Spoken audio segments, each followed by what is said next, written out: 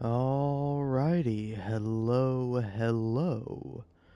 Possibly and potentially, welcome on back to Control. Now, sad to say, I was going to wait until the new update for Control came out. There's an update that's already out on PC, Steam/Epic Games, or yeah, isn't this an Epic Games exclusive? I believe it is. But yeah, wow. Welcome on back to Control. I was going to wait until the update came out to consoles, but I don't think it has. Let's see if it has. Who knows? I might be wrong. Surprisingly so, but I don't think I am. But in case I'm edging you at this point, I had to start this live stream. I had to talk about the finale of Severance, Season 2, to be specific. In case you're like, oh, you talking about the Season 1 finale? What a cliffhanger, huh? Yeah. Forget that season finale, man. Forget about that one. Forget about that cliffhanger, man. Oh my god. It's like I don't know. The first season 1 finale of Severance is like putting you on a high dive board and you're hanging off the edge. But there's a pool there. You know it's there, and eventually you're going to fall into that pool, when the pool is ready. But you got to wait like 2-3 years before the pool is finished. So until then, you're hanging off this high dive board. Severance Season 2, the finale of this season, has left you off of a goddamn mountain. I am hanging off of the cliff's edge of a mountain, and I can't know what's underneath. I don't know. I can't see. And frankly, maybe some of the best television I've ever seen in my entire life. Maybe the worst episode I've ever seen in my entire life. Dan Erickson, I don't know if you're a genius or you're a massive prick. I think you might be a little bit of both, but I don't know. I don't know. And then as well as everyone else, I will say, before we get into any actual discussion of the episode, of what happened during it, my thoughts about it, specifics and what have you, spoilers, before we get into that, is that guy a massive prick? Because, didn't it come out that, it was really hard to film the second season of Severance? And, I would assume if anyone is the prick here, it's probably him?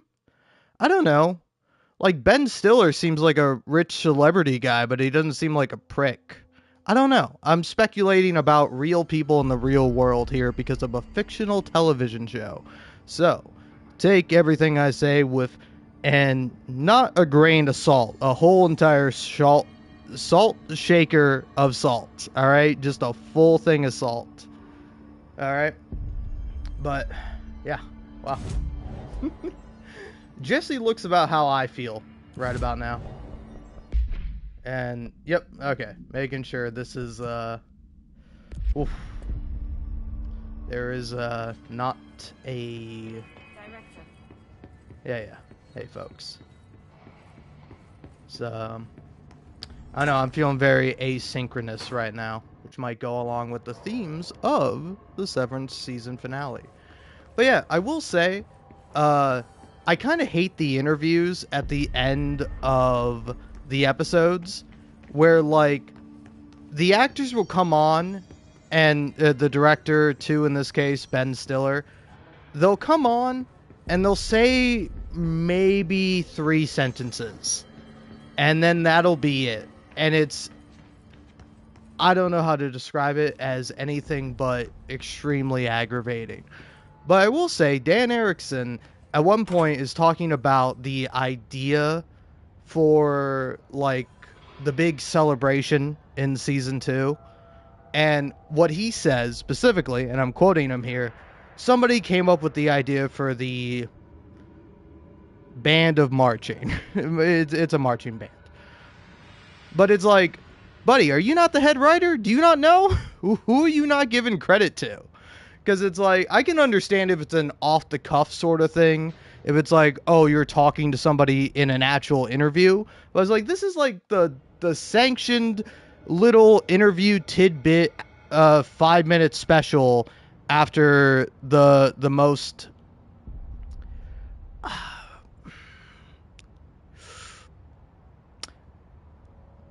I don't know, the most emotional inducing finale I've ever watched in my entire life. Okay? So, forgive me here if I misspeak or I say something out of hand here, but it's like, how do you not remember who came up with that? It's like, how many writers are on the show? Because it's like, it seems like there's a decent amount, and there's probably a lot, and there's probably like more head writers than there are like other writers, but it's like, you don't remember the name of the person that suggested an idea to you. It's like, you work with them, don't you? Like, I don't know what the situation is on the Severance team, but is Dan Erickson like a massive prick? Like, no offense to you, man, but if you're trying to give credit, give credit. Don't be like, oh, well, somebody came up with this idea.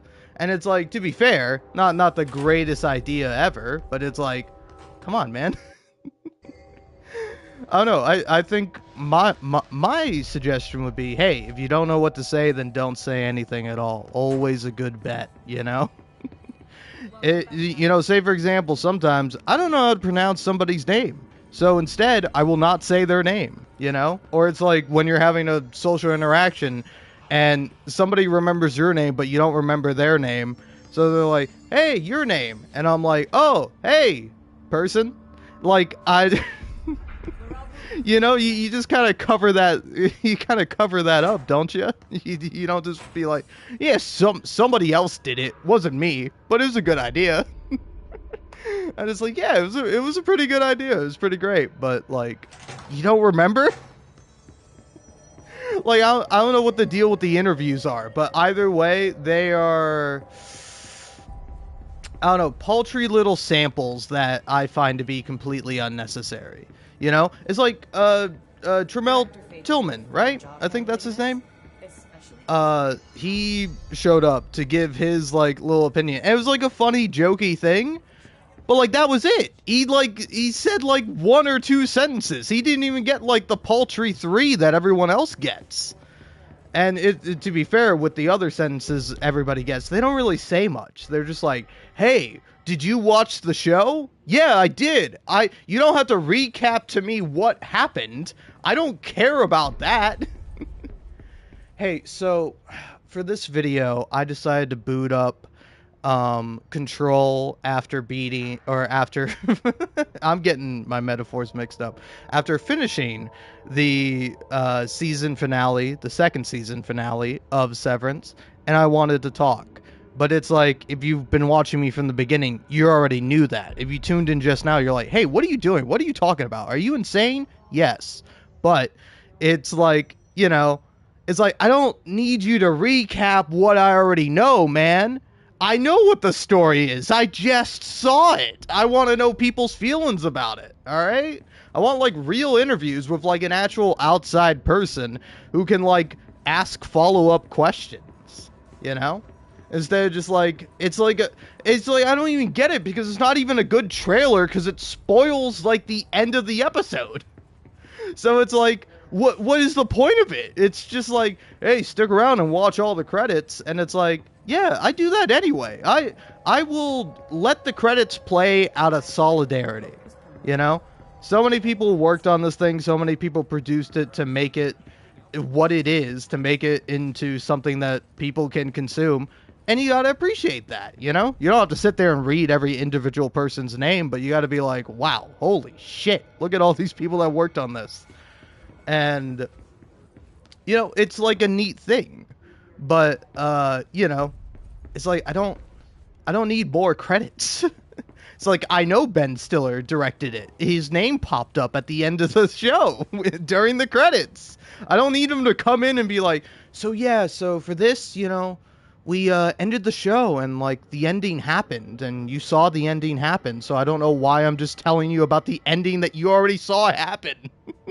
It's driving me nuts. It's driving me up a wall. Also, thank you to the one person still tuned into me. At one moment, I had 3 people tuned into me, and I was like, hey, I don't know who you are, but I don't want to spoil you on, honestly, one of my favorite television shows of all time, Severance. It's really great. Go watch it, all right? Because now I feel like I've been safe enough, all right? I got 10 minutes into this just talking, maybe being a prick and making an ass out of myself, but that's pretty standard on this channel. So now I can talk about the actual fucking show. I can talk about the content. I can get into it because honestly, I don't know if I love it or hate it. I think both. I think both is the correct answer. I both hated the finale and I fucking loved it. There's no other way to say it. There's no other way to express my feelings for it other than through extreme emotion, which happens to include swearing. So my apologies if that's not what you're into. That's why I booted up Control. It's got a good bit of swearing in it. I do love it. The other game I maybe should have booted up was the Stanley Parable, because that was actually inspirational to Severance. But I would say Control is the most Severance-like game. You know, if you enjoyed Severance, you will enjoy Control. Like that, I fully believe that. If you like one, you like the other. I feel it's impossible for you to not enjoy both. I mean, it is of course possible. I don't know who you are. I don't know what you like, but it's like they're both great. 2 of the best pieces of media I've ever witnessed in my life, and I'm 24 years old, so take that for what it's worth. One more year till my brain's fully development, until it's fully done cooking, or so the scientists say. Jury's out on them. I mean, I don't know. I trust scientists generally, but also, I don't know. I like scientists because I feel like scientists are one of the few people that are like, yeah, honestly, maybe, but we just don't fully know. Like, we try our best to understand everything, but it's impossible to fully understand everything. We'll try, but, you know, that's not a guarantee. And I appreciate that about science, you know? I'm not something of a scientist myself. I'm not William Dafoe playing the Green Goblin in Spider-Man. But, you know, I like science. I like facts. I like logic. I like knowledge. I think it's all cool and good.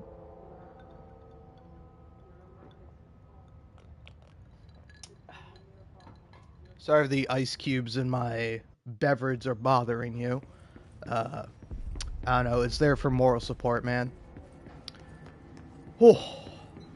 So where to even begin? Where to begin? Do you mind if I begin in the most emotional moment for me? Like, the biggest sort of twist or, like, mixed emotions I have in my heart of hearts?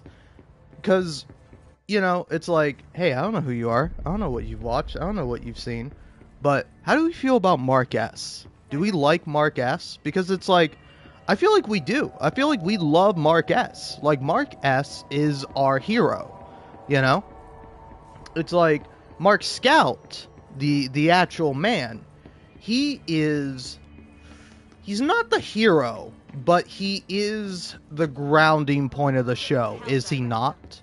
He's sort of the person that gives the show stability and weight, you know? It's like when you're seeing Mark Scout being depressed, going around in his Lumen housing, like, I don't know, it feels oddly real and relatable, even if it's not particularly personally relatable, you know what I mean?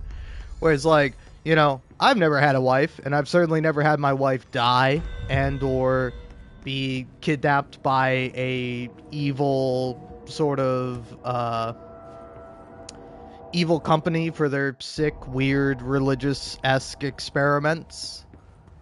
But still, I nonetheless, I don't know, I relate to the guy. I like Mark Scout, you know? It's like, I want to see him get better. I want to see him improve. I want to see him, like, get better, you know?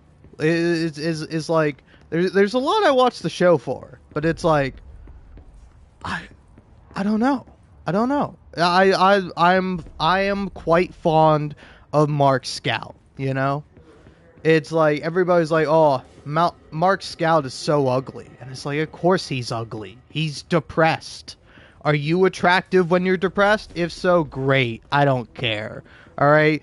With some of us, when we're depressed and we have nothing better to do other than to drink ourselves into oblivion, we don't look good. We look like shit. We go into the work. We go into work next day, and our boss is like, "You look hungover. Are you all right?" And it's like, "No, obviously I'm not all right, but I'm here and I'm gonna do my job. Just shut up to me." uh, but yeah, man, yeah. But so anyway, with all that being said, all my feelings about Mark S slash Mark Scout out there, fuck you, Mark S. Mark S. All right. Do you mind if I do my best Cole Bell impression? It won't be good, okay? I can guarantee you that much, but here it goes. Mark, you are a fucking child. You are a stupid little child that knows not what you do. You ought to listen to your betters. You ought to steer away from Kier. You ought to do the right thing. But you are a child. You know not what you do. You know not the blood you spill. You know nothing, Mark. And so, yeah, that's roughly how I feel about Mark S here in this moment. It's like, I don't know, the ending is incredibly bittersweet, if it is even sweet, because it feels so awful. It feels terrible. Like, I've never felt worse. I've never done this much of a 180 on a character. It's like, I understand Mark S. I know why he did what he did, but I don't know, man. I don't know. I can't forgive it. I can't fucking forgive it. Like, I understand, but I don't forgive. I don't accept it. You know? I cannot believe that that's how the fucking show ends. I cannot believe it. I am so incredibly angry with Mark S. Oh, I hate him. Oh, I hate him with a burning passion. I love him and I hate him. I don't know how else to describe it. It's like, what was the ending good for you? Did you like the ending? I don't know if anyone is listening to me. I'm probably just talking to the void. If you are listening to me, I thank you, and that's all I need from you. All right. In fact, I don't even need you to listen to me. You don't have to do anything for me. Do things for yourself. Listen to me if you want to. But my fucking god, man. My god. It's I can't believe it. I can't believe it, man. It's like, it's so good. It's so good at, like, the final episode is so good at you kind of turning against Mark S, but it's like you understand Mark S. It's like, I don't know. Do we spend more time with Mark S or Mark Scout? You know? It's like, do we spend more time with the innie or the outie? Because I think we spend more time with the innie. But it's like, I don't know. I find it to be just so incredibly, like, relatable in a weird way, in a strange way, of, like, how it's like Mark S is obviously, like, and fairly paranoid about his situation. He doesn't trust anyone. He doesn't trust anything that's going on. And he's just baffled by it. And so it's like, oh man. It's such an amazing finale. Because also, by the way, by the way, do you mind if I call the twist? Do you mind if I, because, like, honestly, There's a YouTuber I watch, Nautilus Files, I think is his name. I'm gonna double check here. It's definitely Nautilus something. I'm 90% sure it's the Nautilus Files. But he's been doing a kind of recap. Yeah, it is Nautilus Files. He's been doing a recap. Wow, 333 subscribers. Look at him. But yeah, he's been doing like a recap every week of the Severance episodes. It's like, I think they're pretty good. Like, I don't think they're bad by any means, but I oftentimes, I don't know, maybe you've seen them and maybe you feel differently than I do, but I tend to find them to be lacking, you know, particularly lacking on the theories.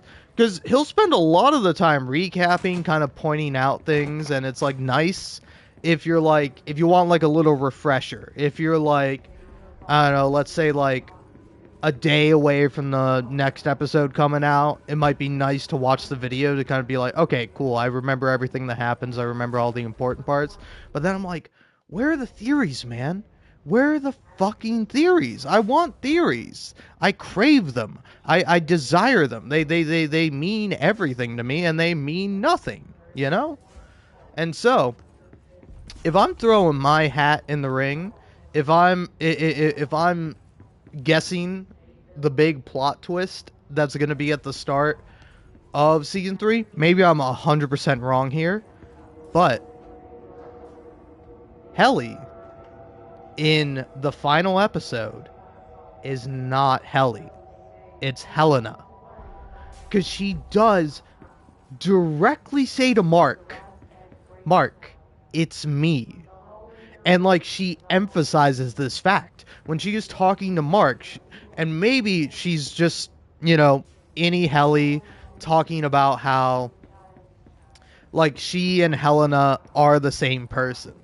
But I think you can also have a very fair reading of it being Helena confessing to Mark that it's her. They didn't send Helly down with him, you know? Like, I know it's very interesting that somehow Helly is supposed to know about the equator, but doesn't quite know what it is. And then Mark, meanwhile, does not know about it at all, you know? Which, I mean, could make sense. It could be completely understandable, but it almost feels like it could be Helena pretending to be Helly. And that's even more fucking sinister. Because it's like, yeah. Wait, no. Maybe. I don't... Actually, I think I'm wrong. I think I'm 100% wrong. Because... wait, no, actually, yeah, that does make sense. Is that Jane does go visit Helly, supposedly, allegedly. And he talks to her. And then Helly tells Mark about that. And it's like, is it Helly though? Because it could be Helena doing a better job at acting like Helly, you know? Like, we know now that everything is recorded. But yeah, no, if it was Helena, why did she help Mark? Why did she let Mark free Gemma? You know? So it must be Helly. It's gotta be Helly. But if so, that's still fucking tragic. It's still, like, really sad. The ending of it, man. Of Mark finally finding Gemma, getting Gemma out, and then finally, when Mark S gets Gemma out, because that's how it has to work, it has to be Mark S getting Miss Casey out to then become Gemma.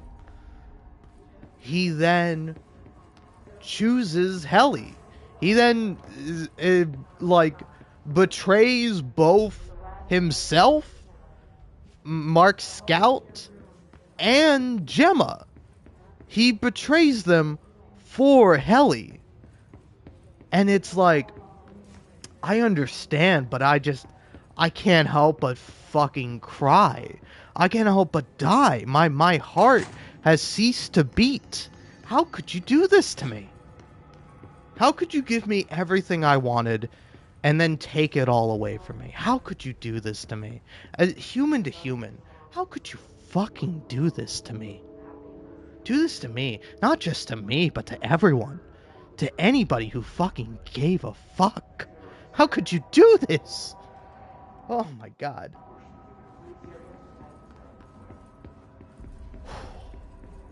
It's I don't know, man.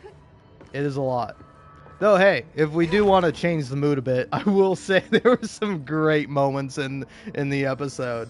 Like, I don't know, probably like 3 moments that caused me to kind of like laugh out loud. I think by far the funniest moment has to be oh man. The funniest moment has to be Mr. Milchek running out of the room. Like, that's so good. Oh my god, it's so good. It's like, it's such a nice like breath of fresh air that shows up during the episode, where the whole time it has been all tension all the time. You're worried, you're happy, you're excited, you want to know what's going to happen.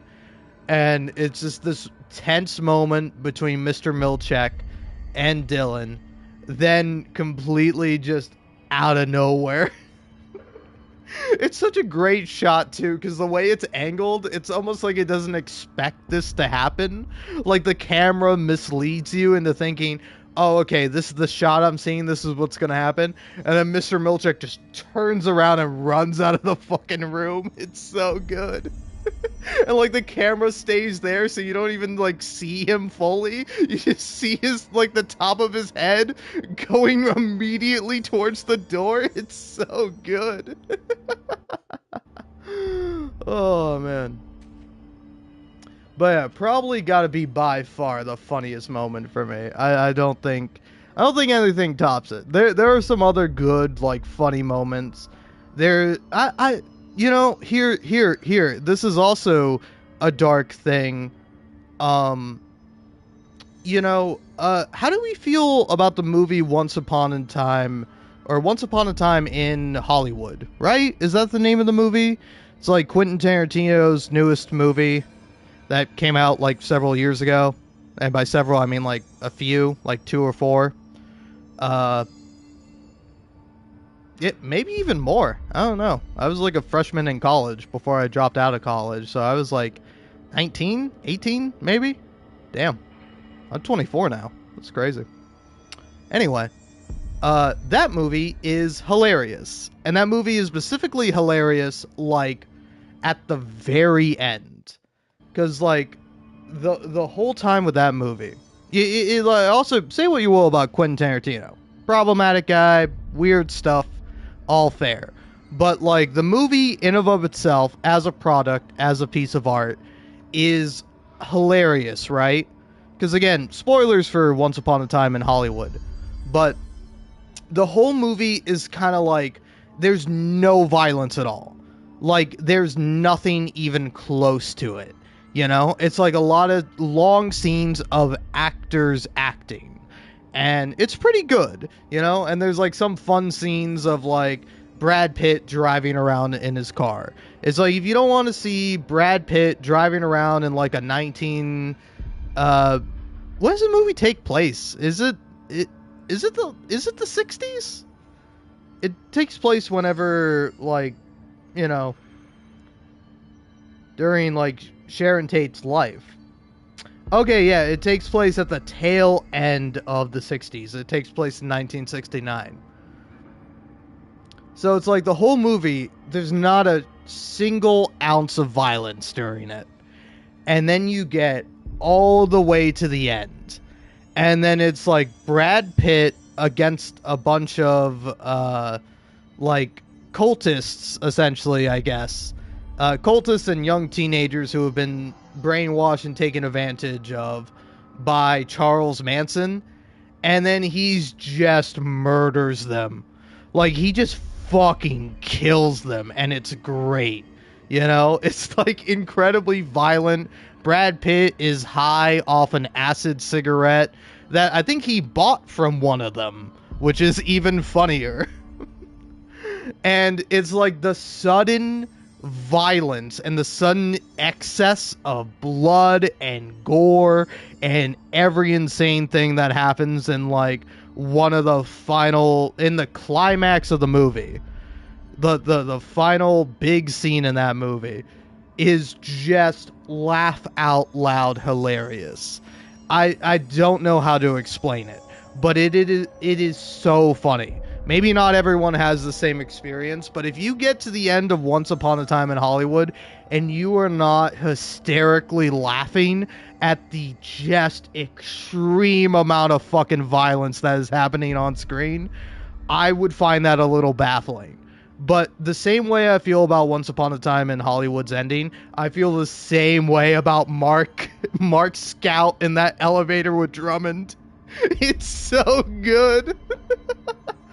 Oh, man. And then also, like, the fight scene leading up to it with Mark S. and Drummond. Oh, man. Like, it was, like, brutal. It was, like, simultaneously, like, a bit funny with some of the things. Like, I would say probably the funniest thing is him, like, grabbing Mark's legs and, like, spinning him around and slamming his head into the wall. Like, it's fucking brutal, but it's also really funny. It's, like, such a funny way to fight someone. Oh, man.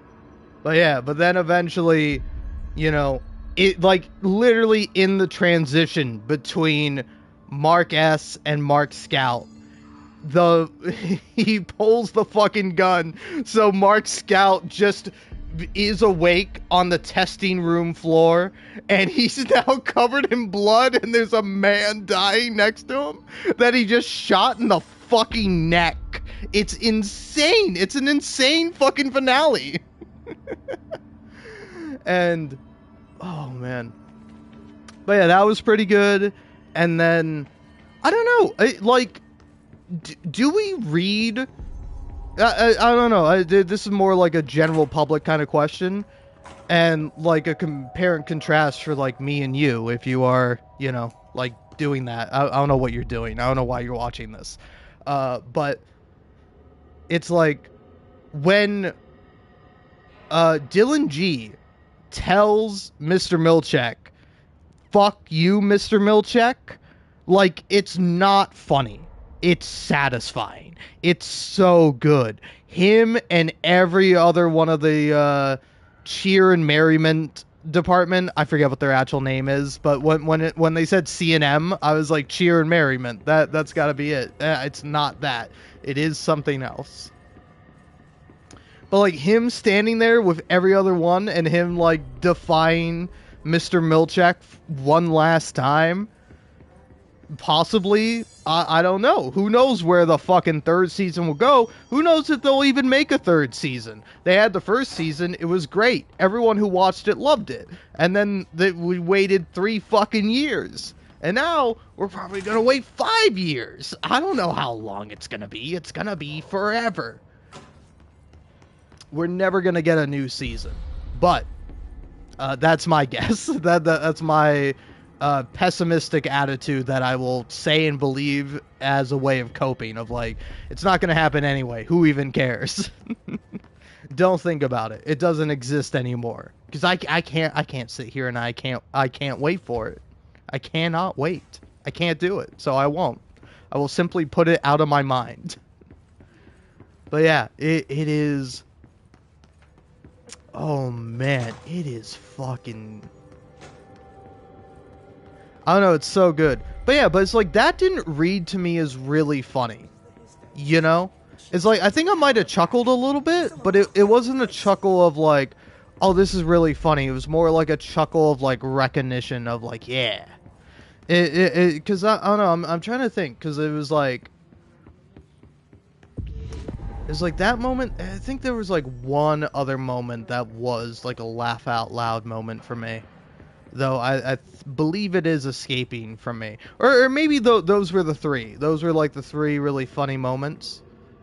I don't know. Maybe one of them came earlier with Mark S talking to Mark Scout, where it's like they are communicating back and forth, and it's really interesting to see that, and it's interesting to see how they like turn on each other, and like Mark Scout's just trying to get Mark S on his side, and Mark S is just like, no, fuck you, and it's like, wow, damn, Mark S, and it's, I don't know, I think it's really funny when How deep did the hiss get?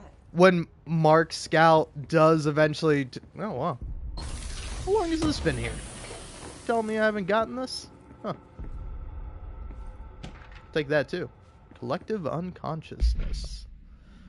Collective unconsciousness is defined as a form of the unconscious that is shared in all human minds.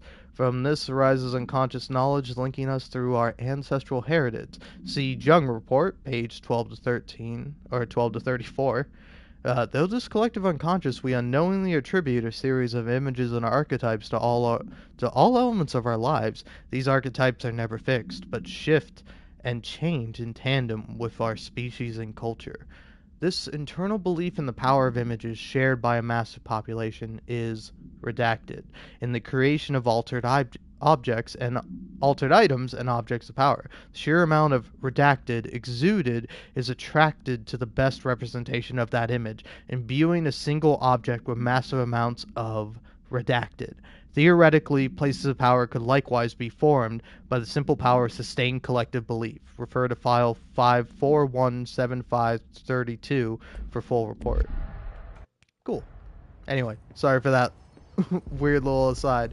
But yeah, it's really funny seeing like Mark S kind of turn, or sorry, seeing Mark Scout turn on Mark S, where he like he literally calls for his sister. He's like, Devin, he's a fucking child. He's being childish. He won't save my wife. God damn it. And it's really funny. And it is funny because it is him essentially tattling, because then who does Mark S see next? Mark S sees fucking Miss Cobell, and Miss Cobell is kind of like chastising him, but also telling him the truth.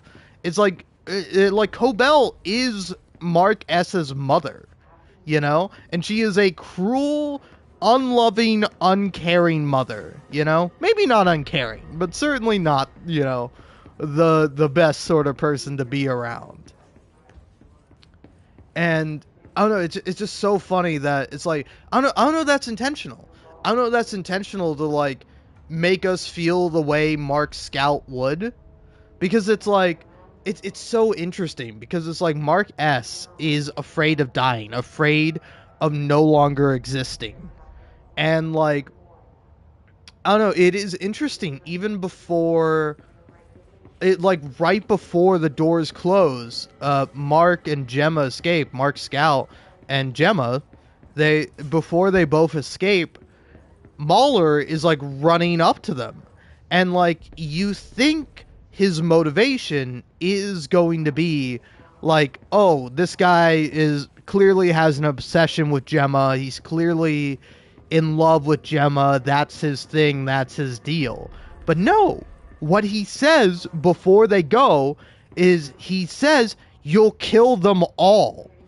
So it's like his reasoning for doing his job, the reason why he works at Lumen, might be something completely different than we might suspect him to be working there for, you know? Because like you kind of suspect based on was it episode 7? I think that's crazy. Because yeah, didn't it go? Yeah, hold on. Here, I'm gonna recap the episodes in my mind by opening up my Apple TV Plus app, and then it'll be like content failed to load, and then you retry, and then it loads the fucking content. All right.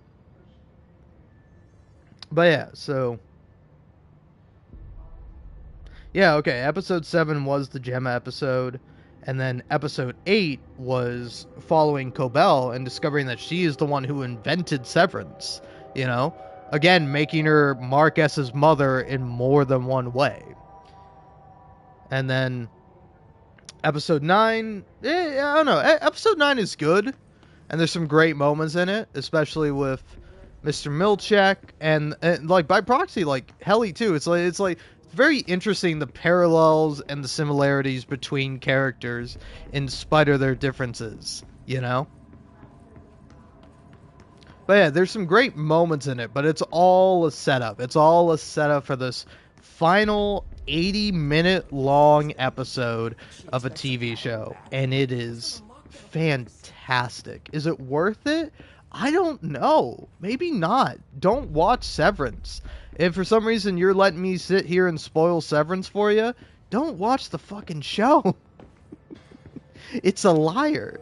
It will break your heart. It will hurt you where it hurts most. In the brain, in the heart, in the soul.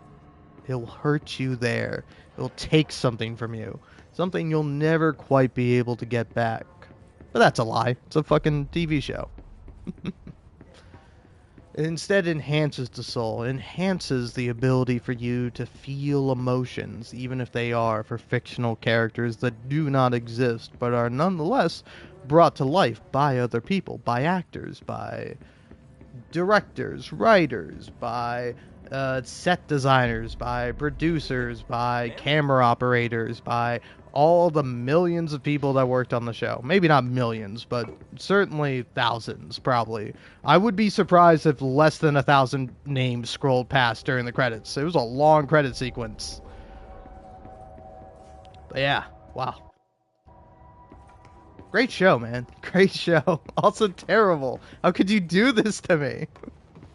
Because it's like, I don't know, again, if I am reconciling my feelings, it's like I understand Mark S. It's like I understand him and I love him and I know why he did what he did.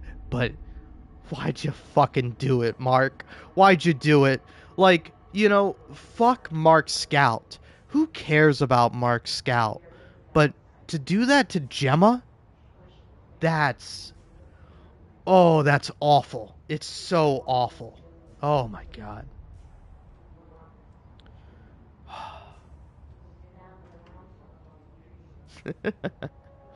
Oh man.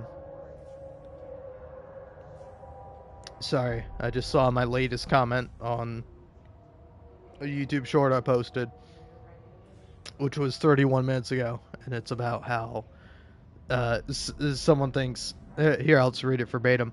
Hypnos is so precious. Why can't we just romance him? I feel you there. Feel you there. But hey, in much the same way, people talk about how, oh man, why can't you romance Dusa in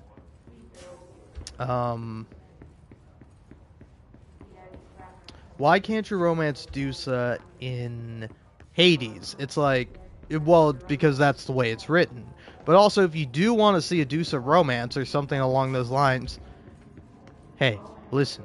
Now, don't tell anyone I told you about this, but you'll never believe it.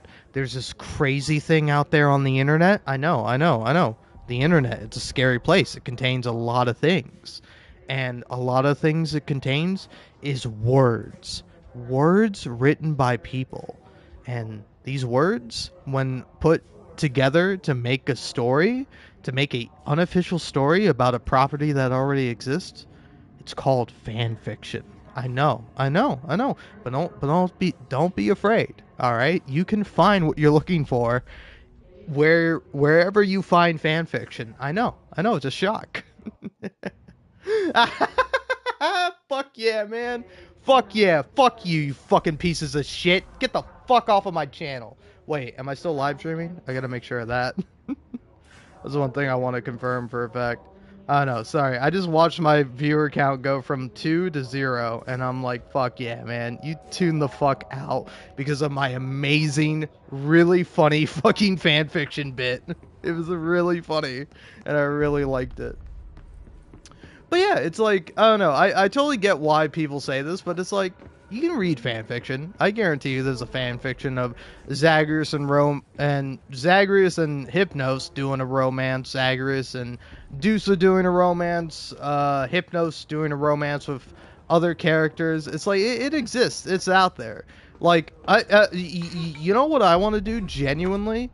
I want to see I want to see Severance fan fiction. I need to know if somebody has written Severance fan fiction and like how soon somebody will put out like fan fiction after this final episode.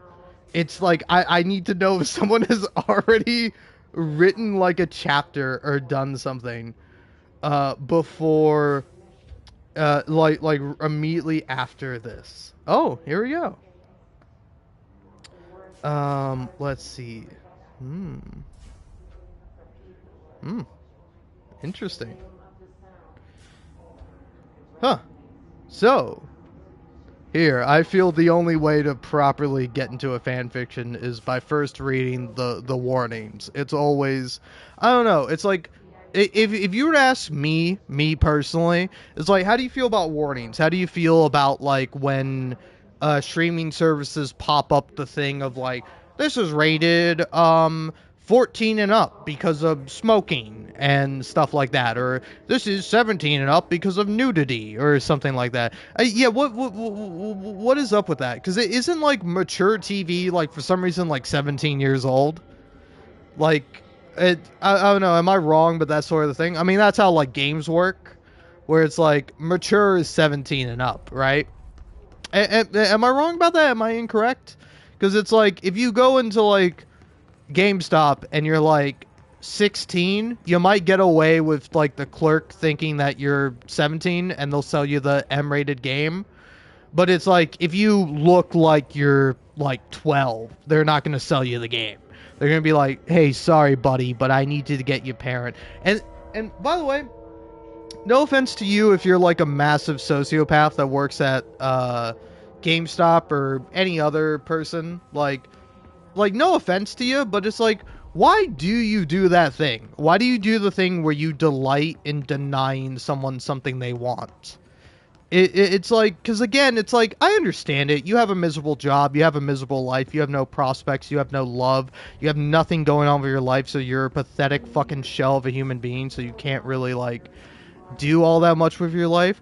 But it's like, why is the one thing you do with your fucking few moments on this earth, your fleeting moments before you will be gone until the down the annals of time? Nobody will remember your name. Nobody will remember who you are.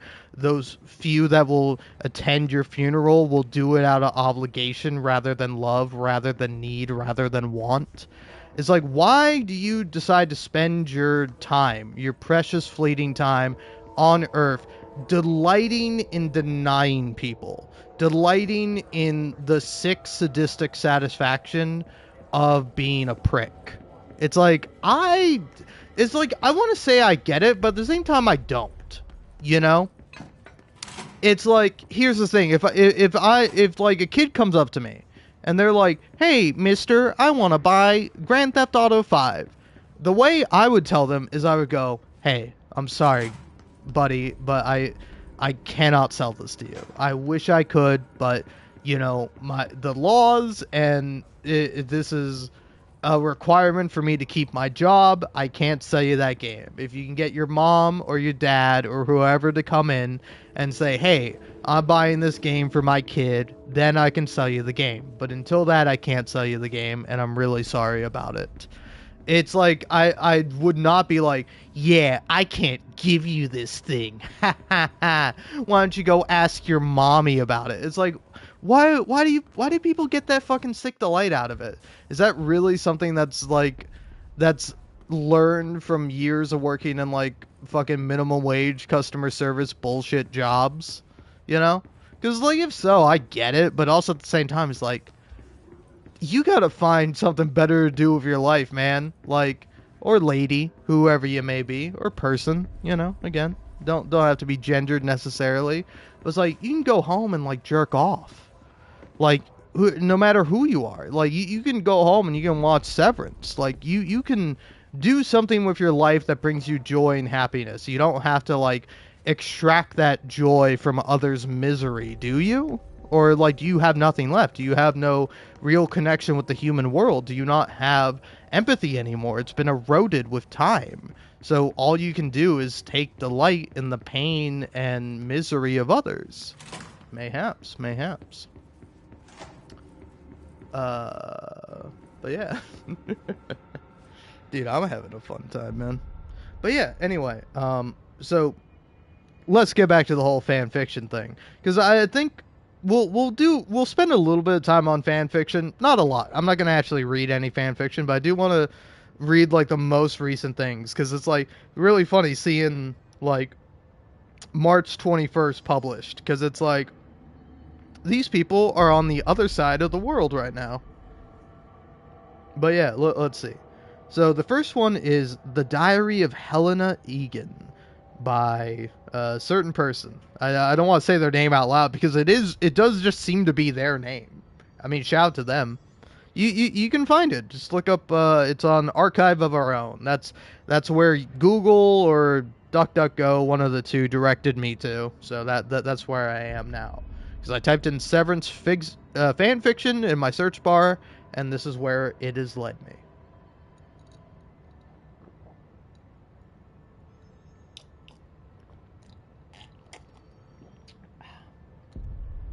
Damn, that don't even really taste alcoholic no more. But yeah. Anyway, Helena Egan slash Mark Scout, Helena Egan slash Natalie Kalin, implied only. She's closeted, free her. Cute. Helena Egan, James Egan, Harmony Cobell, Natalie Kalin. I didn't realize Natalie's last name was Kalin. I don't think it's ever said on the show, but I'm surprised that's confirmed somewhere. I wonder where. Keir Egan, Mark Scout, Gemma, Severance, POV, Helena Egan, inspired by Twin Peaks, diary slash journal, inspired by book The Secret Diary of Laura Palmer, Twin Peaks, eating disorders, implied slash reference child abuse, unhealthy family relationships, James Egan needs to die. Fuck yeah. Fuck yeah. Chronological diary entries from 13 to 30. Infantilism? Infantilization? Like, it's infantilism, but, like, I don't know how to say that fucking word. Because, like, the word for it is infantilization. Like, that's what the word is, but infantilism? Like, I don't know how to say that correctly. Isolation, Laura Palmer and Helena Egan are kindred spirits to me. Implied childhood sexual abuse. Okay, I mean, it's like, don't get me wrong. It's like, I don't know how tags or warnings work on Archive of Our Own, but I would probably put that one before all of the jokey ones, you know. It's like it's like, I don't know, it is fucking whiplash going from Laura Palmer and Helena Egan are kindred spirits to me to implied childhood sexual abuse. That is a fucking goddamn, it like fucking hit my face, man. That is a slap across my face. It's fine, but it's like, Christ, you know. Implied slash reference incest, emotional incest specifically, underage drinking, underage smoking. I like that more when I just read underage drinking, underage smoking. I didn't read the other ones that were before it. Then the next one is Some Pretty Girls Have Daddy Issues by Cherry Lady. Cheery Lady? It's Cherry, but with only one R. So, Helena Egan Angust. I think that's supposed to be angst, but it's Angust. Maybe that is something. I don't know. I'm not in fan fiction circles. There are events capable of shaping a person's interior from their earliest childhood, capable of clouding every last trace of them within the shadows. Or with shadows, sorry. Then you got Scorpion Grass by Fish Fry, Gemma and Devin Hale and Mark Scout. That one's highlighted in red. Why is that one highlighted in red? I don't know how Archive of Our Own works. I haven't been on this website in literal fucking years. And again, most of the time when I go to fanfiction websites, like, No offense if you write fan fiction, but it is to like pick apart it and kind of make fun of it, you know.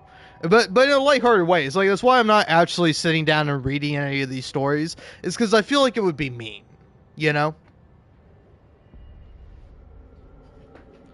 So yeah, but yeah, Devon Hale, yeah, and Mark Scout. Maybe the red means like platonic. What does the red mean? Huh. Gemma slash Mark Scout. Yeah, it's just Devon Hale and Mark Scout. So yeah, maybe the implication here is not romance because yeah, it has the ampersand in the middle when like Gemma slash Mark Scout. The slash implies a relationship, right? Hence the term slash fiction, right? I don't know fuck about shit about fan fiction. I'm sorry. Uh, so yeah, Devon Hale, Gemma, Mark Scout, pre-canon, POV, Devon Hale, Flowers, Grief slash Mourning. Oh, Grief and Mourning? Fuck, awesome! Can't wait to read this one. Devon loved her, like really loved her.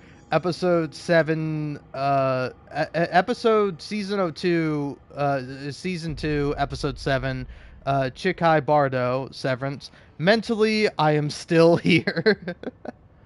Two scenes from a well-loved backyard.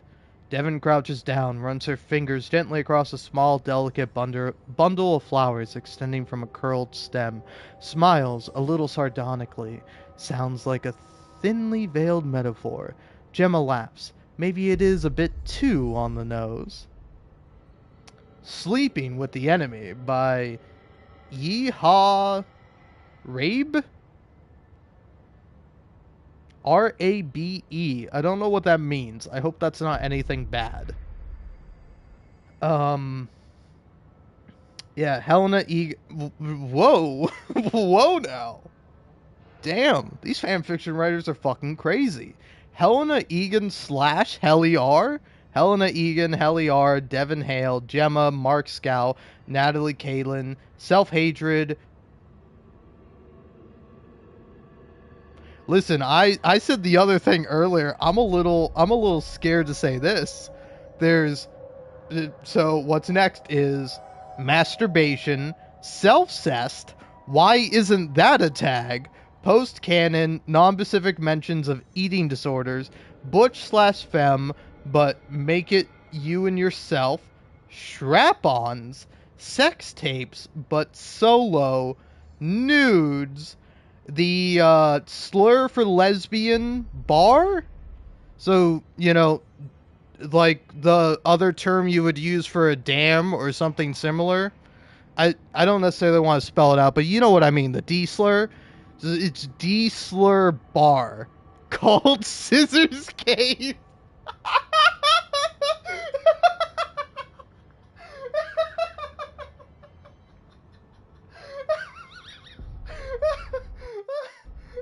Oh, thank God nobody's watching me, man. Oh man, oh god, Jesus Christ, I can't let people know I fucking find Scissors Bar, sorry, Scissors Cave, the D slur bar, hilarious.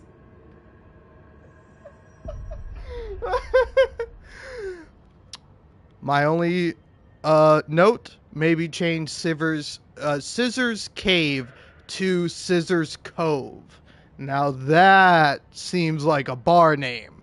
Scissors Cave, it's like, I get it, but, uh, uh, but yeah, self-discovery, potentially gratuitous discussions of Devon and Helena's sexualities, but that's my prerogative. Nurture your darlings, damn it. Ooh. Followed then by lesbian sex, vaginal fingering, smut. All solo, you guys. Get it by now. All solo. You guys get it by now. Friendship, found family. Helly had only been able to hate Helena when she was a faraway concept. When their lives were interwoven this way, she couldn't ignore the feeling morphed. For the first time, Helly was angered by the fact that she didn't know Helena. In another world, any other set of circumstances, maybe they could have been friends. If she fucked herself, was she fucking Helena too? Or Helena's self-cesting her way through self-hatred.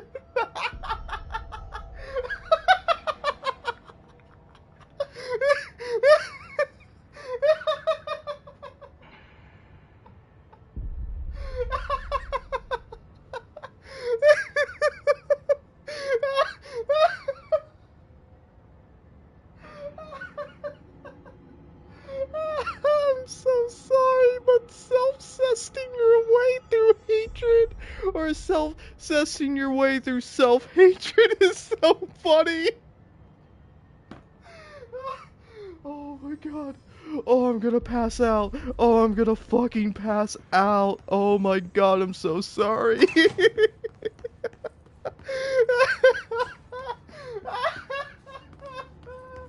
Oh, fuck, dude. Oh, god damn it. Oh, I'm so glad I have 0 viewers right now, because if I did, oh, I'd be panicking. Oh, I'd be panicking so goddamn hard, man. Oh, thank God I'm a small YouTube niche channel. Oh, thank fucking God, man. Oh, damn. Fuck, dude. It's like if I'm making one thing perfectly clear, I am not shaming anyone here. All right? Please do not feel shame because of my hysterical laughs about I don't even want to call it silly, but it is silly to me, right? It is a bit of a silly concept, but I do think it is interesting. I do think there's merit there. I think like l- l- I think the premise of it being fan fiction makes it inherently funny, you know? Because it's like I do think you could do something interesting with that, with this idea of like self-hatred slash self-love, like you two separate versions of yourself that kind of converge and collide. Like I think there is something of interest there. There is something to examine and to talk about and to explore.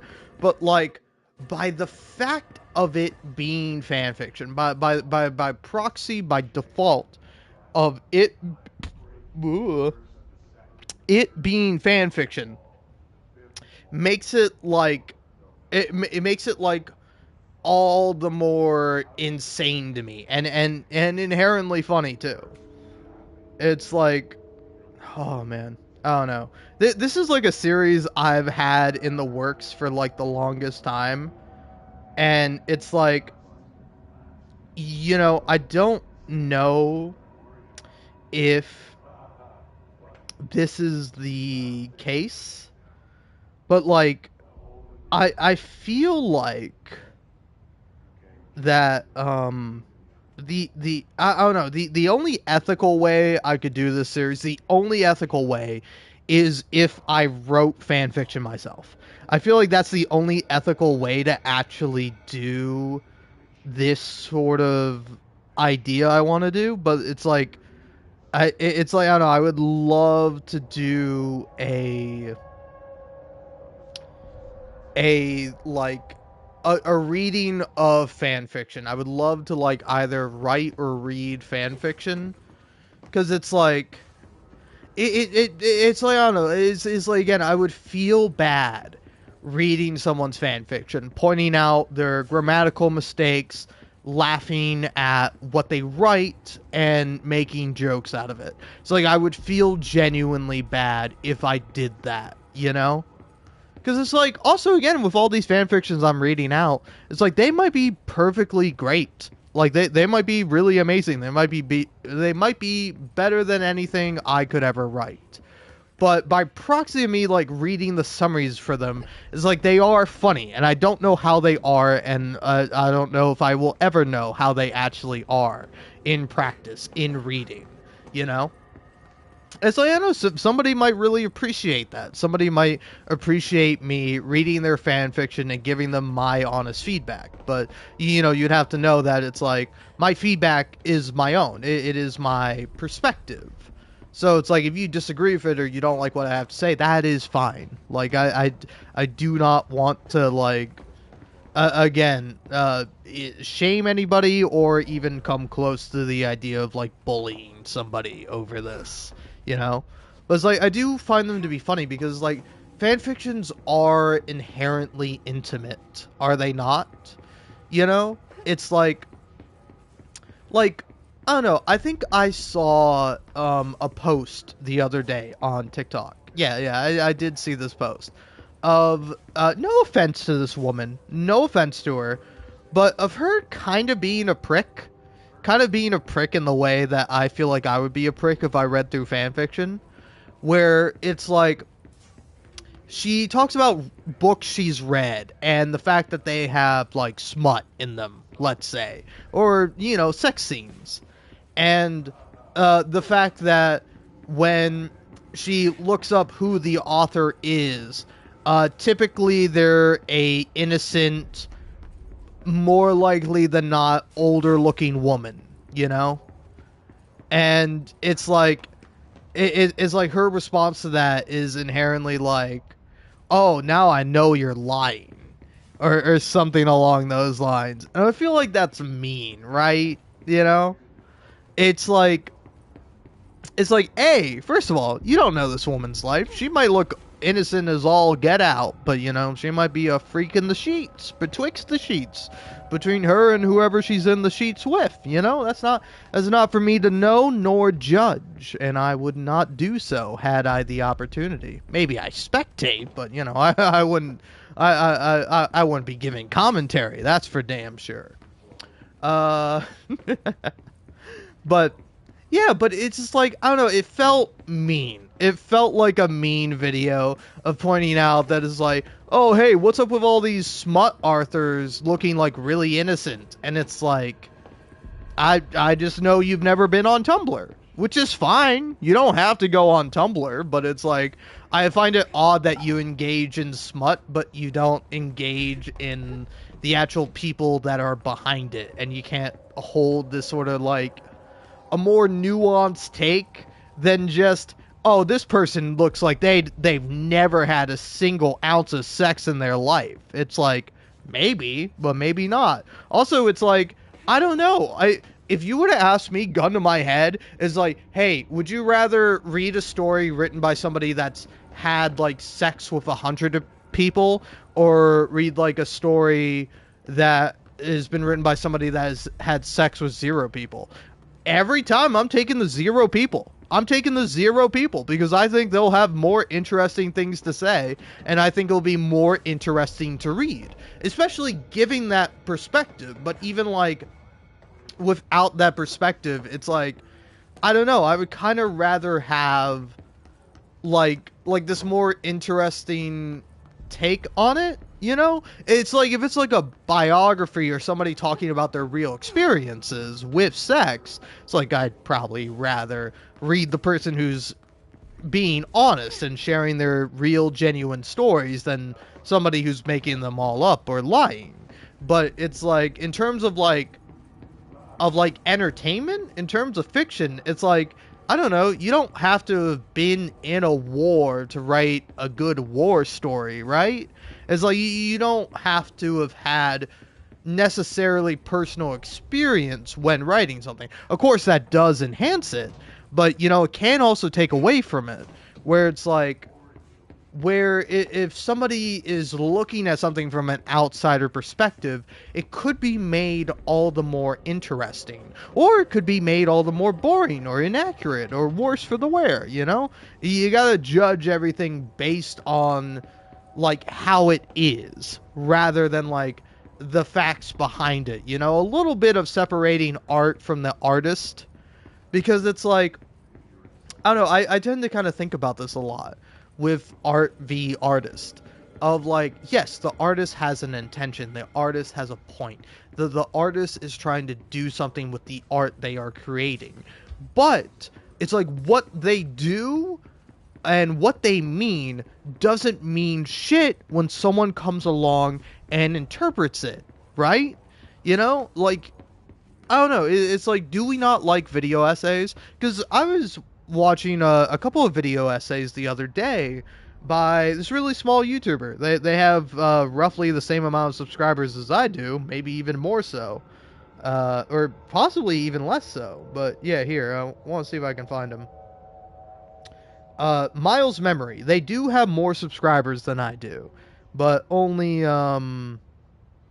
200 more roughly than I do.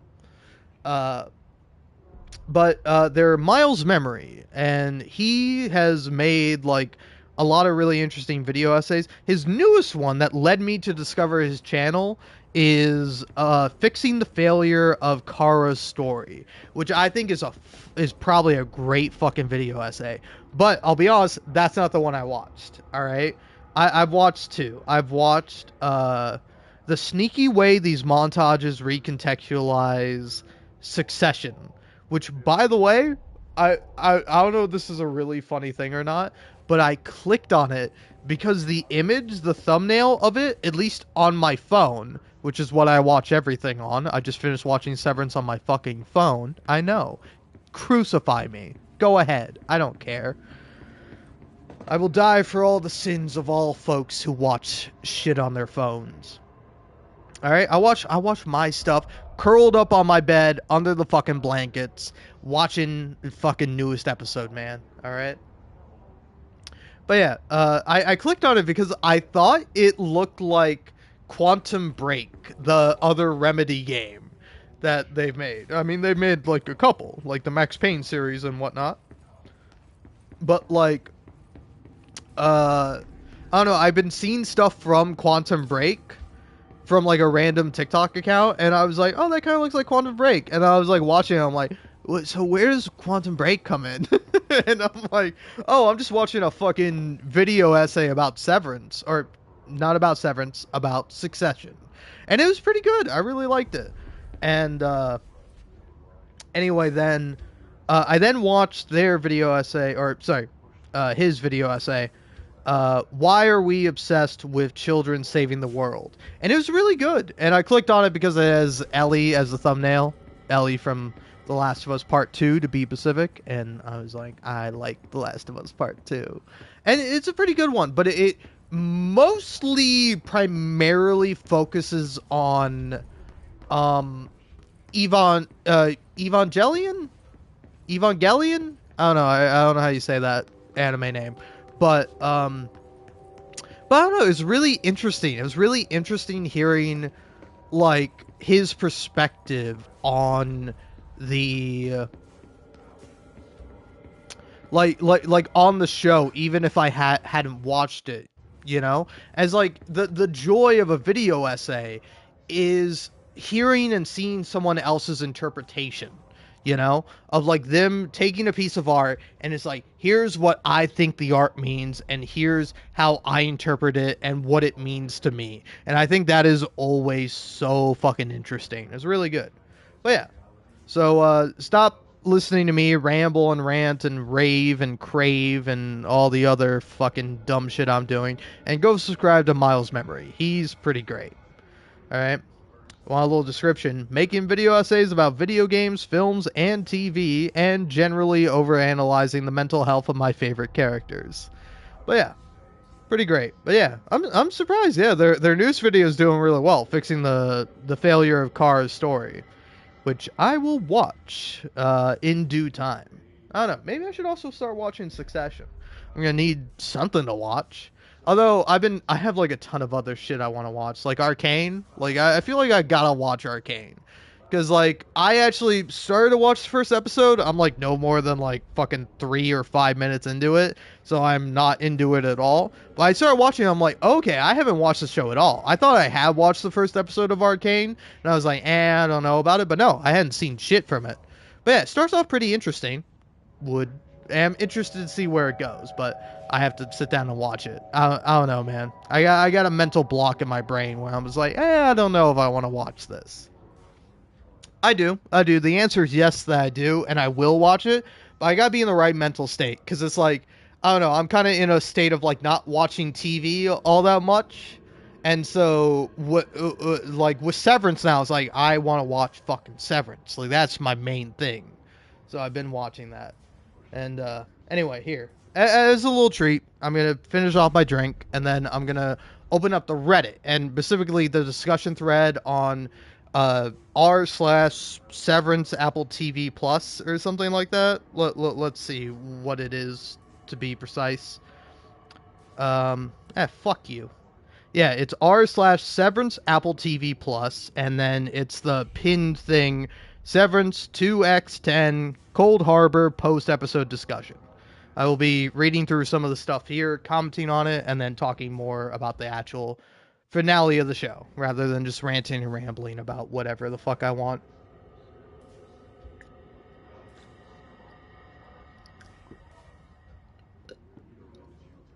Oh, god damn. Fuck yeah, man.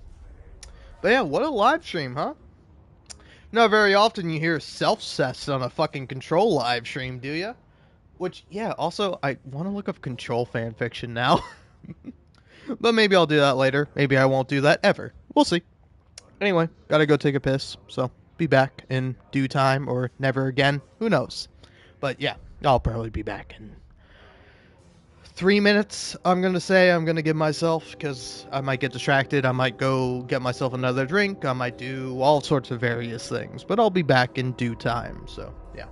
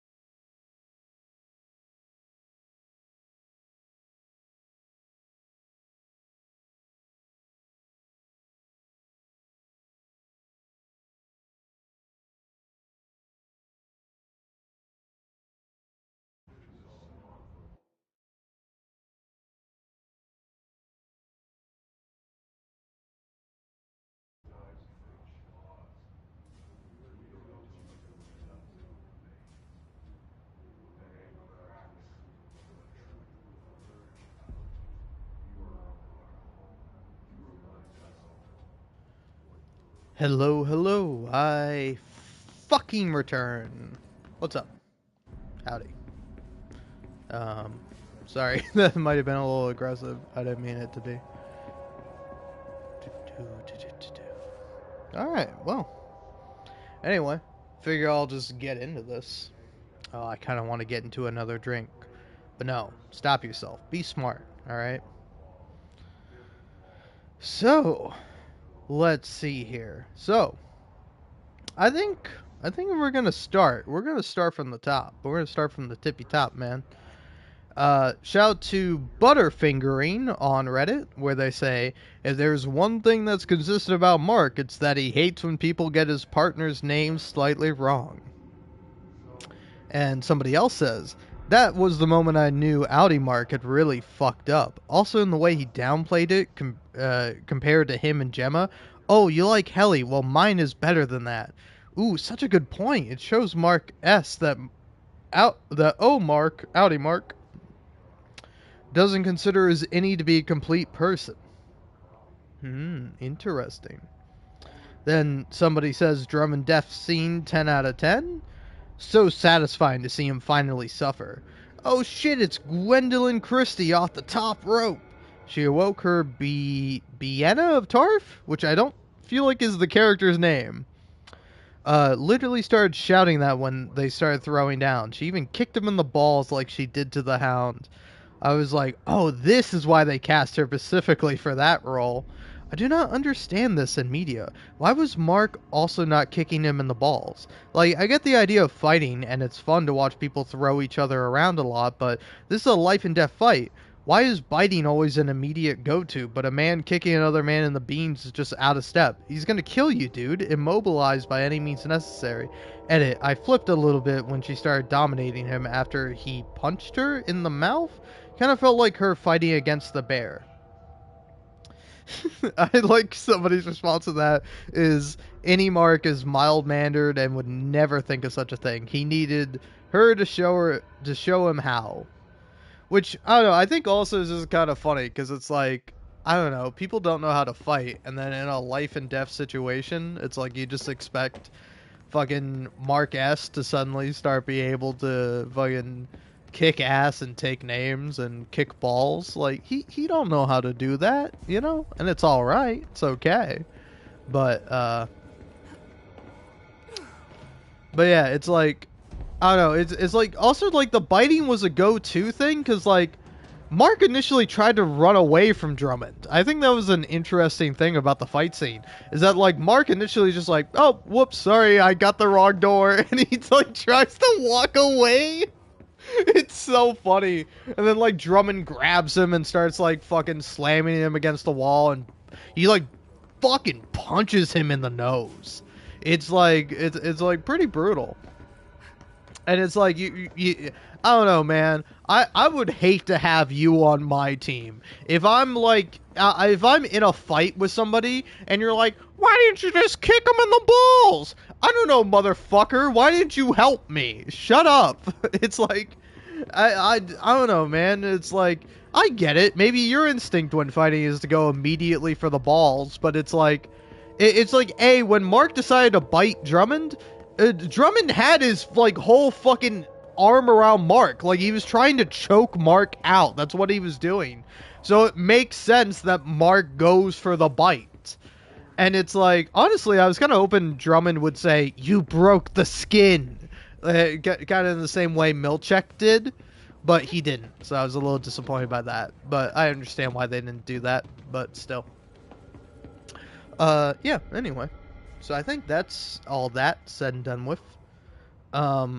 Yeah, and then now somebody else says, "What the fuck are the innies gonna do now, LMAO? Revolt by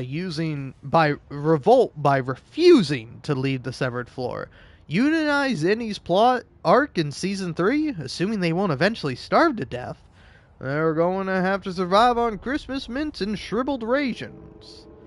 So yeah, kind of interesting. And then now here's a better comment. I like this one. Ali Dillon's letter to Innie Dillon was so incredibly heartwarming. I hope someday she sees in me what she sees in you. I get it. She's perfect. Oh man. And the I've got you being like A, kind of a friend, B, a job to support him, C, most importantly, I've got this cool part about me somewhere still. Oh, that's cool. Somebody else says it was like an anti-suicide note. I loved it. This Audi's Dylan's decision 3-point conveyed so much more than the video messages between Innie and Audi Mark. Interesting. And then somebody posted James Egan saying, "Oh fuck." Then somebody else said, "Most normal thing he said all season." Someone else said, "Fuck." Somebody else said, "I laughed so hard when James let out a single "oh fuck," which is a fine comment, I guess, but it's like a little redundant and makes me suspect that you are a robot." Somebody else says, "The accidental death of Drummond was 10 out of 10, which is like fine, but it's like kind of weird that there's two comments about Drummond death scene 10 out of 10. This one's just a little bit more more specific. Then somebody else says the dialogue between Innie and Audi Mark was really well done. I knew as soon as Audi Mark said Helene, it was all over. Mirrors Helena forgetting Gemma's name. Hmm. Audi Mark was so nice to any Mark on the first video that I knew he was bullshitting him into doing what he wanted. Audi Mark has never been that friendly, lol. You could see him drop the smile like a ton of bricks immediately after ending the recording of one of those early messages. So, Season 3 will be Innies v Audis. Then somebody says it's been a pleasure serving with you all this season. Man, what a month. And that's a gif of Irving saying that, and then somebody says I miss Irving, which real. Yeah, playing Serious by Alan Parsons Project to open the performance was perfect. I did think it was pretty great.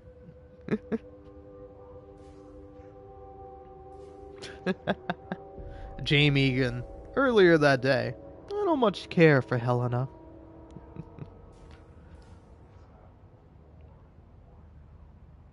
Oh, that's cute. The violence warning wasn't for the goat, and I'm happy about that. Edit.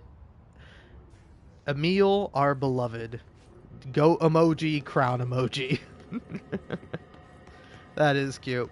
I will say I did love the scene with the goat and like with Gwendolyn.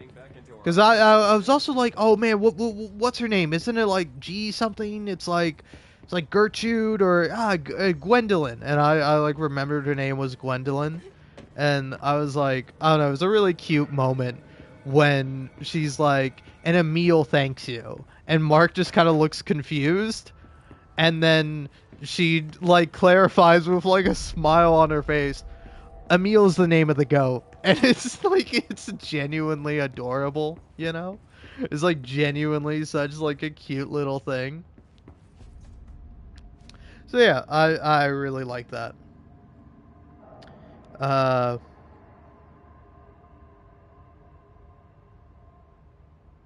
but yeah, and then here we go. Milchek running out of the room after giving Dylan his Audi's response to the termination request, crying emoji. That caught me so off guard, and then to see him show up slightly delayed at the MDR office like it's a fucking game show, skull emoji. His repartee with the Kier robot had me cracking up until the robot was mean about big words, and then I was like, do it, Seth. Tell the robot who's the manager of the severed floor. I will say that, yeah, that was probably like my actual laugh out loud moments. Was like Mr. Milchek with the Kier Egan animatronic and like him like kind of arguing with it and like realizing that this fucking thing is disrespecting him. And it's like, here's the thing, it's like, is that like someone controlling the voice lines of Kier Egan? Is that Kier Egan himself, like a digitalized version of Kier Egan responding and talking to Mr. Milchek? Or is it just like another employee? Because like I found that to be really interesting. I have to assume it's another employee by the fact that Mr. Milchek did kind of like talk back to the robot, but it his like main insult, his main kind of like clapback, I guess you would call it, was him referencing the fact that the statue is 5 inches taller than Kier Egan actually was. And it like remained silent for like a minute before it's like, um, I will have to take that under advisement or something along those lines. Very robotic, very like inhuman response. So I don't know. I find that to be eminently fascinating. Howdy. Now, getting back to reading some stuff. So, oh, I don't know if I want to read this one. Gemma was just imprisoned and tortured for 2 years, potentially believing her husband to be moved on, yet she holds out hope, only to be saved by her husband, then 2 minutes later watch her husband run off with the leader of the company that tortured her. I cannot even imagine. See, that exactly summarizes why this finale was so heartbreaking for me. It was like so tragic, man. It's like I don't know, man. I felt the need that I had to come out here and be like, look, Mark S, I love you, but fuck you, Mark S. How could you do this? How could you do this to me? How could you do this to Gemma? All right, it's like I get it, you know. Fuck Mark Scout all day long. I don't like the guy, you know. He could be better. He could be a nicer person, you know. But he's also like grieving his dead wife that completed him, you know. It's like it's not acceptable, but it is understandable. But it's like, oh, to abandon her when she's screaming Mark's name, begging for Mark to come out and be with her, but she's not talking to Mark. She's talking to Mark S. And Mark S isn't convinced. He would rather be with Helly because he loves Helly. It's fucking tragic, man. It's tragic. And so he chooses a fleeting moment of him and Helly running away to nowhere in particular, running further and deeper into the prison in which they are confined, just so they can be together and just to break Gemma's heart. Oh, it hurts, man. It hurts really bad. Oh.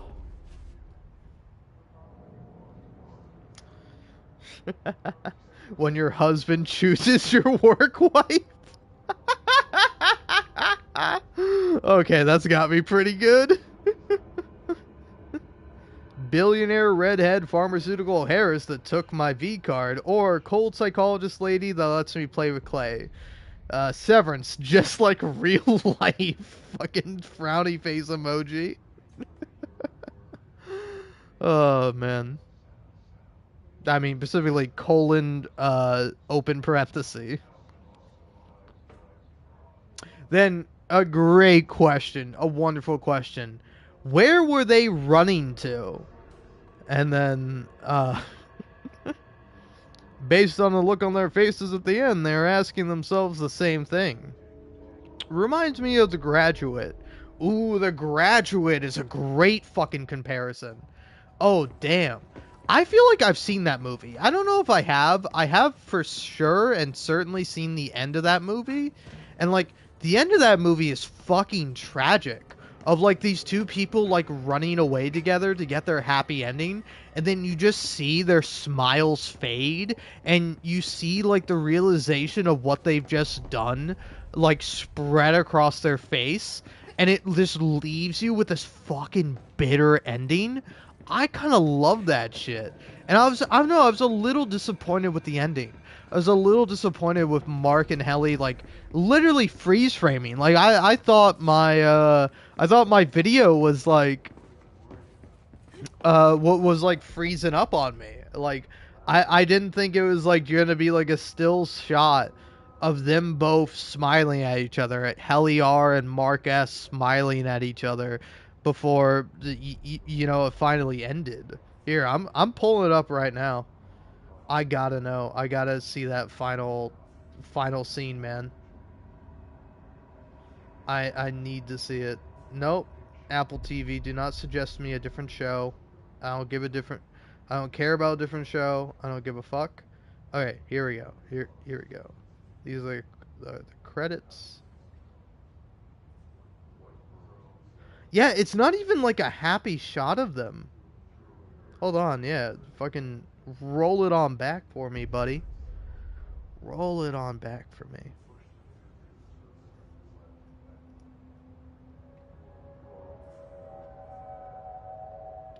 But yeah, it's Mark S. and Heliar, supposedly Heliar, running together, looking at each other, smiling, happy.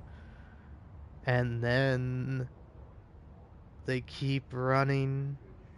Mark keeps looking at Helly. Helly's smile fades. Mark no longer smiling. They both look fucking scared, you know? And then yeah, with that thing mid run, just freeze frame, zoom in on their faces, and they both look so fucking scared and so fucking unsure. It's an awful ending. It's a terrible ending. I hate it. Mark S., you should have left. You should have gone with Gemma, you fuck. God damn it. Why'd you do this? Why'd you do it, Ben Stiller and fucking Dan Erickson? You fucks. God damn you to hell. God damn the both of you. God damn everyone else on the show to hell. Fuck. How could you do this? How could you do it, man? Oh, it's such a fucking tragic ending. Oh, it's so sad, man. It's so sad. But yeah, I am really curious to see what, if anything, a next season would entail.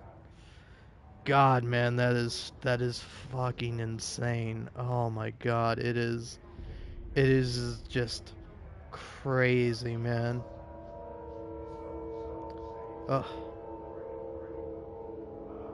But yeah.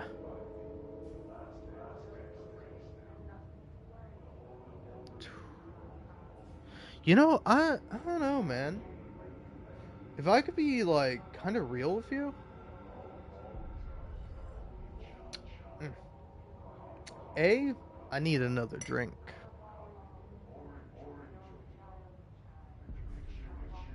But after I get another drink, I don't know. I do not know. I don't know. Yeah, can I be honest about the thing I want to be honest about? I want to write a fan fiction where Mark S decides to leave with Gemma. Decides to go with Gemma instead of going with Helly. Cuz it's like I don't know, I'm looking at his face and Welcome maybe back, it's like Director. a not fuck, what's it called? What's the film technique called? The uh the Kublashov effect or something along those lines? The hold on. Film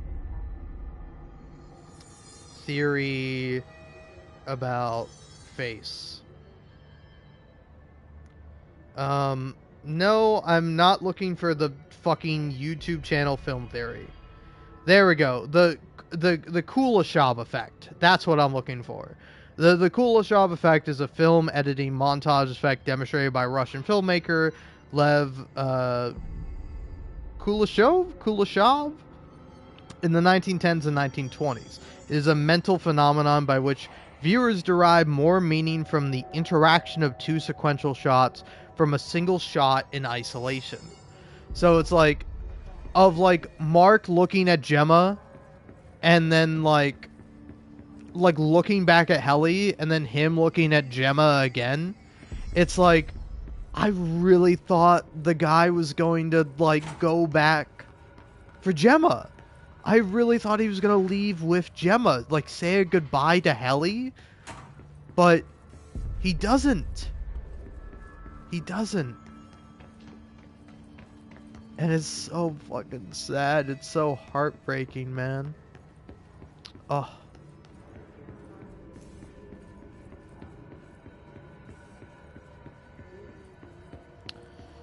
Oof.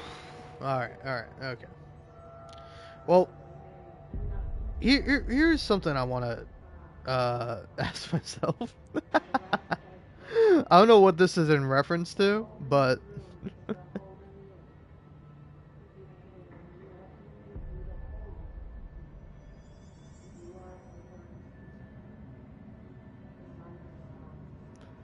shout out to this random guy who just referenced, "Does Bruno Mars is gay?" Pretty funny. I like that, man. Um, but yeah, okay. So,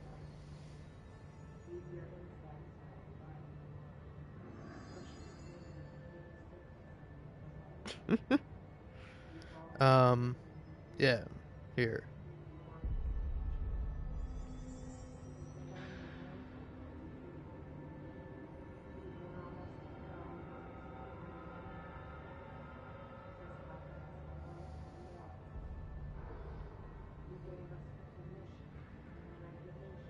Hmm.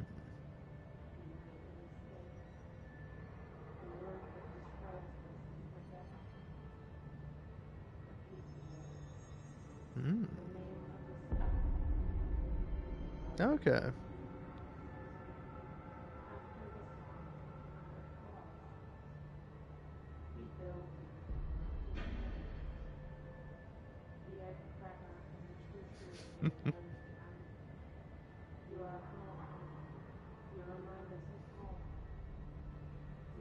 Okay. Okay. Good to know. Good to know.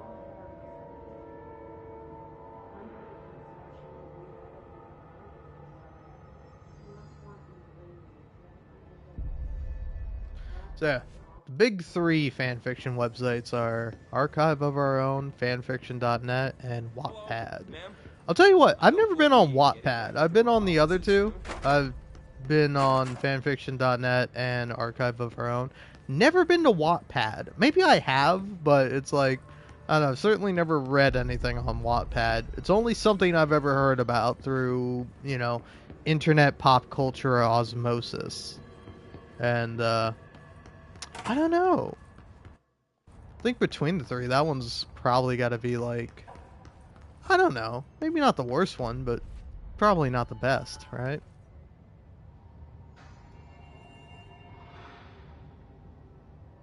Oh man. Yeah, hold on, I'm trying to remember. Have I beaten the game on this playthrough yet, or have I not done that? I'll know by virtue of the fact if I have, huh. Oh wait, yeah, I was about to say, no, I haven't beaten the game. No, I have. I have the director's suit.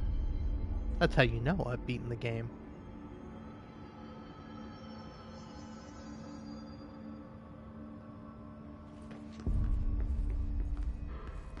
Pretty cool. Where are the files on parasitic entities I asked for? I found a couple of relevant files in Dr. Darling's office. I'd have to dig through the archives for the rest, but I'm not going through the Panopticon. Not with the altered items loose. Then go see if any ranger squads are available for a file retrieval mission. That's cute. I took care of the Tomasi problem. Sorry, I forget he was a coworker. Don't apologize. That wasn't the real Tomasi. He died when the hiss got him. You're right. I just didn't want to be insensitive. Sentimentality is a weakness in situations like these, Jesse. That's Bureau 101. I don't think Emily's in danger of being called sentimental. uh, How do you feel about me taking over as director? You act like it just happened. You've been director since we first met, remember? I'm still thrilled. Nothing's changed. Not for me. But the Bureau has changed. Trench and Darling are gone. Their knowledge, anything not written down, disappeared with them. They knew the Bureau better than anyone. They're the Bureau's past, Emily. We won't operate like they did. We'll learn from their mistakes. We'll be better than they ever were. We won't ever be like them. all right. Well, I've got a bureau to run. See you soon. Yes, ma'am, Director Faden. Please, Emily. Not even as a joke.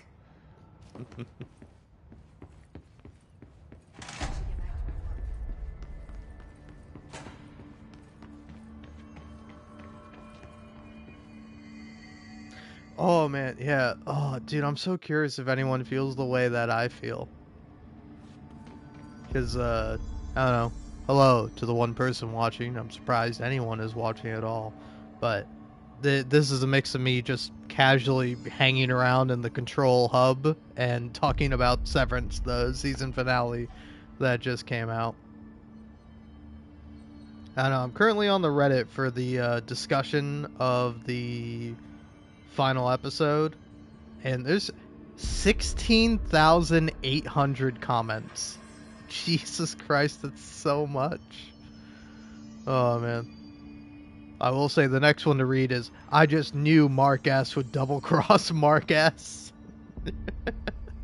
Which is really funny. But I don't know if they intended to write, I just knew Mark S would double cross Mark Scout, because that is what happens.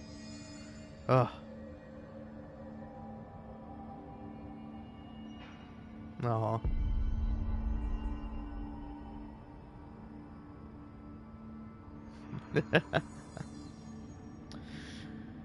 You know, I think this comment is highlighted because it's gotten like a Reddit like thing. Like there's a new thing on Reddit called like Reddit Awards or whatever. So it's like this comment is highlighted. So I'm gonna read it and I'm gonna tell you why this comment sucks.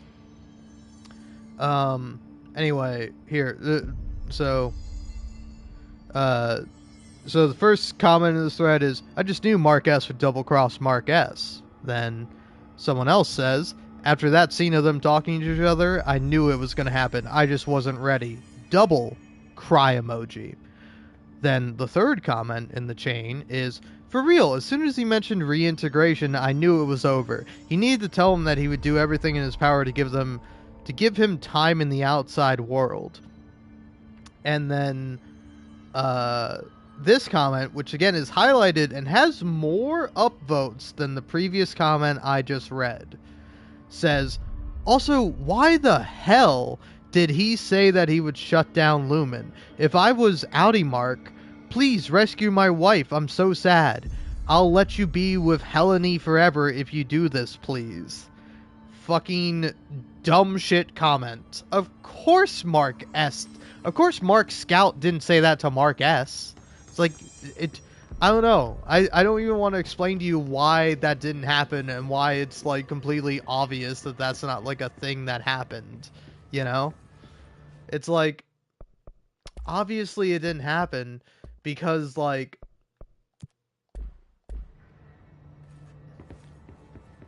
oh god, 30 FPS, this hurts my eyes. Now, does it make the lighting on the jacket a bit better? It does a little bit, but god, 30 FPS is just brutal on me. I don't know what it is, man. I just can't handle it. I can't handle my games running at 30 FPS nowadays. Like, some of them are fine. Like, I recently booted up Bloodborne, and I was playing that, and, like, that game is locked to 30 FPS. You can't even get it up to 60 FPS if you wanted to, which the PlayStation 5 is capable of doing, but, you know. I assume Sony are being a bunch of stingy bastards. Fuck you, Sony. Pay From Software as much as you need to get them to either update Bloodborne or remaster it or make a sequel. Screw you, Sony. Alright? I don't care. I don't care about anything else. Bloodborne 2. Like, I give up almost anything for Bloodborne 2. I would sell my soul for it, and I'd be like, that's a fucking good deal. My soul sucks. My soul for Bloodborne 2? Yeah, that's a steal, buddy. That's a steal. You're getting ripped off. Oh, man. Alright. But yeah, I don't know if I really clarified why this comment is, like, dumb and stupid, but it's like... It's like Mark Scout doesn't realize he has to manipulate Mark S until he starts having to do so. Like, he starts off thinking that, like, Mark S will be on his side, and he kind of goes in with that implication, and then eventually they start fighting when Mark S realizes, oh, you're using me, oh, you don't care about me. And it's like, I don't know, I do find it to be really interesting, because if anything, the angle that I would have taken if I was trying to convince is if I'm Mark Scout in this situation and I'm trying to convince my innie to like side with me and do what I want him to do, I would tell him about reintegration, and I would be like, hey, and I will reintegrate because I can't forget about you. I can't put you away. I can't lock you up. I can't forget about you. That's why I created you in the first place. So if I were to do that, I would just doom myself to repeating the same cyclical cycle, you know? It's like, I want you to be happy, and I want you to be a part of me. We are the same person. In spite of our differences, in spite of everything, we are one and the same. And it's like, I would use that angle to argue for Mark S to be on my side. But it's like, obviously that's not what happens, and that's what makes it all the more interesting when Mark S leaves and he's like, if I don't wake up on the severed floor, we're done. I'm not helping you. I'm not doing anything. I'm done. I don't care anymore. And then what do you know? Next thing you know, he's waking up on the severed floor. He's like, oh shit, here we go. Here's the plot. And it's really good. It's scary, it's weird, it's strange, it's odd, and you don't know where it's going, and it's really exciting. But yeah, it's like, I don't know. It's like, I think it's very obvious nitpicks that I think are ultimately kind of dumb, you know? It's like, I kind of hate this sort of criticism of media where it's like, well, if I was there, I would have done everything perfectly and I wouldn't have messed up. Like, same thing with the guy who was like, why didn't Mark S kick the guy who's trying to kill him in the balls? I don't know. I think he's probably a little bit more preoccupied with being killed by this dude. Like... Like, yeah, obviously you and I can be like, oh, if he's fighting a guy, he can just kick him in the nards, dude. And it's like, yeah, that's a great thing to think about outside of that perspective. But when you have some guy slamming you around, punching you in the face, giving you a concussion probably, you're probably not like, oh, I know the best tactical move to deal with the situation. It's like, I don't know, man. I hate this thing because it is a failure to interpret media properly, because you are not empathizing, you are projecting onto this other person. It's like, I don't know, actually I've been thinking about this a lot, particularly with like particularly with the Punisher in Daredevil Reborn, and then also like that one scene where I don't know where it's from, I don't know what it is, but it's like when Daredevil and Punisher meet for the first time, and you see a bunch of people in the comments being like, the Punisher is right. Oh, the Punisher got what's the guy's name who's Daredevil? What's the character's name who is Daredevil? Is it Matt Murdock? I think it is Matt Murdock. I think I got that right. But it's like all these people kind of like disagreeing with like Matt Murdock the character and like the Punisher is like an interesting scene. It's like I like the scene between the Punisher and Matt Murdock because they are similar in a lot of ways, but then in other ways they are complete opposites. And so it's interesting to see two characters argue. I always love that in media when you have two different people who have like two different perspectives on a matter, but they are similar in other ways, and then you have them argue about that you have them discuss the morality and the implications of that, the philosophy of it, you know? Like, it is really interesting. And it's just all these people being like, oh, I would be the Punisher in real life. Well, why the fuck aren't you? Why the fuck are you not out there killing criminal scum, and instead you're leaving a fucking TikTok comment? Listen, if you want to come on the show, you want to give your opinion, that's fine, but don't pretend like you're the fucking Punisher. You're fucking nobody. You're a loser. Shut the fuck up. Quit LARPing as a fucking psycho murderer piece of shit. You know? If you want to do that, fucking be a cop. You can wear the Punisher logo all the livelong day, and you can not realize how hypocritical and ironic that is. You can do that if you want, but get the fuck out of the goddamn TikTok comments acting like you are even anywhere near the fucking Punisher. Are you fucking shitting me? You're nobody. You're a fucking loser. And if you are out there murdering people, you're probably murdering the wrong people, you fucking psycho. Stop doing it. What the fuck, man? I don't know. I fucking hate that shit. I hate it with all my being. Because it's just like... It's like... A, you're not engaging with media in the right way. If you watch a TV show, watch a movie, play a video game, read a book, if you do any of these things and the whole time you're thinking, oh, I would do this, oh, I would be so much better, oh, I would be king of the fucking universe and I would make all the right decisions. Fuck you. Shut the fuck up. You don't have a real opinion. You are not anything other than what you imagine yourself to be in your fucking head. And that's all you are. And you want to know the only person who fucking knows that person? It's you. No one else knows that person, because anyone else who talks to you or interacts with you in reality sees you for who you fucking are. You goddamn loser. You know? It's like, I get it, man. It's fun to fantasize. It's fun to have a power fantasy. But if you act like you are that power fantasy, or you could be that power fantasy, fuck off. Genuinely. Like, keep that shit on the inside, brother, man. You know? It's like, some thoughts should be eternal. I don't think everything you think should be expressed verbally, but it's like, when you do express something like that verbally, it's like, you have to back it up. You have to actually have done something meaningful with your life. If you fucking look at the goddamn Punisher of all characters and you're like, wow, he's just like me for real, you're probably like a psycho who fucking signed up for the military, murdered people, and now all you can think about is fucking black and white. These people should be murdered, and these people are innocent, they should be protected, and your moral compass is fucked, brother. It's fucked. Because that's not how life works, you know?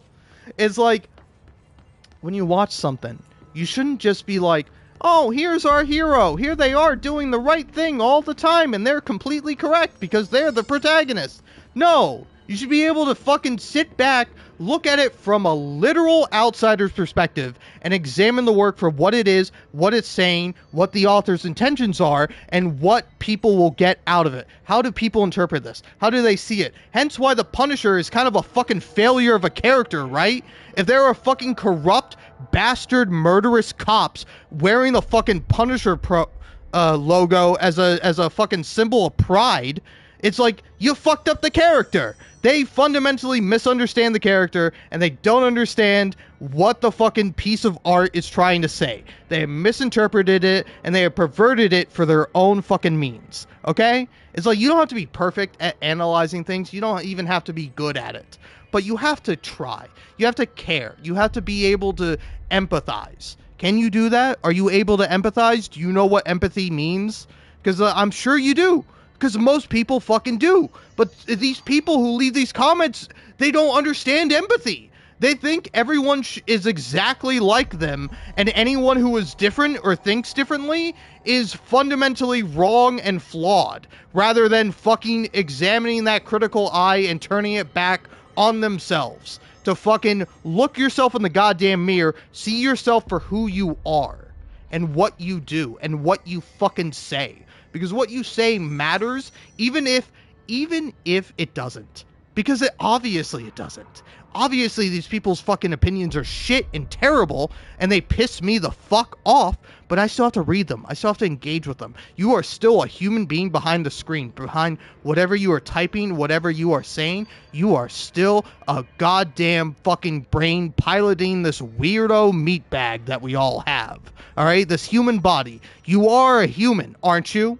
Or maybe it's all fucking AI nonsense meant to piss me off and get me engaged. So that way I spend more time fucking arguing pedantic, meaningless shit rather than living a real life in the real world with real fucking people that I could touch. You know? Not saying that I would, but you know, it's like when you talk face to face to somebody, it's much different than talking via text or even on the phone. You know?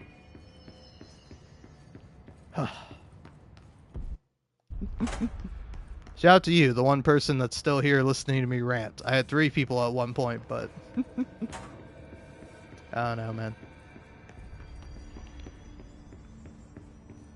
It's like, I don't know, because me, that's what I'm interested in, is somebody who, like, will engage me in a topic.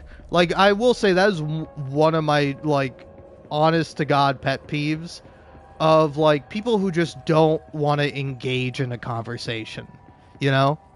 It's like, no, you know, not like necessarily trash talking my parents, but it's like sometimes I'll like be talking about something, and like my mom will just be like, "Well, I don't want to think about this, and I don't want to talk about it," which is fine. She can do that. She's my mom, you know. I have to kind of respect that, but it's like, We're all rooting for you, Director. it's like, I don't know. I find it odd that it's like. It's like, I don't know, it's weird to not engage with the thought of it. It's like, perfect example.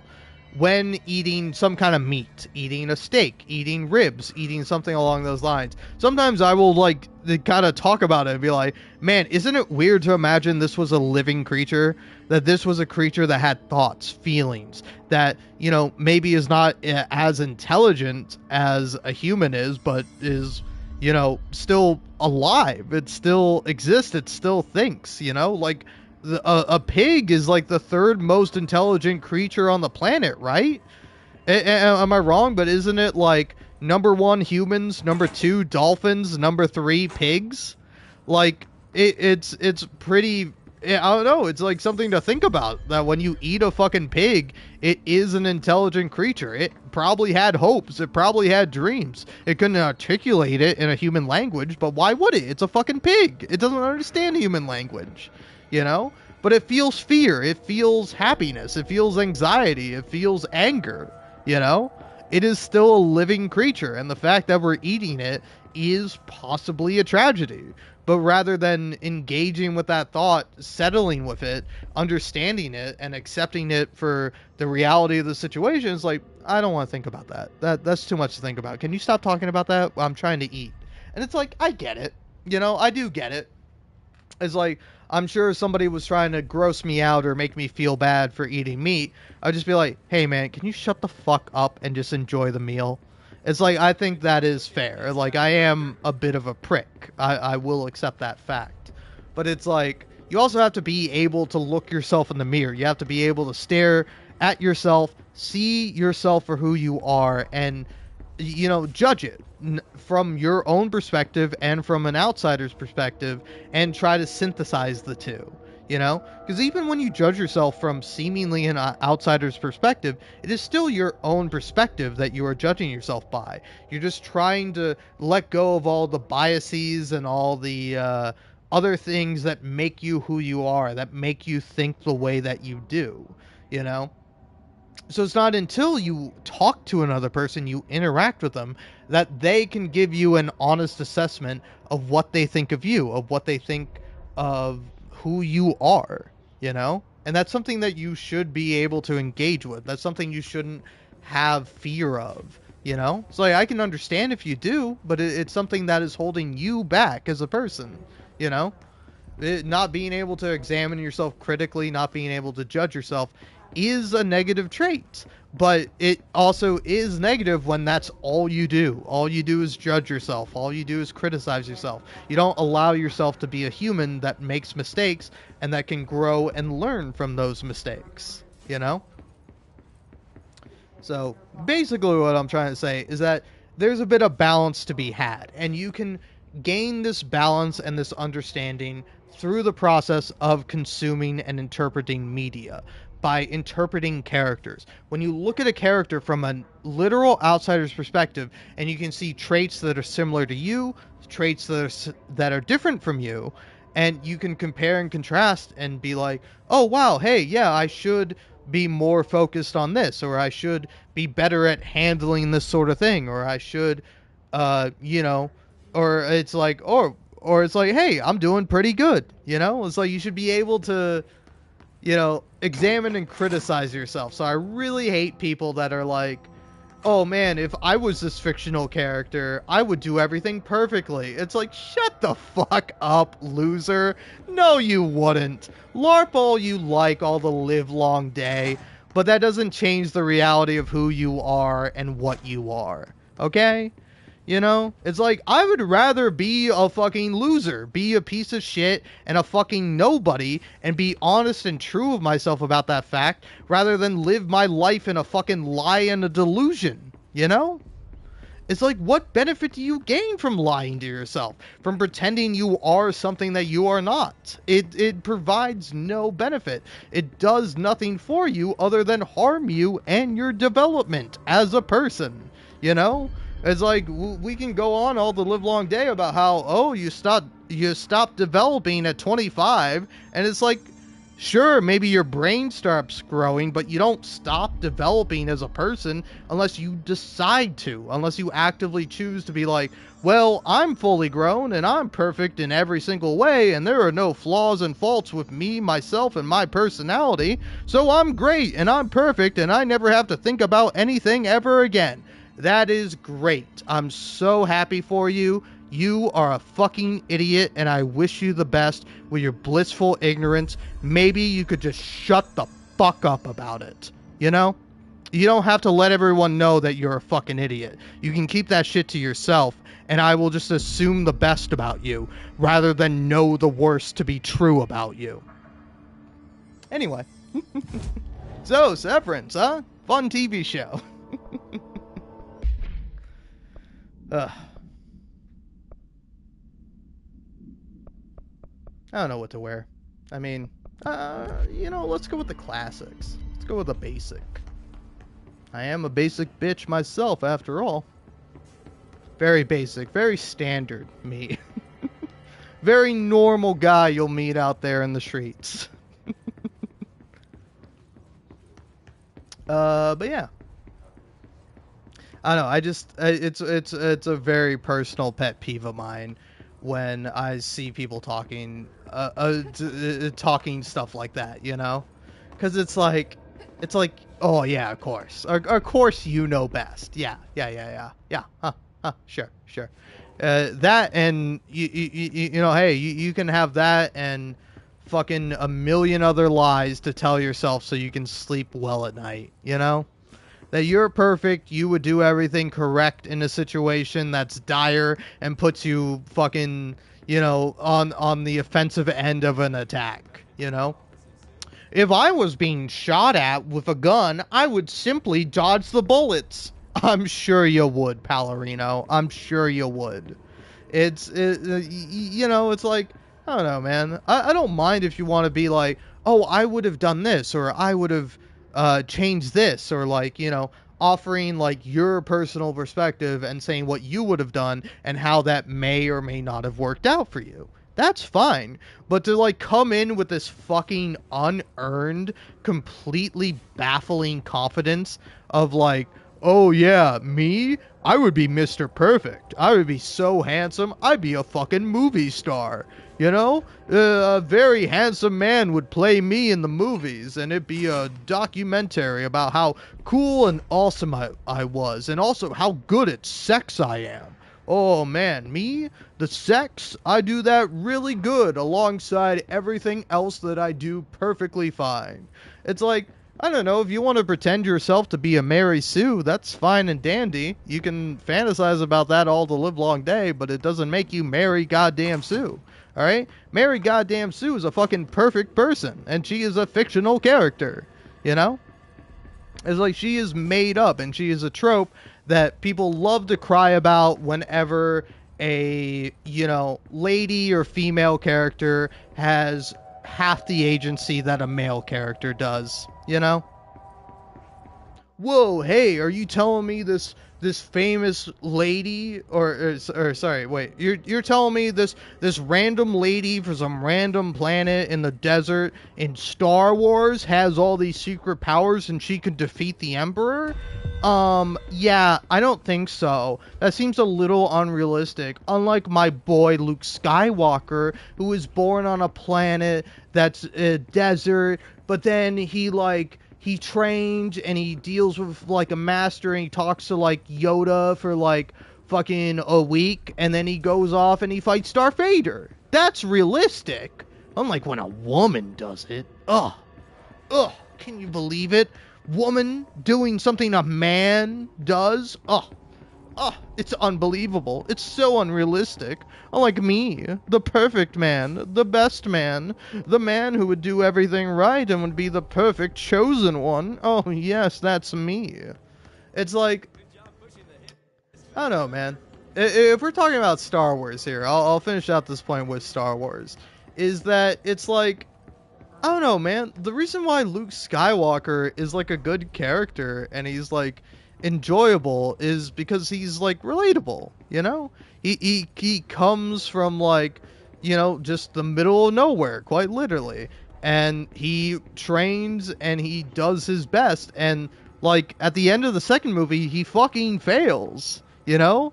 He fails so bad he gets his arm cut off, and then he just falls down a random chute, and then he's hanging on the bottom of this like floating platform, and he's eventually rescued. And then it's like the movie ends with him like in a goddamn like medical bed, like unknowing if he's going to actually be able to do what he needs to do.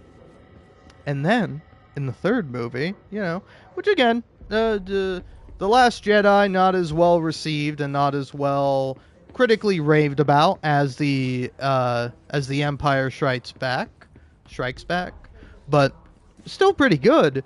And it's like, I don't know, I think it's a very like really interesting and touching scene that it's like the way Luke wins is not by actually winning. He doesn't win by like overpowering and defeating Darth Vader. Like Emperor Palpatine is like fucking just sending fucking force lightning into him, and he's like killing Luke Skywalker. And what does Luke Skywalker do? He looks to his father and he begs him to do the right thing.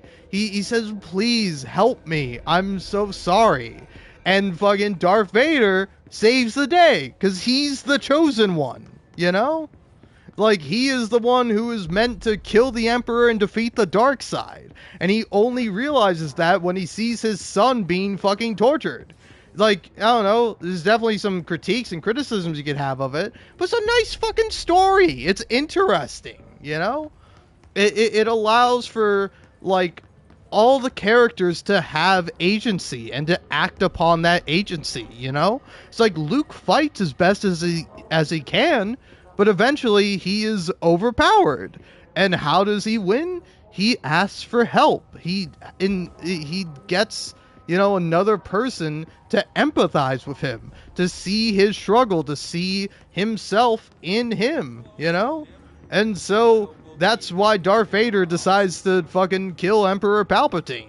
It's not because he's a badass and he's the best guy in the universe. He does it because he sees his son suffering and he decides, oh, I have to help my son. I have to do the right thing. I have to be a part of the light side. I can't believe I was corrupted this whole time. I can't believe I did all these awful things. And it's like only because of Luke does he change. Does he realize that, oh, fuck, I should have been a person. I shouldn't have been a robot, you know? And then that's when he gets unmasked, when he has an actual face-to-face talk with Luke Skywalker, you know?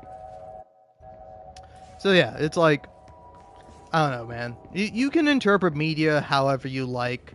There's no necessarily objective way to do so, but it's like, all I ask is that you try your best. All I ask is that you put forth the effort to try your best to analyze something, to actually pull themes out of it, to say something meaningful about it. Because if you want to say meaningless shit about it, that's fine, but it's meaningless, you know? It's like it has to come from the heart. It has to come from the brain. It has to come from the soul. It has to come from each and every one of these parts. Otherwise, it is a fundamentally flawed analysis and perspective on the work of media. If you are purely looking at something with your brain, then you're not doing it right. You know? It's like you can sit here and be technical all the live long day, But if you don't have your heart in it and you don't have your soul in it, you're going to miss it. You're going to misunderstand it, you know? And it's like, it's all right. It's just media at the end of the day. But it's like, if you can't understand, like, media, then can you understand history? Can you understand other people? When someone talks to you, when they are saying something to you, being genuine, are you going to take them seriously? Are you going to be able to accurately interpret what they say? Or are you going to fail at that, just like you failed at this, you know? Because it's okay to fail. It's only not okay when you think your failure is correct. When you think, well, I can't improve, I can't do anything better, so I might as well just give up. I might as well just not care anymore. That's when you lose. That's when you become a loser, you know? And it's not until then that I think you're a loser or you're unworthy of anything, you know? Like, as long as you try, that's what it's all about. You are alive, aren't you? That's what being alive is. Being alive is trying. It's trying, failing, fucking up, and then trying again until you get it right, until you do it good. And you don't have to do it perfect, but you have to do it good. And maybe you can even do it great. Maybe you do it near perfect. But perfect is not a real thing. It is a made-up thing, an aspiration that we can never reach. Something that is not possible. But I would rather try to reach for perfection than sit around muddling in the mediocrity of mundanity. You know? I don't know if that made sense, but that was a lot of alliterations, and I like alliterations. They're fun. It's like, here's the thing. I don't mind people having fun. If you want to have fun all the live long day. But it's like, when you think that, you know, it's like, oh yeah, I'm perfect. I'm the right one. I got everything right. It's like, come on. It's like, I don't know. Smart people know that they're dumb. They know that they're flawed. They know that they have faults and flaws, and they need other people to make them better. If you don't have other people, then you have nothing. You have nobody, you know? Which is like, it's okay. It's all right. It's not a bad thing to be lonely. It's not a bad thing inherently to be isolated. It doesn't mean you deserve it, but it is something that you shouldn't accept necessarily, you know? So you should seek out other people's opinions. You should seek out the feeling and familiarity of someone understanding you, of agreeing with you, of you know, at least coming together. Like, you don't have to agree on every single thing, but it's like, you know, when you have a friend, that's someone who cares about you and you care about them, and it's a beautiful fucking thing, you know? Ugh.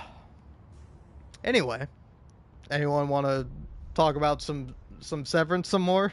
Anyone want to read some more Severance comments with me? Because that's kind of where this all started. See? Now, here is a much better comment. And I don't even know I'll have to explain why it's so much better than the other comment that I read that kind of got me started on this rant. Heliar to Jame. Quote, God, you're fucking weird. End quote. Helly is all of us. See? There you go. That's someone empathizing with a character, putting themselves in their shoes, rather than, you know, putting the character in your shoes and then judging them based on how good they're able to walk in your shoes. You know? It's like, you're not the hero. You're not the character. You have to understand that when you're examining a character, they are a character. They are inherently different than you, but it's like, just because they make a mistake or they do something wrong or they do something you disagree with it, you shouldn't immediately disregard them and be like, no, if I was this character, I would have done everything. It's like, if you were that character, you would have done the exact same fucking thing, you know? It's like kind of my idea with humanity and with the sense of self. Of like, you know, I am the way I am because of when I was born, how I grew up, every event in my life that has led me to the point at which I am at now. And it's like, if I was another person, I would simply just be that other person, you know? Like, let's say I was born in 1969, and then I grew up during that time, and I don't know, I became an architect. It's like, I would have done all those things because that was my life. That's what I decided to do with it, and I wouldn't even think about this other life, the quote-unquote real life that I have, of being born in 2001, and growing up the way that I did, and going to college and then dropping out of it and becoming a fucking failed freak YouTuber,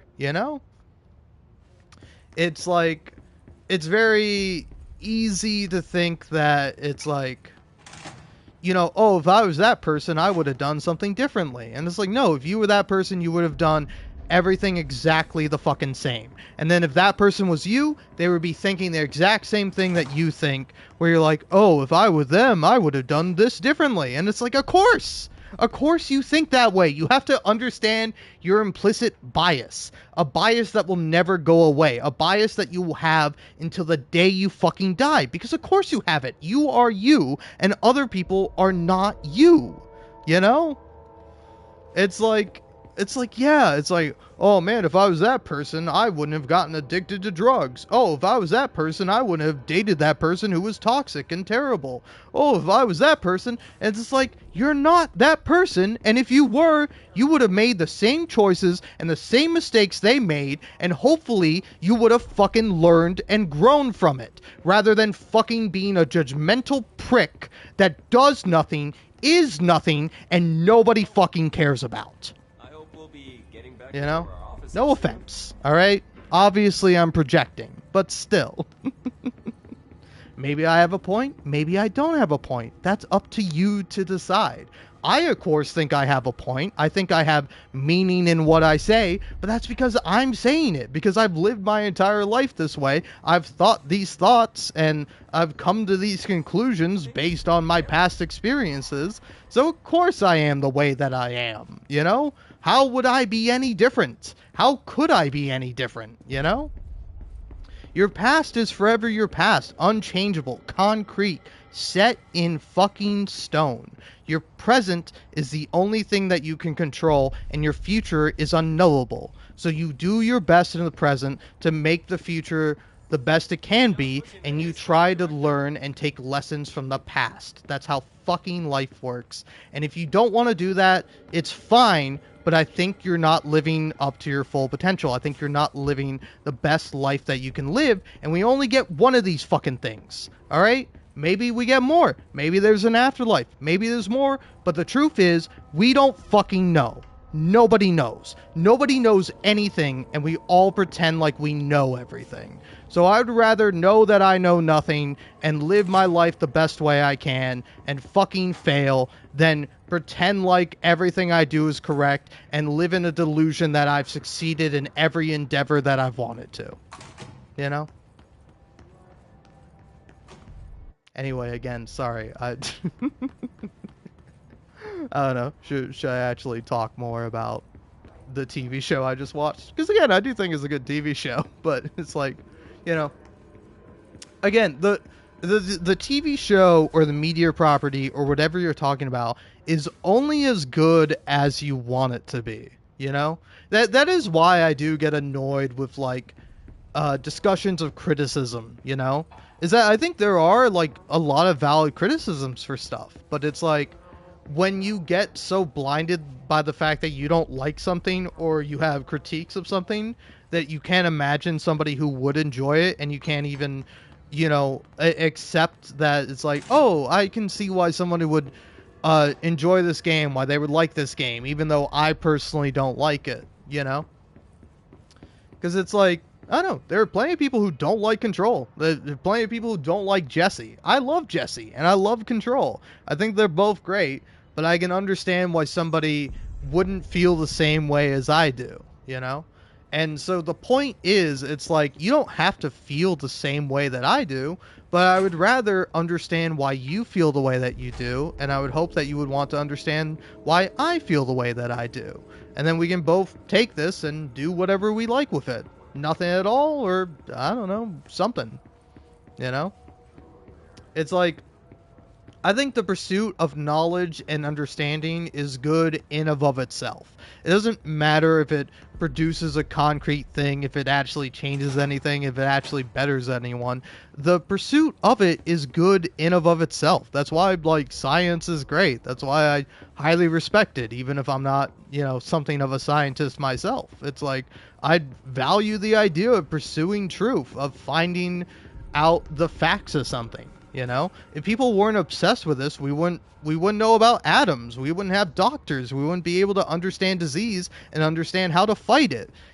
Cancer would just be a thing that we got and then we fucking died from, and it'd be tragic and there'd be nothing to be done about it. It's like, but because we know about it, because we understand it, we can do things about it. We can give chemotherapy. We can provide other medicines and medications to help ease the pain, ease the suffering of it.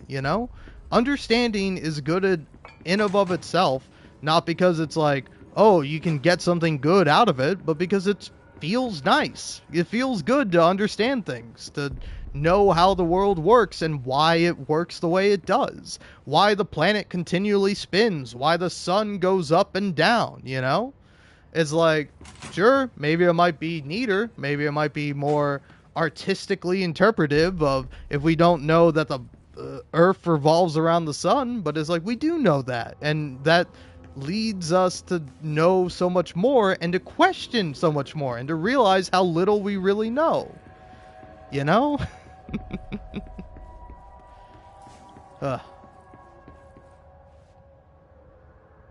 Anyway, I don't know. I might leave for a minute to grab me a drink. Probably of water would be the best idea.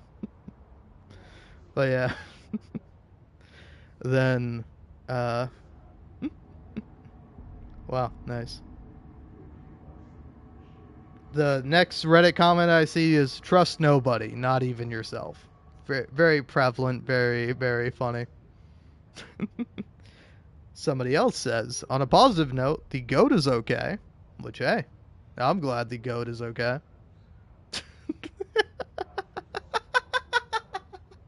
Alright, this one got me. This one's fucking funny. My butthole has never been so clenched while listening to marching band music. Oh, man. Maybe you don't find that funny, but it's so funny, man. That got me good, man.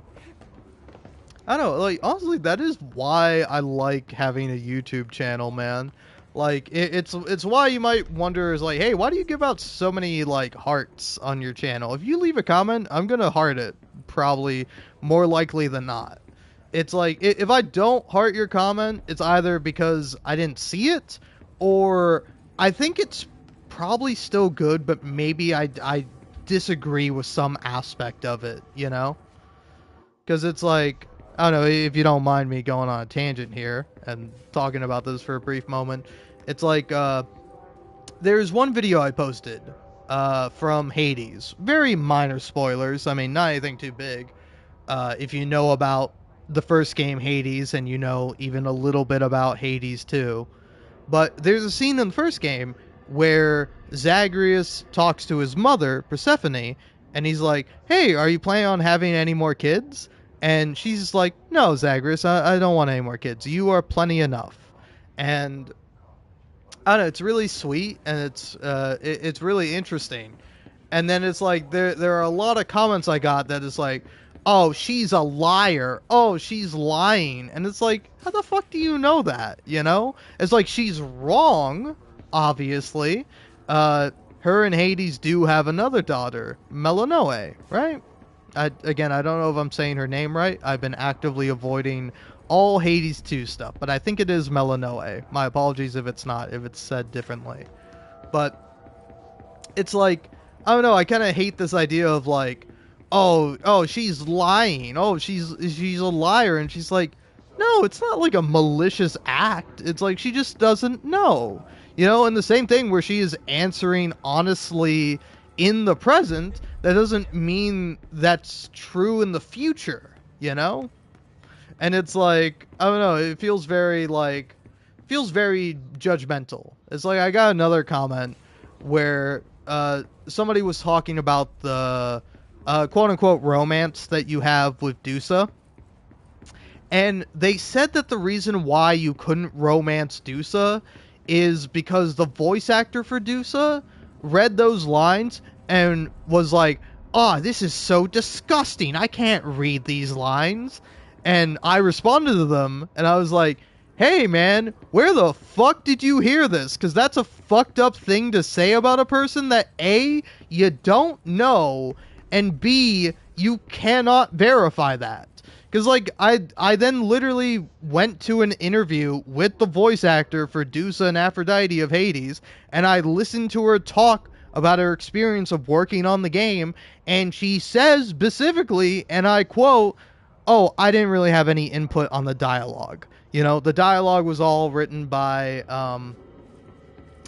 Greg, I think. I don't know his last name, but it's like the main writer for the game is the guy who wrote all the dialogue for the characters. And, you know, as she says in the interview, she didn't have much input on it, or she didn't really share. She was just more, she says, you know, I was just grateful to bring these characters to life, you know? So, like, I would rather embody the characters and say the lines that are written for them rather than, like, you know, think I know better than the writer, or say, which again, I'm not saying is like a good or a bad thing. I think it's great when creative people collaborate with other creative people, you know? It's like a really interesting thing in Alan Wake 2 when you like read the subtitles and then the dialogue does not match the subtitles, and it makes me think of like, oh, this actor decided to deliver this in this way, or they decided to say this, or they dropped a word here because it was more natural, because that's what they thought the line was, or how they thought the line would sound best. And then they kept that in because it's a collaborative effort between multiple people. And that's the great thing about things like TV shows, movies, video games, art, is that there's so many different people working on this thing to make it come to life, to finally get it in your hands where you can experience it. And then you're like, well, the dialogue didn't match the subtitles, so I'm going to have to give this a 0 out of 10. It's like, fuck you. Think about it. God damn it. All right?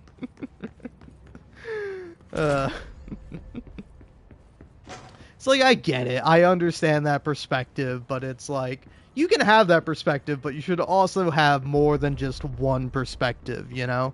It's like, I don't know, you don't have to, but it's like when I examine something, I examine everything from my own perspective, you know? And then from that, I would try to get the perspective of someone else to see how somebody else would think about this, you know? Like somebody who believes the opposite of me, you know? Is somebody who feels much differently about this thing than I do, you know? So like oftentimes I have conflicting emotions about things, you know? Like, I loved the season finale of Severance, but I also fucking hated it. I hated it, and I want to talk to whoever was behind it, everyone who's behind it, and I want to go, why the fuck did you do this? Why did you do this to me? Not just to me, but to everyone else too. What the fuck? Why? I need to know. I'm desperate to understand you. And the reasonings behind why you did what you did, you know? Oh, man, oh man. God, I love talking. It's really fun. I don't know. Maybe it's just me, but I really enjoy talking. Because again, it's like talking to talk, that's fine and fair. You can do that if you want to. But it's like, I talk both to express myself and to communicate ideas that I have. Like, I'm not just doing it for the benefit of myself. I'm not doing it because it's like, oh, I want more subscribers and I want more revenue from ads or whatever. It's like, that is tertiary. If I get that, great. Awesome. I can, you know, feed myself another day. Fucking sick. But it's like, I just want to feed myself another day because A, food is awesome and really great. I don't know if you've tried it, but food, really good. I don't know if you knew this, but food, it's fucking good. It's delicious. But in all seriousness, it's like, you know, I do all the things that keep me alive so that way I can keep talking, so I can keep communicating, so I can keep thinking, you know? It's like the way I tend to kind of see life is that you are a thinking machine. You are the brain, you know? And you're not even all of the brain. There's some of the brain that you don't control that just kind of passively does what it does, you know? It's like you don't think about breathing a lot of the time. You don't think about pumping blood through your body via your heart. You don't think about your lungs taking oxygen in and then dispersing that through through the blood, and then the blood is sent through to all the other cells and all the other organs in your body, so that way they're able to operate and able to function. So you don't actively do that, but your body does that nonetheless because your brain is telling it to. So it's like you are your brain, but you are only a part of your brain.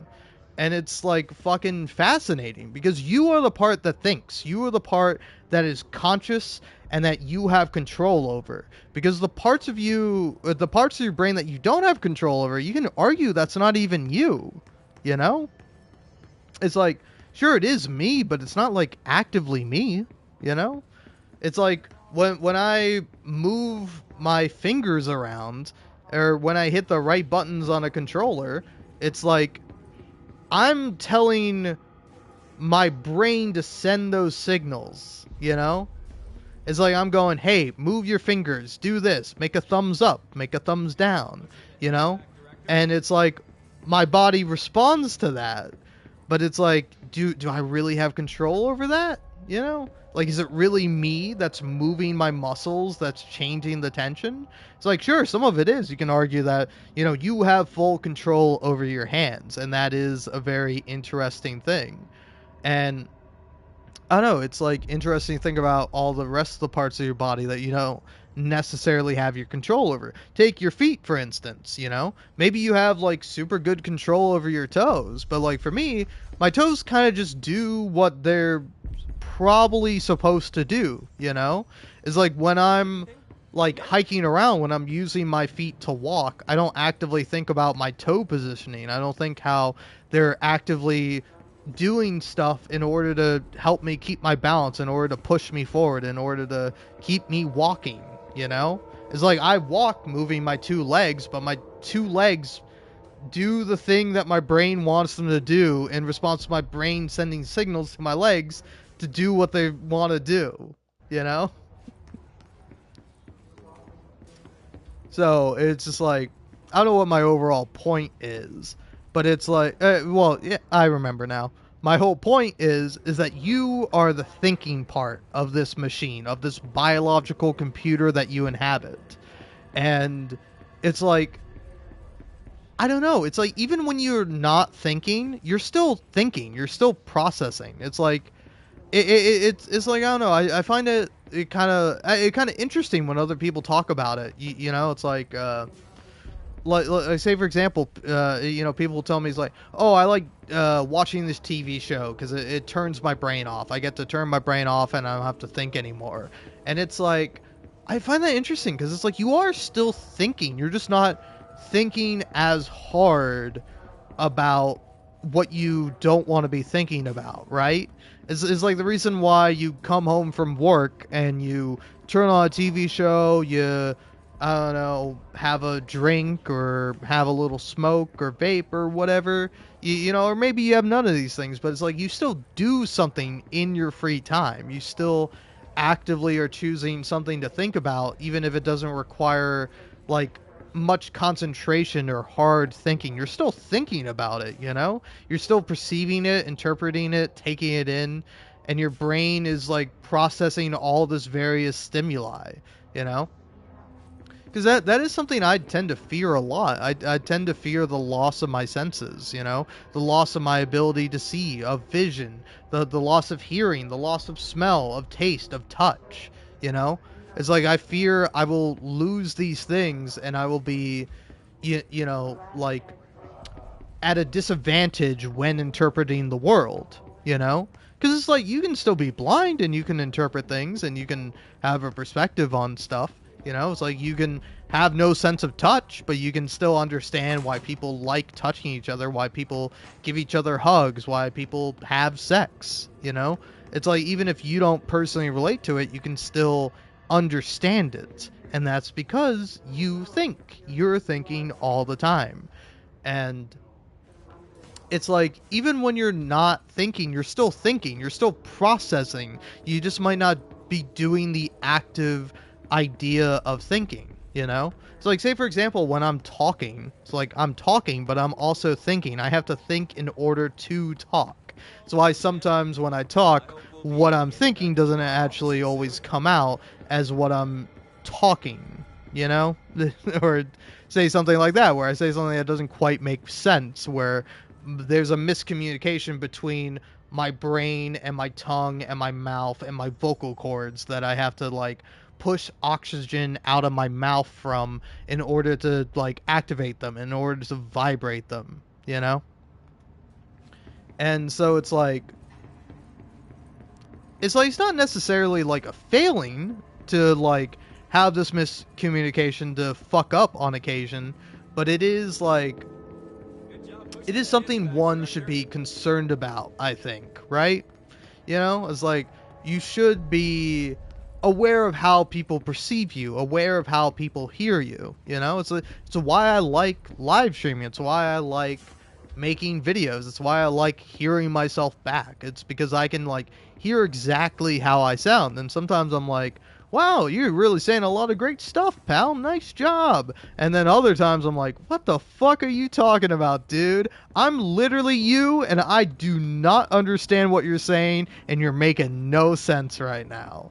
You know, it allows you to see this outside perspective of yourself, and it's really good and it's really fascinating. You know, it's like I don't know. It's like I kind of don't like the sound of my own voice, but it's like I also don't hate it. You know, it's not something that I'm unable to listen to.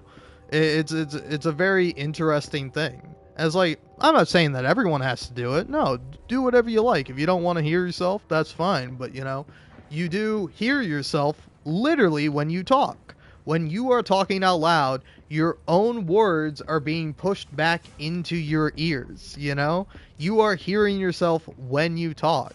And because you are hearing yourself, because you are the brain within your skull, you hear yourself talking out loud and thinking differently than how other people hear you. Hence why when you hear a recording of your own voice, you're like, what the fuck? That's what I sound like? It sounds different. And that's so fucking fascinating. It's really such a cool thing. And it's cool that we're able to capture these moments, capture ourselves talking, capture these ideas, and preserve them, save them for other people to listen to, for yourself to listen to, you know? And I don't know. I just think it's all neat. And it's like when you deny yourself the wanting or the need or the ability to think about these things, you're denying your brain its purpose. Your brain is there to think. It is there to process. It is there to understand. You might not always be able to, and that's not a failing on your part, you know? It's okay not to understand things. It's okay not to get everything right. You don't need to know every single thing, but you should know what you want, how you want to live, and what means the most to you. What the point of your life is, you know? That's a comfort I tend to take. That's something I believe genuinely, is that there is no meaning to life. There is no purpose to it, which is a good thing because you get to decide your own. You get to determine what your life means and how you want to live it, you know? It's like if you want to spend all your time working for a corporation, that's fine. You can do that. That you can choose to do that. But if you do that and you find yourself feeling miserable, find yourself feeling lost, find yourself wanting more, wanting something else, then you shouldn't like push that down. You should not think about that because it's like that's how you feel. That is what you are thinking about. You know, you can try to run away from yourself, try to pretend like you are somebody else, but you're not. You are you, and you always will be. And it's okay to be yourself, to fuck up, to fail. It's when you stop trying, when you accept that there is no other possibility to grow, to change, to do things differently, to improve, then you're failing yourself. And it's okay. It's okay to fail yourself, but it's when you stop trying to ever succeed, to ever accomplish anything, that's when you're really fucking up, you know? But again, it's alright. Because eventually, you know, You either try again or you're never able to try again because you're dead, because you no longer are this pink, weird, fleshy biological computer that resides within your skull, that resides within your body, you know? And it's like, that is tragic.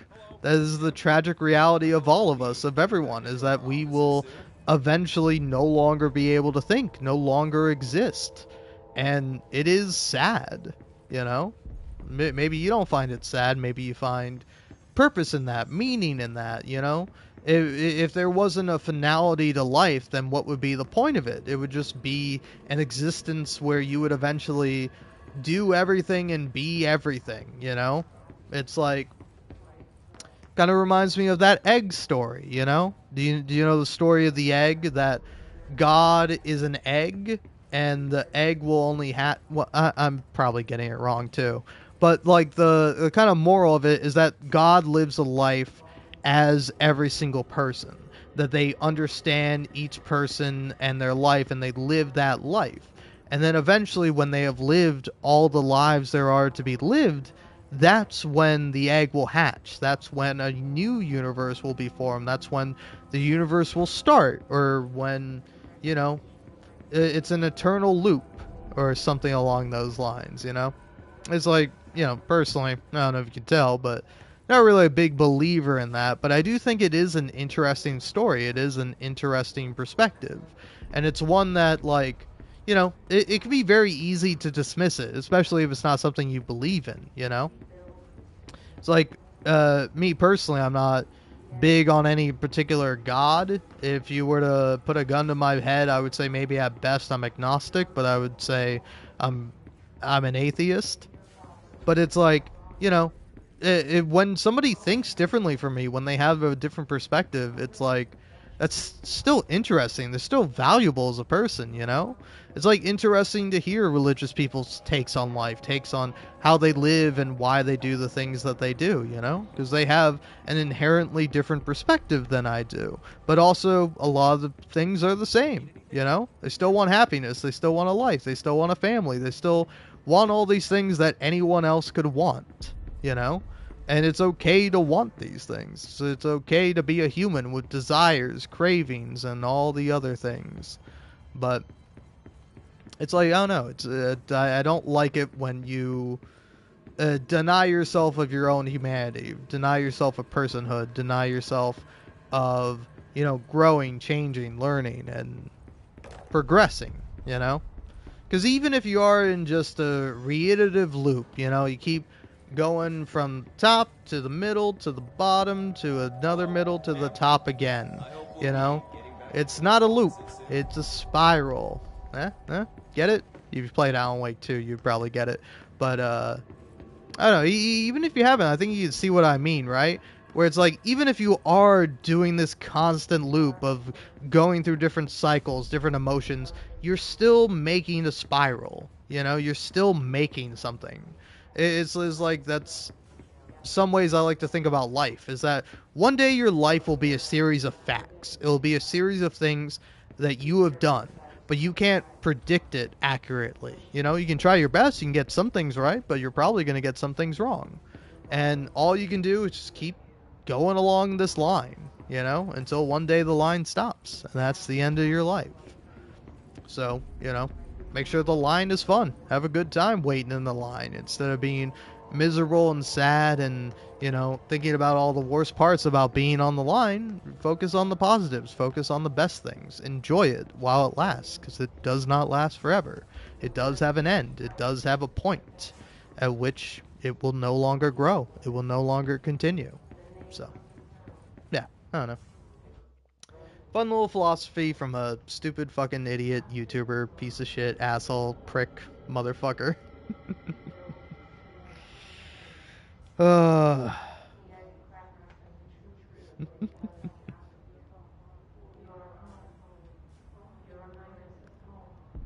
hmm.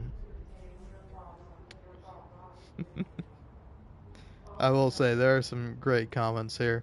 I'm just going down the line of Reddit comments here. I don't know if you mind, but This one is Milchek had to remind Lumen he was black for a second, because he was doing some sick dance moves during the during the marching band performance.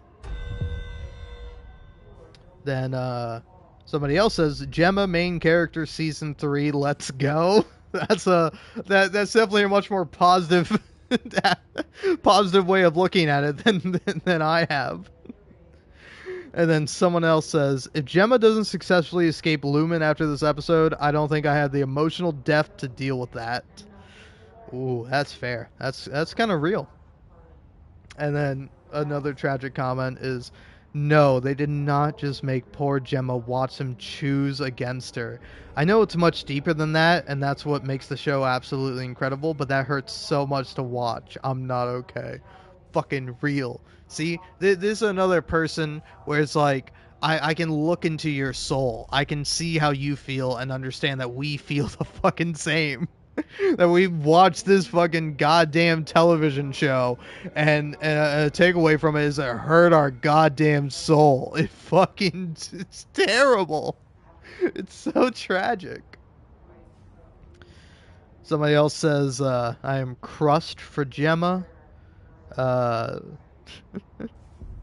Someone else says, I'm telling myself she escapes, and Devin tells her that wasn't marked to make myself feel better. And then, yeah. Oh, man.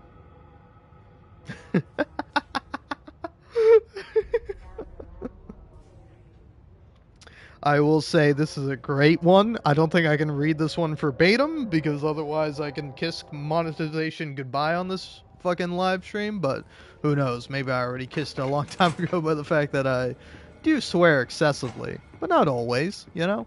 It's like I like to sparse out my swearing. It's like actually I think a show that did make me think about this kind of more so is BoJack Horseman.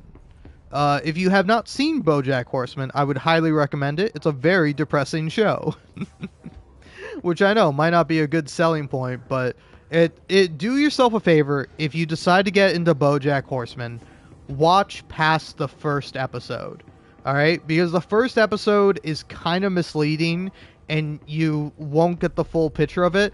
Watch the entirety of the second episode before you decide to drop the series. I promise you it's worth it, but if you don't want to watch it, that's fine by me. But I think an interesting thing about that show is that for every season, there is only one F-bomb. A lot of the characters will swear, they'll say more casual stuff like damn or shit, but only one character in one episode for one season will say fuck or fucking or something along those lines. And it's really interesting how they do it, because it's like, because nobody else ever drops the F word, it makes it all the more impactful when someone does. It lets you know this is like a big moment, you know? So it's like, I don't know, it's like you can swear as much as you like. I certainly swear like a sailor. But it is better when you use it for emphasis, for its effectability, for communicating something. Because that is the point of it, you know? And I don't know, I find it always interesting when people have different perspectives on it. Because, you don't mind me going into another tangent. I was watching a TikTok the other day from a person I quite like, you know? I watch a lot of their TikToks, I follow them. And they were talking about how, as they've gotten older, they see swearing as trashy, specifically. And it's specifically because now that they've gotten older and they have friends who have children, they're like, if you're swearing around kids, you shouldn't be doing that. Which I think is fair. But also, it is like a bit of an old world perspective, right? Is it not? You know? It's like, if I'm to reveal some information about you, when I was about 6 years old in the first grade, maybe even before this, but my parents often worked late, you know? So when I would get done with school, I wouldn't go home. I would go to like an aftercare program.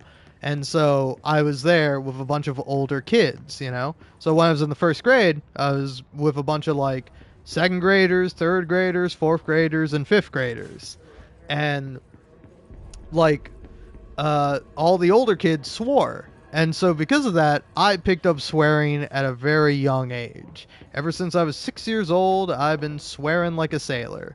And I know it's very funny, like some memories I have of it. For example, I remember one time I was in my grandmother's house, and I think the night before I had been watching like Family Guy on the TV downstairs, and it was like this. It was like an old fucking TV, like damn, what's the word for it? What's like the thing that all like Super Smash Bros. Players play on? You know, it's like that. God, I had one too. It was, you know, not like a flat screen. It was like a big boxy TV. It was, God, I can't remember the name of it, but it was one of those like older style chunkier TVs that it's like I think this one might have even had like antennas on it, but damn, I can't believe I can't remember the word for it, you know. Is it P something? Oh god, I can't remember. It's killing me. Um but yeah, I remembered I watched like a Family Guy episode on it, and like the next morning I distinctly remember like saying the F word, going like I don't know, it's like some kid swear, where it's like I woke up at like 6 a.m. or something like that, and I was like, wow, it's 6 fucking a.m. That's super early. And my mom just like looked at me and was like, what did you just say? Where'd you learn that from? And I'm like, I don't know. I think I saw it on TV last night when I was watching Family Guy. And here's the thing, I don't think I did. I think that was like a false memory I created. Because like, if I was watching Family Guy on TV, the swearing would have been censored out, right? But anyway, irregardless, my point is that I've been swearing since a very like young age, and like here's the thing, it's like I don't know, I've always loved swearing. I like, you know, all my life I've liked people who swear. I like stuff that swears. It felt mature and cool and funny and all that. And it's like I think you are allowed to swear around kids, you know? It's like if you're really at an emotional state where you're just like where you're just like fuck or something along those lines, I think that's all right. But the problem is when that swearing is directed at children, you know?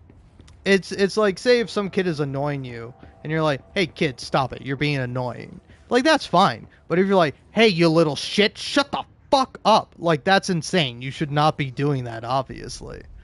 And it's like, again, it comes all from like direction and why it's being said, you know? It's like, because kids won't necessarily understand it. It's like whenever my parents swore, that was always like a concerning thing, because it's like my parents wouldn't swear if something terrible or bad wasn't happening, you know? Like it would be very rare that my parents would just casually swear. And so it's like, I don't know, because of that you might associate swearing with like a negative feeling, when meanwhile if I'm hanging out with friends or something, it's like we're all swearing with each other and we're all having a good time because we're peers, you know. And so it's like kind of interesting how people have different perspectives on it, and these perspectives are influenced by how you felt about it when you were like a child, you know. Because it's like it's like I don't know, I don't know this is the case, but I feel someday I might become an uncle, and like when I do want to be like a good uncle, you know. And I think part of that, part of being like a good uncle, is allowing like your niece or nephew or well, whatever they may be, to like feel more open around you, to feel like, hey, you don't have to like pretend around me, but you also have to like, you know, learn how to control it and learn how to be like the best version of yourself you can be, you know? Whereas it's like, I don't mind if you swear, but if you like leave like my house or whatever and you tell your mom, my sister or whatever, that's like, oh yeah, Uncle Liam taught me how to swear. Hey, fuck you, kid. Don't do that to me. Don't put that shit on me, man. Come on. Where it's like, I think there is like kind of something with that, you know?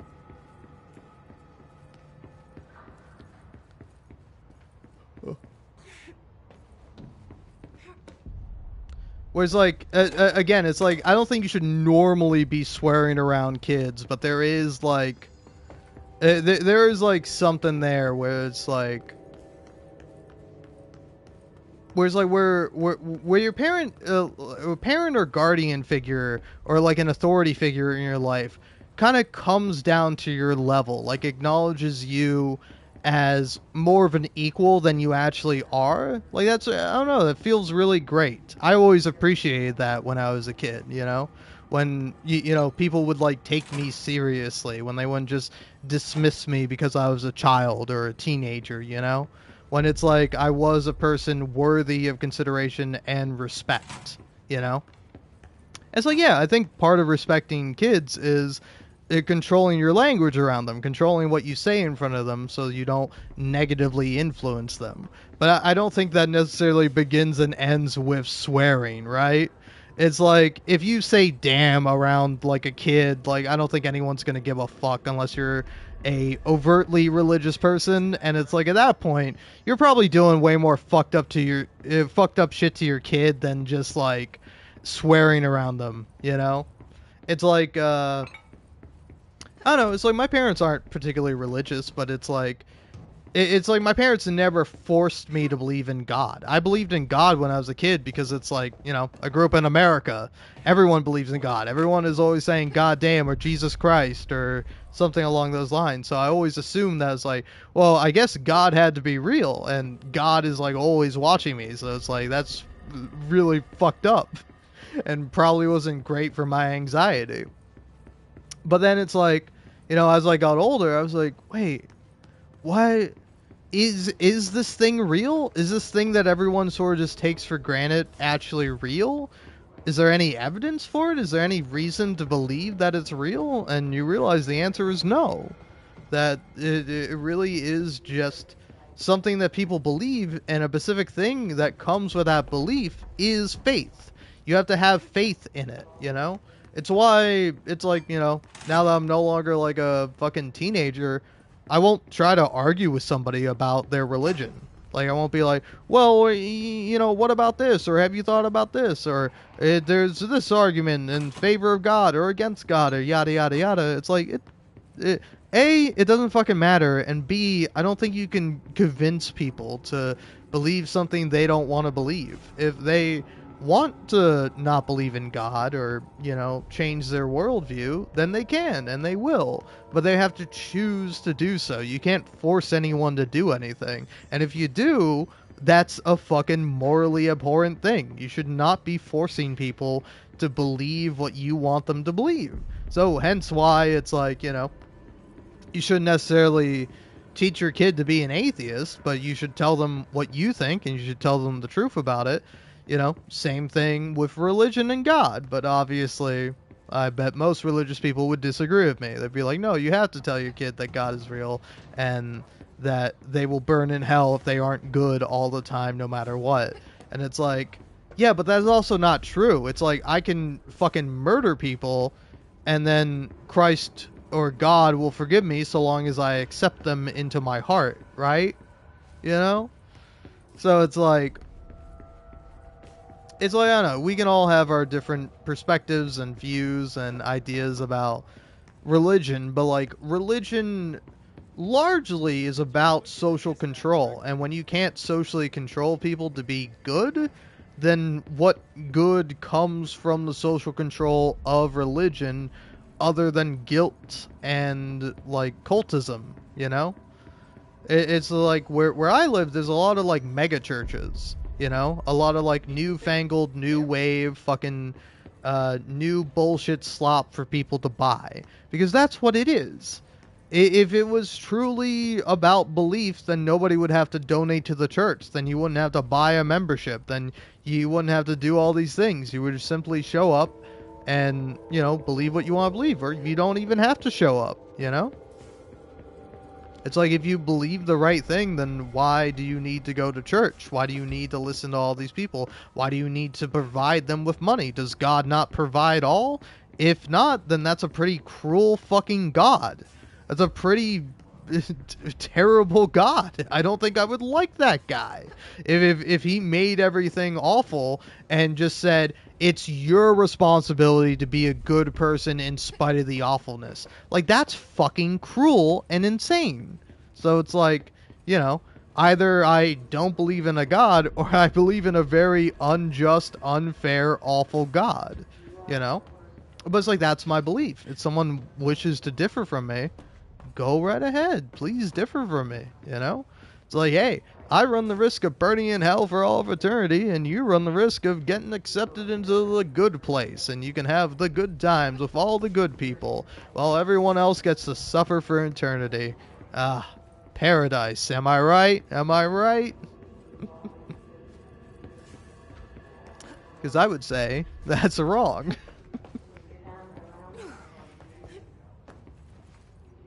So, like, I don't know, you could definitely relate it to that story of the ones who walk away from Omelos, which, if you don't know, a rough kind of draft of the story is that everything is perfect. This is a utopian society where everyone is happy and everything is having a great time.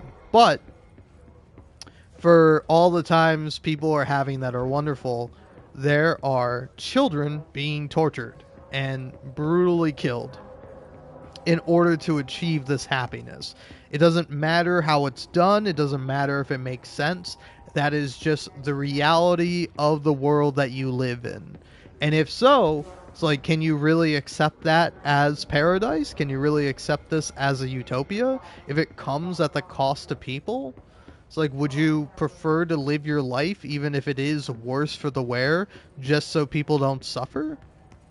You know, it's an interesting question, and I would like to hope that most people would answer is like, yeah, I would give up this utopia, this sense of perfect bliss, in order for other people to be happy, in order for nobody to have to suffer. You know, because if people are suffering, then it's not a utopian society; it is a dystopian society. You know? If your happiness comes at the expense of others, that's not true happiness. That's not good happiness. It is rotten by the fact that it has been extracted and exploited from people who suffer. People you will never know, people you will never see. And that's what's so insidious about it, is that you can just ignore it. You can pretend like it's not real, pretend like it doesn't exist, but it does. And you either have to face that fact or live in ignorance. Deny your brain its purpose to think, to consider, to understand, to grow, to change. Alright. I'll be honest, I feel like I've talked for long enough. So, I'm going to take a little break. Just a bathroom one, and then I think I'm also going to grab myself a drink. Feel free to stick around if you want to, or tune out whenever you like. Again, do what you want. Live your life as it is. Oh, and by the way, I forgot. This comment that brought a smile to my face was, I hope we get at least one C-wordy Milchek dance session each season, which I couldn't agree with more. Then, I don't know, a few more on my way out. Anyone else scream laugh when Milchek sprinted out of the door after giving Dylan his Audi's response? At first you think it's Milchek avoiding any Dylan's emotional response, but it's really because he has a whole comedy routine and marching band performance to get to. Oh, man. Someone else saying, I just need Gemma to get out okay. Like, girl, yes, you love your husband. Please get out of the building safely and we can figure this all out later. The absolute ferv of this finale. And then, yeah, hasn't Gemma suffered enough? God damn. Oh, man. Wow, there are a lot of things to say about this episode, and one of those things is we got another Milchek music dance experience. Kinda, but we'll take it. Oh, man. Oh, yeah, and this is a brutal line. I do not love my daughter. I used to see Kier in her, but it left as he grew. God, that's fucking awful. And yeah, it is kind of interesting, you know. The chip was never seen as what the chip was never as effective as they claimed. Sorry, I can't talk. Fucking Christ. I'm gonna start over from the beginning if you don't mind. The chip was never as effective as they claimed. That's what they've been testing all along. That's why the Indies have to live in such a sterile, backroomsy environment, where the most intense emotions they get come from melon parties and finger traps, because the chip can't actually block out deeper emotional reactions. Remember how quickly Milchek cut off Mark S. in Season 1, Episode 1, when he started to express real grief? And then somebody else says, "No, Apple, I don't want to watch Ted Lasso when I'm paralyzed in shock. LOL." Oh, man. Unexpected moment, colon. When Milchek gave Dylan his Audi's response and immediately turned and ran out of the room, I was like, what the fuck? I laughed quite a while at that. Yeah, honestly, that one did get me so good. I was like, hold on, fucking rewind, play that one back for me. It was so good, man. uh, so Mark's files of Gemma. Yeah, see, now this is a more interesting question. This is something I'm really curious about. So Mark's files of Gemma, what were Irving, Helly, and Dylan's files? You know? And it's like,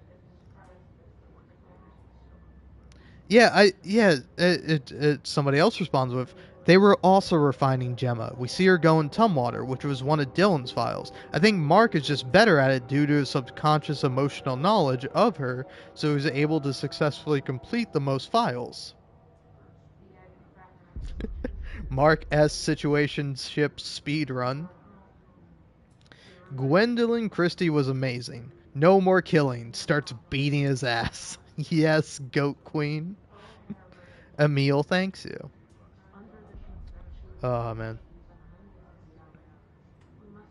And then, yeah, oh, I love the art in this. There's like a painting of like Mark. Oh, I wish this was a higher quality version of it. But it's like, it's literally like separated into two sides of like kind of more Mark's familial relationships or like peer relationships. As got like Dylan, Devin, Rickon, Helly, Irving, Cobell, Petey, which that was also something I was surprised about when Mark Scout was talking to Mark S, that he never brought up Petey. I was really hoping for more Petey related stuff in this season, like uh when Mark first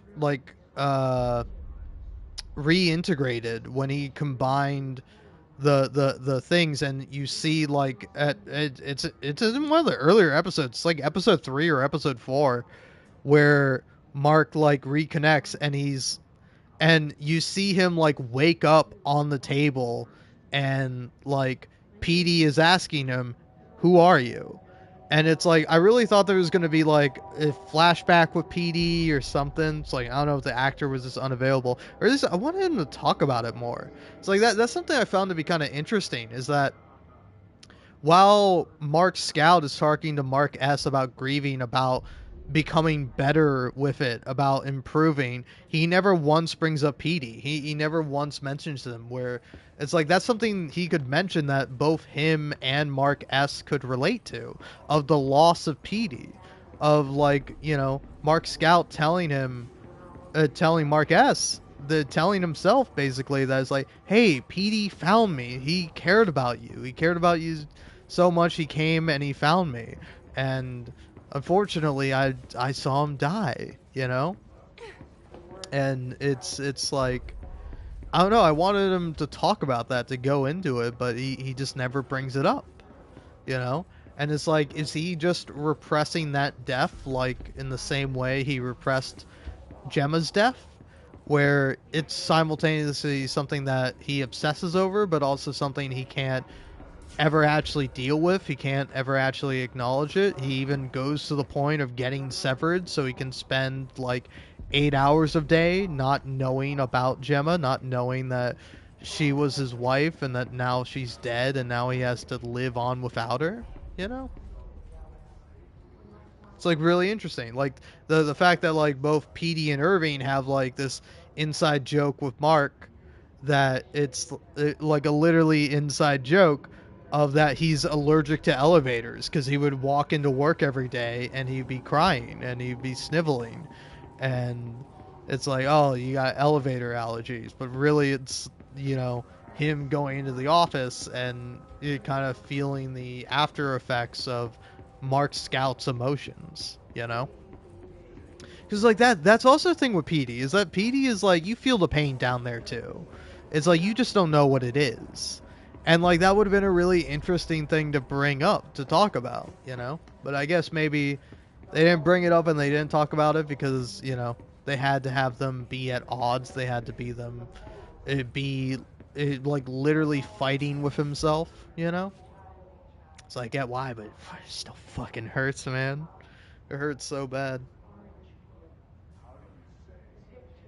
But yeah, it is really interesting where it's like, on like his right side, it's like kind of all people he has like familial or coworker relationships with. It's like on the right side is all like all people he's known, even like the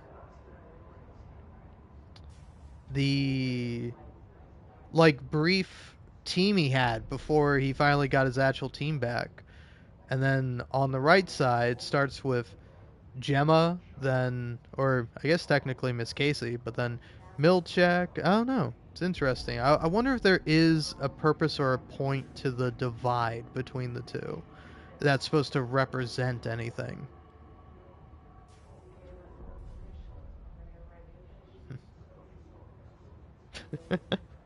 I don't know about y'all, but I'm ready to see Gemma burn Lumen down. That's a good one. Audi Mark accidentally killing Drummond, like, my bad, bro. Lumen having a HBCU definitely wasn't on my season finale bingo card. What the fuck is an HBCU? Okay, I think that's the marching band. That's like a technical term for a marching band. Yeah, so this company, Deadass, has a whole department for a marching band that gets used once, but seemingly has just one overweight guy for its entire security. They deserve what they got, to be honest. Hubris. Oh, man. I will say, it is really funny how sparse the security is in Severance. The fact that it's just like, it's I don't know, it is really interesting, because also it's kind of seen with Helly and Jaime Egan, whereas like Jaime Egan like confronts her and then she like grabs a pen and she's ready to stab him, but then she doesn't. And it's like it's kind of interesting that the innies are very childlike. Like they don't quite realize how much power they have. You know, it's like they have this idea. They know what violence is and they know how it can be used, but it feels like a foreign concept to them. And I think that's intentional on part of Lumen. Where it's like they also specifically don't talk about death. Like they don't discuss death. It's like Milchek even at one point kind of says it's like death happens outside of Lumen. And that's something he says to Mark to kind of get him to stop talking about Petey. But then later on in the second season, you find out it's like, oh, they do have a protocol for in case an innie dies while on the job, and it's like they can hold a funeral It's like really interesting that it's like a kind of last resort option. This is like it is an emergency, we fucked up, like somebody died and now we have to like deal with that, where it's like that's not their intention. So I think that is why they're so sparse on securities, because they don't treat these people as real people. They see them as like cattle, as animals that are there to do their bidding. It's like you don't have a security guard when you're herding goats, do you? It's like you don't bring like a gun with you to, I don't know, put a bunch of pigs in their pens. It's like that's not something you consider or you think about. So that's why nobody at Lumen thinks about it, is because they don't see these people as people. They see them as tools. They see them as animals. They see them as beings to be controlled for the profit and for the benefit of the company. You know, which is a satire of capitalism and corporations, if you can put that together. Oh, man, oh man. I've been going for almost 3.5 hours, jeez. And I don't know if I've said anything of substance. I feel like I've just talked a lot. Which is fine, I like talking, but it's like, I don't know. I feel like I've said a lot, but also it's like, have I really said anything at all? Have I just been, I don't know, saying words to fill up the air, to fill the empty space within my life and within myself? I don't know, maybe. That is certainly a possibility. Alright. I think I'm gonna go ahead and take a brief little break, purely because I do have to use the restroom, and I think I'm gonna pour myself another drink, whether it be water, a soda pop, or maybe another cocktail of my own creation. That remains to be seen, but I don't know. Till then, feel free to tune in or feel free to tune out. Whatever you like. Whatever your preference. Oh. I don't know. Either way, any more Reddit posts for for me to read? Diabolical ending to a season. Aww. That's cute. There's a very nice picture of a baby goat, like, smiling. And it says, "Me when the baby goat survived and Drummond died." Somebody else just says, "Well, fuck."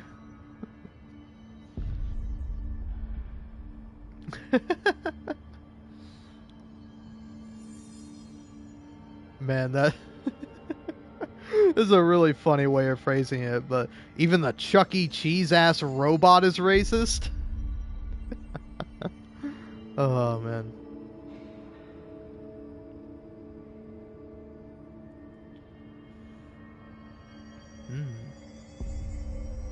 Yeah. Innie Mark and Outie Mark's back and forth was really well done. Outie Mark really underestimated his Innie's feelings and desires. In a way, it mirrors how Helena spoke to Helly, obviously just to a lesser degree. I love the nuance in Adam Scott's performances. Yeah. I will say, like, this is a show for performances. Like, if you want to see people fucking act, this is a great show for it, man. Ugh.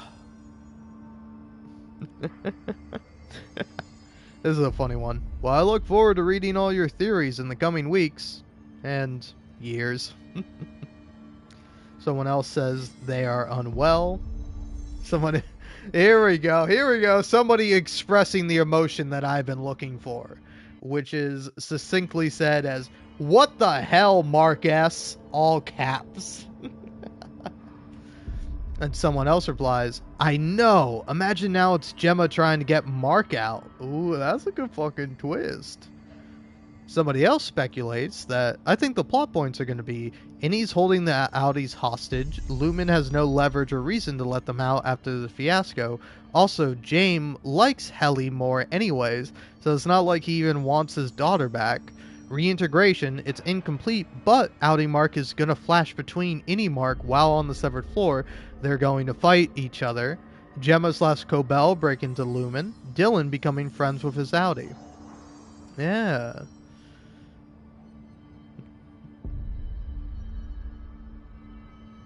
Oh man, a lot of great plot points for season 3, but honestly, until it's real, it doesn't matter. All right, I don't want to think about it, man. You know, it's like, say for example with Control. It's like, I know Remedy is working on Control 2, but if I just sit here waiting for bated breath when Control 2 comes out, it's like I'm gonna lose my mind. I gotta put it out of my mind. I gotta forget that Control 2 is coming out. So when it does get a release date and then does eventually get released, I hope I'd be like, fuck yeah, now I'm in it. Now I'm playing the game and I'm excited to do so. But until that happens, it's like, I don't want to know about it. I don't want to think about it. I don't want to acknowledge this fact, man. Oh. I will say, though, it's so incredibly good. It's like, I don't know. When I finished the episode, I was like, I have to talk about it. I have to say things, because if I don't do anything, then what was the whole point? What's the point of feeling all these things if I can't even express how I feel?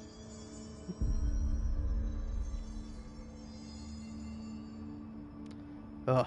But yeah, honestly, such a great TV show. I really love it. Definitely one of my favorites. I don't know. The only other TV show I could recommend if you're like, oh, I just got done watching Severance, now I don't know what to watch. The only show I'd say is like at the level, if not better than Severance, Mr. Robot. Mr. Robot is fantastic. Genuinely one of the best TV shows I've ever watched. And it's like, again, I really love that because it does have an ending, you know?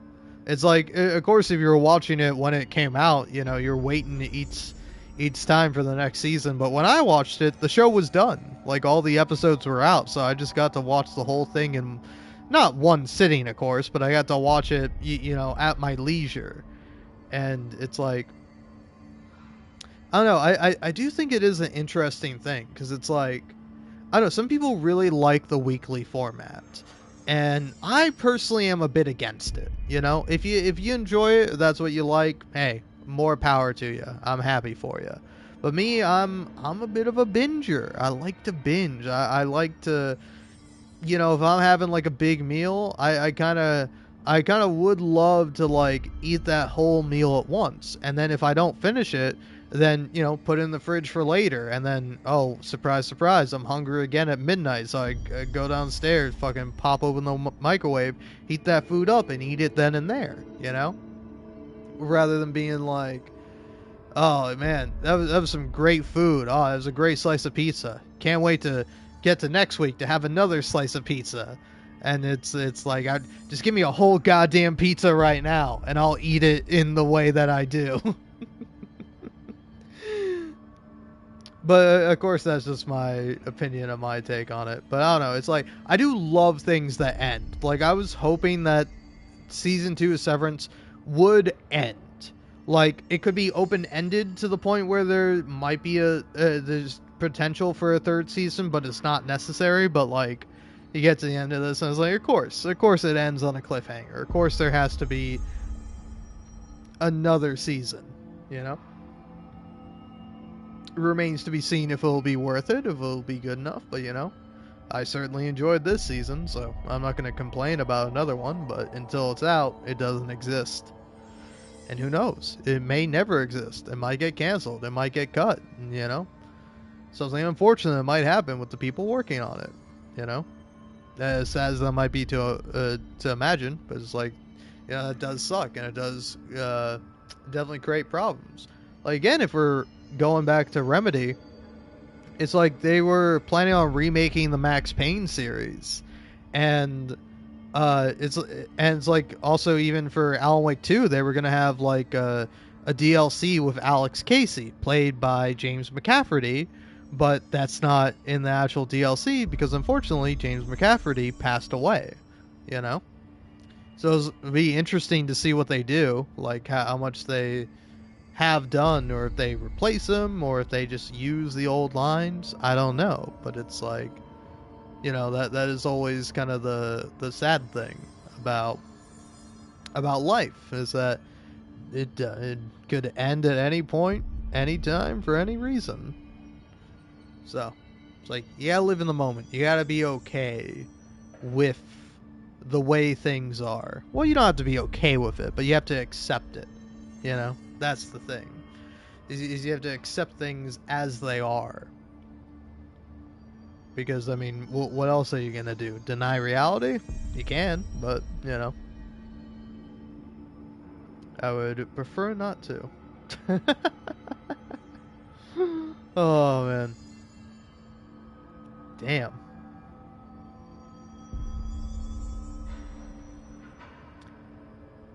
I will say, if this is true, that is, like, insane. I'm looking around on the Reddit, and apparently Apple is reportedly losing $1 billion a year on streaming, which is just, like, insane to me. It's insane to me to have that much money and then to lose it all, you know? It's like, I don't know, man, because that is also, like, the interesting and contradictory thing about enjoying media. Is that it's like, oh, here's all this money that is being spent to make a TV show, to make a video game, to write a book, to promote it. And it's like, this money could be used more effectively, and it could be used to better actual people's lives. But it's just like, the unfortunate reality is that that's not how life works, is that we don't spend the money on actual worthwhile things, on real people. We instead spend it all on fake people, on fucking bits of plastic, on unnecessary, unneeded things, you know? So, like, I think people should be allowed to enjoy luxuries and to have them in the first place. But it's like, I don't think that should come at the expense of other people, you know? It's like, you can argue it doesn't, you know? It's like, honestly, Apple losing $1 billion is like, oh, good, you know? It's like, I'm glad people are being paid. but it is like, how are you losing that much money? Jesus Christ. And it's like, to have that much money that you're able to lose it, to have enough money to lose $1 billion is fucking insane. How do you have that much money? You make fucking shitty phones. But that's, of course, just my bias talking, as I am an Android guy. It's like, I don't know, the Apple phones aren't bad, but the problem is that they are made to be exclusive. They are made to incentivize you to keep buying a new one. When it's like, it's like, you know, oh, you could buy the fucking, like, I don't know, take for example my phone even. Like, I got this phone after having, like, I think I went from the Samsung Galaxy, like, 10 to Samsung Galaxy 20. It was, like, a big jump between the two, because I had my first phone for, like, a good couple of years. And so, it's like baffling sometimes what my phone does. Like, it takes fantastic photos, and, like, I'm really happy about that when I have the opportunity to take photos. But it's like, you know, it's like, I don't need to watch something on my phone in 4K, you know? It's like, 1080p does me just fine on my phone. Sometimes I don't even need that. 720p, a-okay. Depending on the video, it's like 480p is fine. Sometimes I don't even watch the video, and I'll have it playing at 144p, you know? It's like, I don't know, it's like amazing what technology can do, but it's like, I don't need it to do all this shit. I just need it to, you know, function for the stuff that I do need it to do, to, you know, call and text and access email and the internet, you know, for necessary things, you know? It's like, to be able to learn information, to book a doctor's appointment, you know? Things that are kind of essential for life. And it's like, I don't necessarily need it to be playing a fucking YouTube video at 4K. It's like, I don't need my phone to be able to do that. I just need it to work.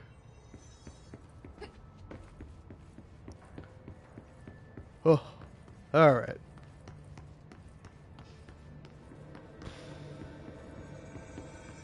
Man, oh man, oh man.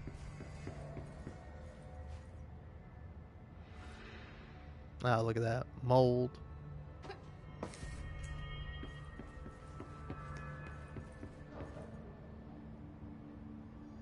There you are.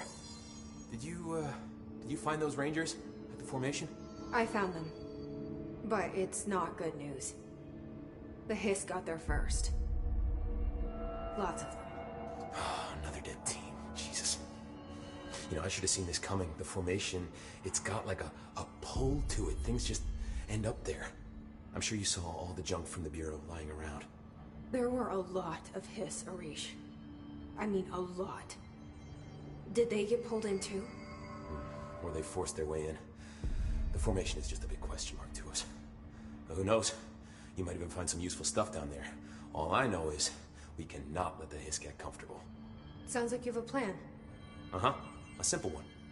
You need to find more tokens and clear the Hiss the fuck out of the formation. That is simple.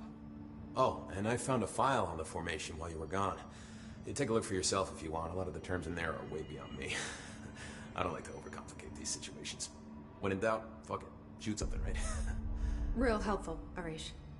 I try. Aw. I'll see you later. You know where I'll be.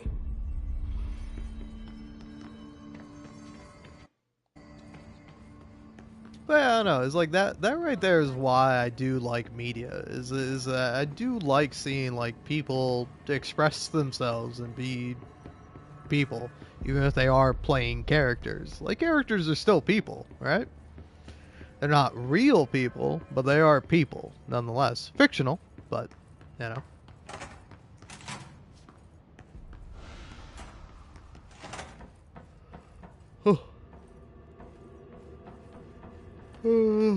Yawn. Sleepy boy. That's me. Alright. Again, anyway, really gotta take a break, so enjoy looking at Jesse's face. If that's what you like doing, or enjoy closing out of the tab and finding something else to watch. Either way, I'll be back in due time.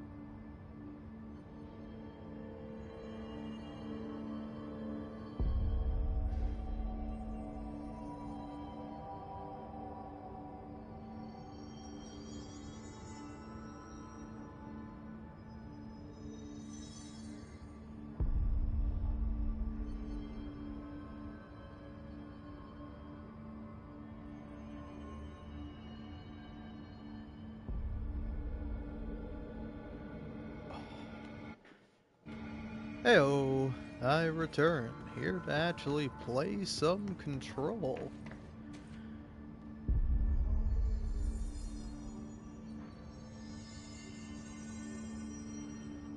Which, by the way, hope you don't mind me cutting out all the audio for a second. Okay. Fun fact, there's literally a few achievements that I don't have, but in order to get the platinum, there's only one. And you want to know what it is? It is completing board countermeasures. I've completed 15 out of 25. So, let's see here. Kill his demolition icebergs in containment sector using charge. Okay. Kill enemies without dying in the foundation. 40. That's a lot. Okay.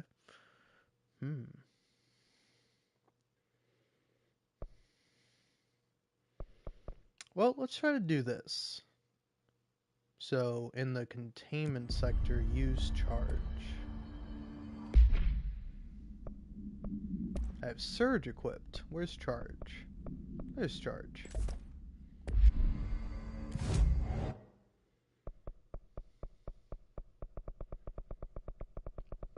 Containment.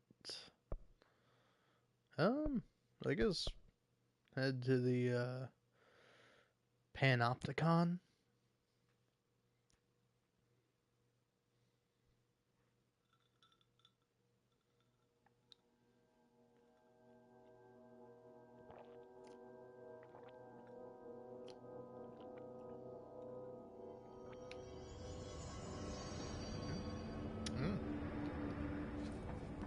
Sorry, in case you're wondering what I'm sipping on, it is a White Russian. The drink, not a man.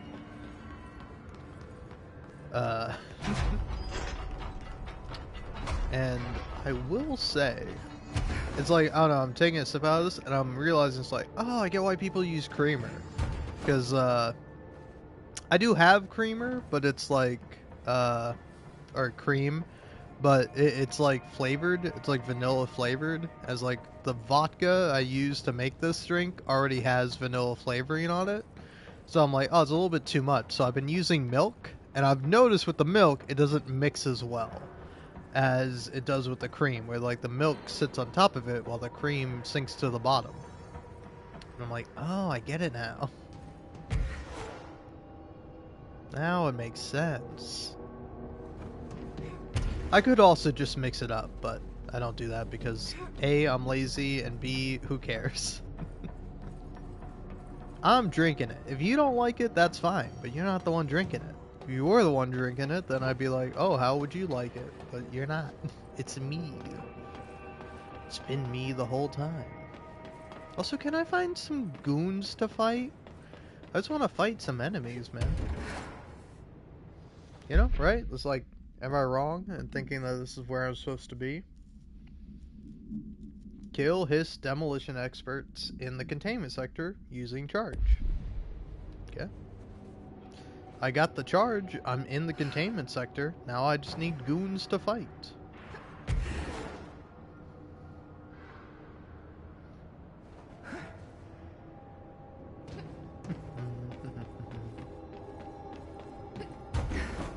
Nope. There we go. Ah, there we go.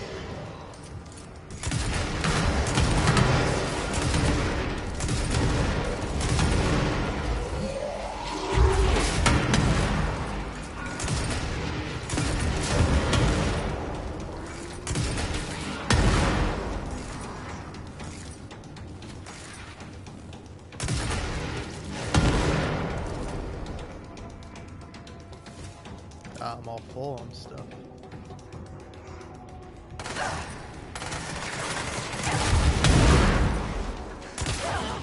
Ow.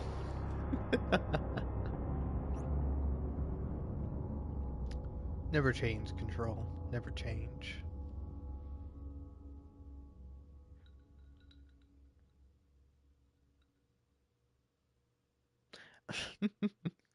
I don't know, is it the mark of a good or a bad game that when I fail, I'm like, yeah, I failed. That was my fault, my bad.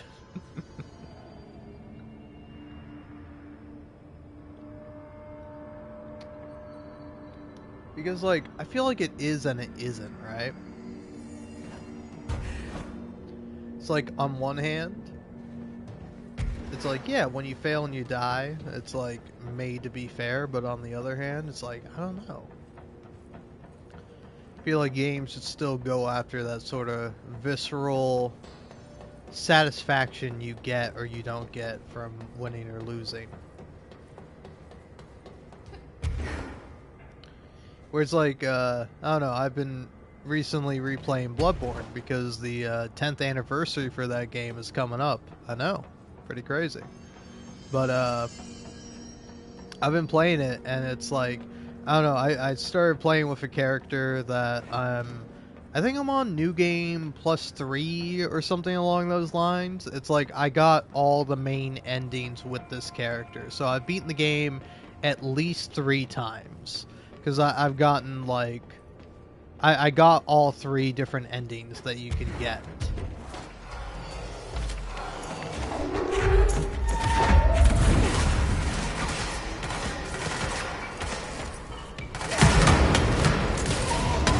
So it was like going back to it. It's like I immediately kind of got into it, but then I also remembered it's like, oh yeah, this game is hard. These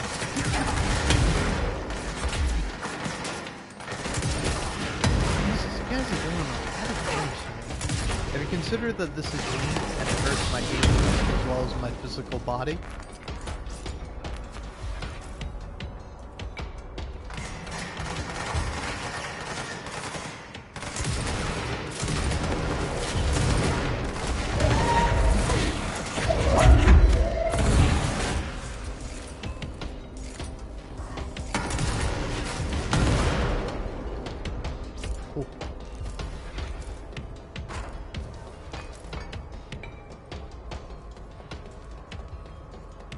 So, by the way, am I even making any progress with this mission? No, I've made 0.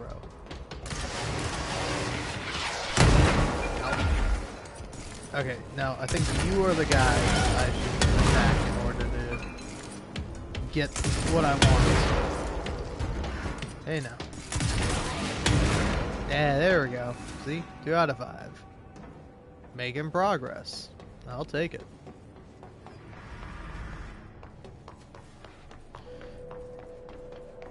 But anyway. Must be one of the missing alternatives.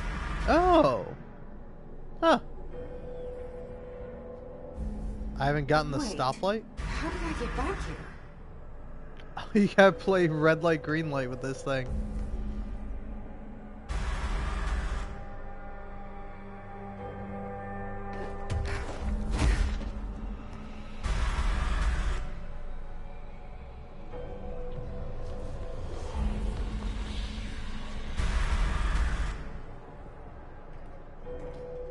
Well, see you later, buddy.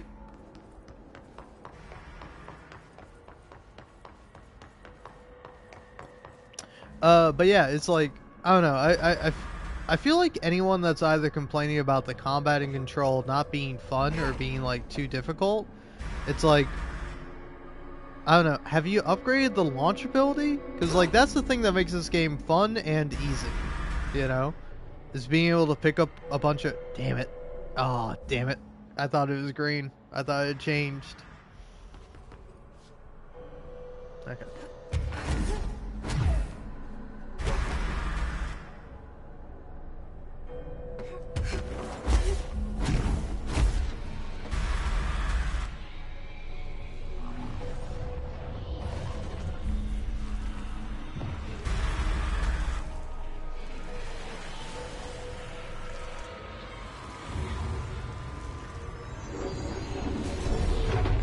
Escaped altered item to worry about. Alright. Fun. But anyway, what was the point I was going to say? Oh yeah, this game is super easy when you upgrade the launch ability, you know? And it's like, I don't know, I get how maybe you can think it's kind of boring, but it's like, is it not inherently fun to like pick up like a chair and like a desk and like a bunch of boxes and a radio and then just like throw that at your enemy? Is that not fun to you? Do you not know about fun and joy and happiness and all that? Like, I get it. If you don't enjoy the game, you don't enjoy the game. But it's like, I don't know. Have you tried playing the game in the correct way? Because if so, it's like, yeah, fine, fair enough. Can't really argue with you, but, you know, I'm just surprised is all. I'm a little shocked. I'm in awe. I'm appalled.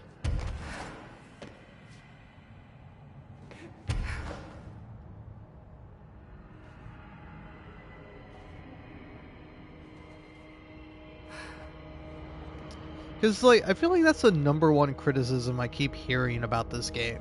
Is like, oh, the combat is so samey. It's like, the combat is samey in every video game. What are you on about? If you don't like the combat, that's alright. You can just say that. But you're just like, I don't know, you're like, well, it's the same thing every time. And it's like, no, it's not. There's different enemies and there's different stuff you can do. And it's like, hey, if you don't want to do the combat, just invest in the launch ability. Just throw forklifts at your enemies and they will die instantly. It's pretty easy.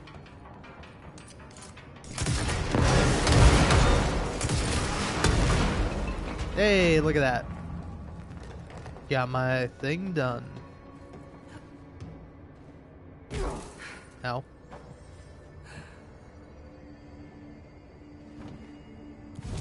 Back to base. Or, I don't even have to go back to base. Alright, cool. Yep, cool. Strategic target mold hosts. They are not our concern / priority / deal with it.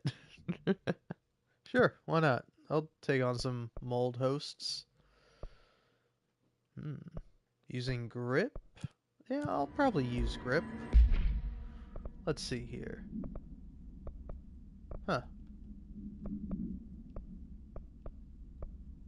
Yeah, I don't know why you were doing that, but that's concerning.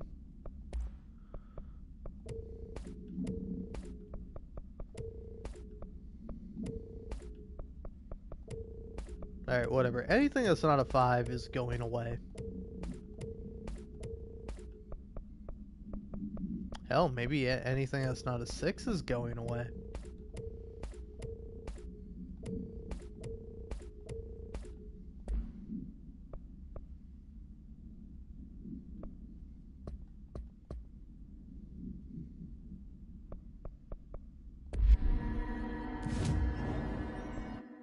Alright, yeah. What abilities can I get? I get more melee damage, or I can have a better shield, or I can seize an additional enemy. All kind of boring and unnecessary. I don't need any of them. But yeah, that's what I'll go for now. And then now, I won't head to the Foundation yet. I will eventually. But yeah, is it in research where the active threshold, the pit, central research? I don't know, I'm trying to remember. Is research where the mold guys are? I think it is. I think it would be somewhere around central research. I don't know. The only other thing would be here or here. Doesn't seem to be there.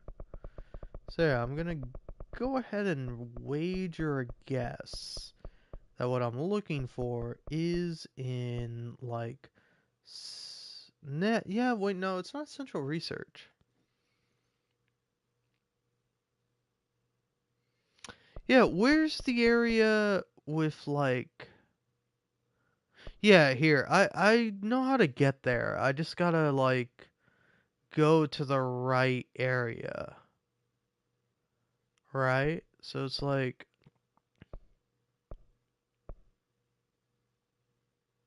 maybe it is central research that I want to go to because I just know how to go to where I actually want to go from there.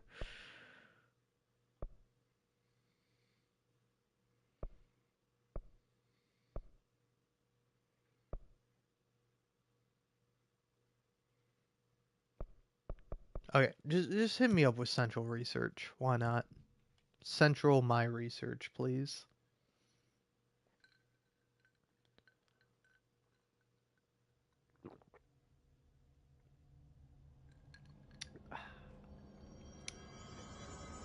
Damn, that is a strong drink. I'll tell you that much. Damn. We just gotta kind of feel bad for all these people suspended in animation. But yeah, here's where I'm wanting to go. I want to go down here into the mold research area. Oh.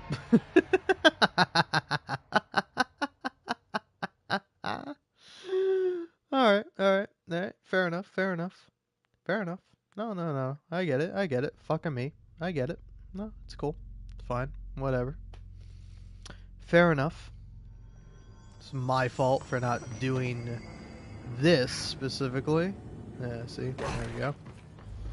And now, you just gotta hit the X button so you can control your descent. The pit. Okay, I was like, is the pit where I want to go? I don't know if that's where I want to go. You boys got anything funny to say? Fine. Guess not. I don't know. What's the mission?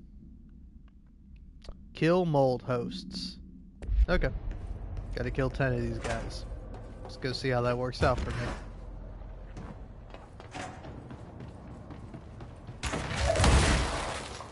Okay, that's not a mold host. Just making sure.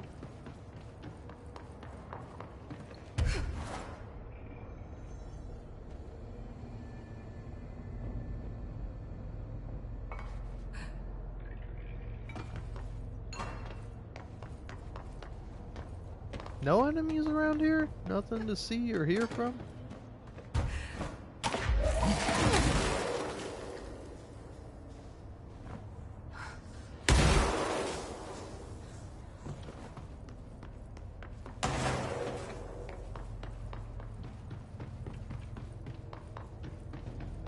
I don't know, maybe I can find some in like a different area, but I was really hoping that they would be here.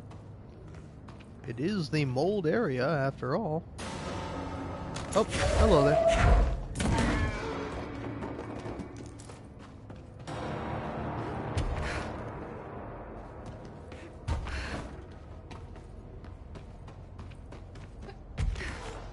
So, any more fellas, any more folks around here? Maybe I should just be going into the labs.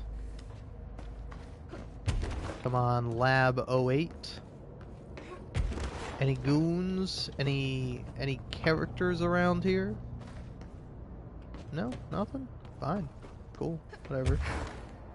I don't even care. It's not like I even came down here to kill anyone or anything.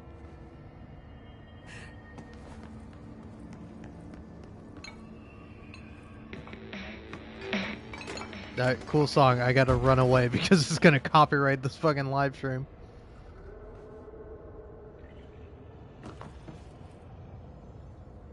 But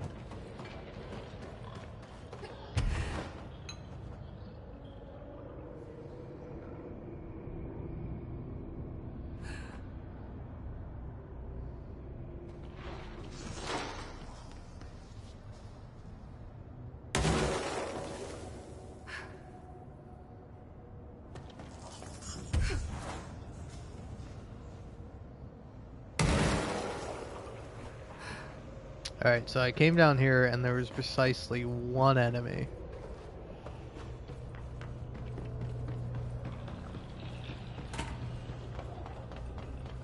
So do I have to go elsewhere? Like, where the fuck do I find the mold folk? Ma'am. Sir?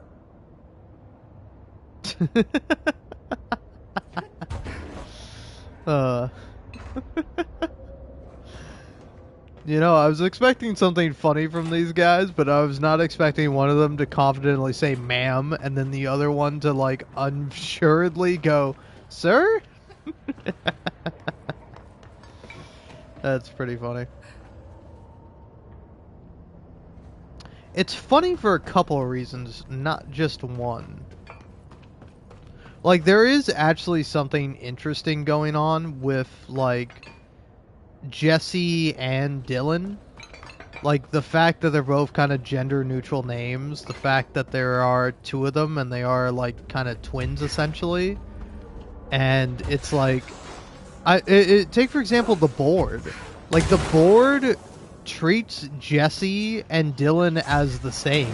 At one point, when addressing Jesse, they're like, you, the director, Jesse slash Dylan, will go and do this thing. Like, it doesn't see a major difference between the two of them, you know? It sees them as kind of one and the same. So, like, it kind of makes sense that, like, one of the guys would be like, sir?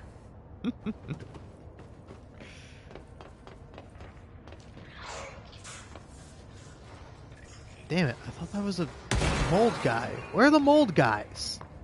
I need mold guys to kill and to fight.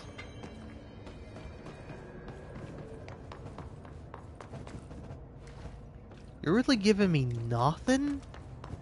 Nothing. Really? Nothing. Seriously? Like, I get it. I completed this part. I completed this section. But give me some fucking goons to fight. Give me something to do. Give me some way to accomplish this fucking bullshit task that's been given to me by my fucking corporate overlords. What the hell, man?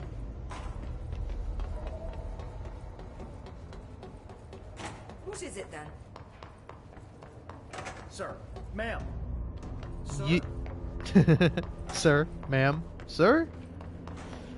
Yeah, you ever have one of those relatable moments where you're working a job and your boss is like, hey, go do this thing. And you're like, okay. And then when you get over to try and do the thing, it's like, oh, wait, there's nothing for me to do. So it's like, what the fuck am I supposed to do? If I can't do the thing you just told me to do, then what the fuck is my job?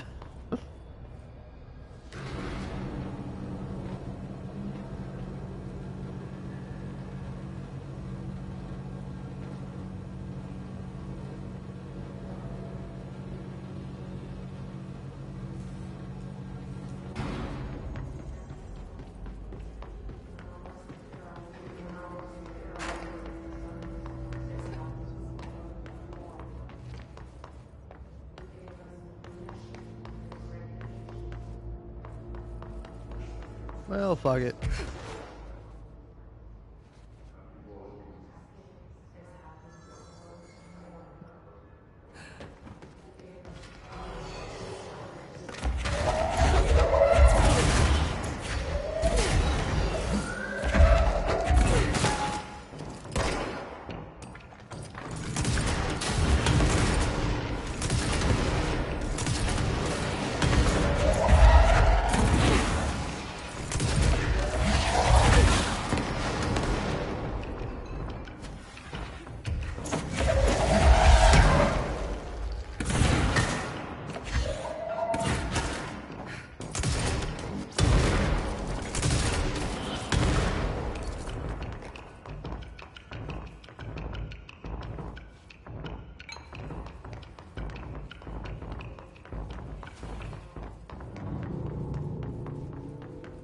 You and Hedron were never one and the same. It helped Darling with the HRAs to slow the hiss down. And it helped me learn to tap into this power I had inside. You.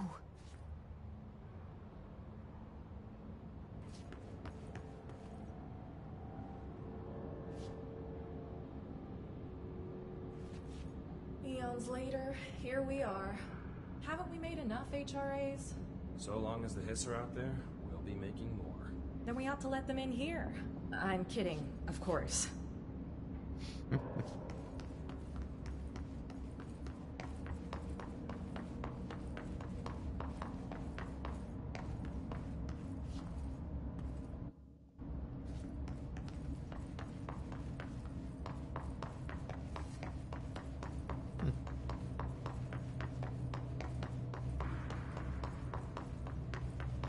Sorry, I'm kind of just thinking about like the Outer Worlds, because I recently just went ahead and finished the Outer Worlds not too long ago, and I don't know, I quite like the game, but I would say like a lot of people have like a more negative perspective on that game than I do, and it's like I'm trying to ponder why.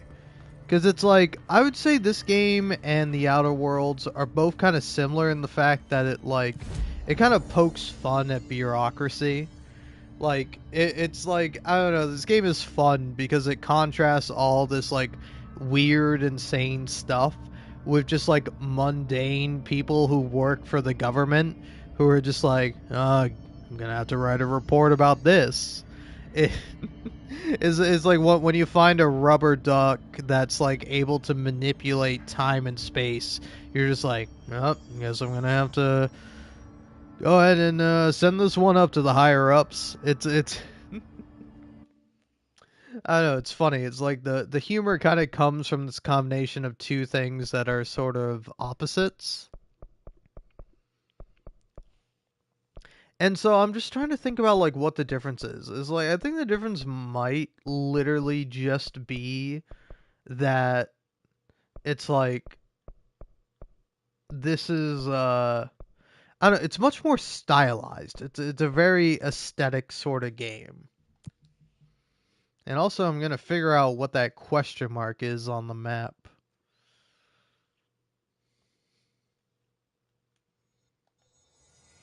I need to know. All right, map me.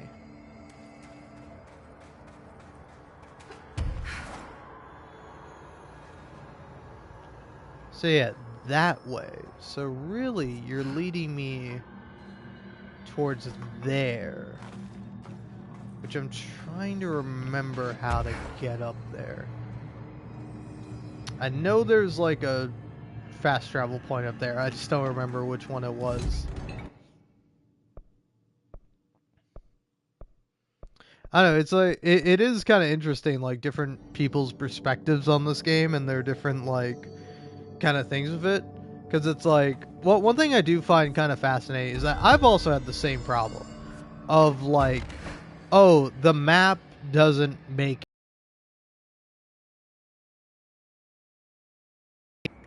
where it's like,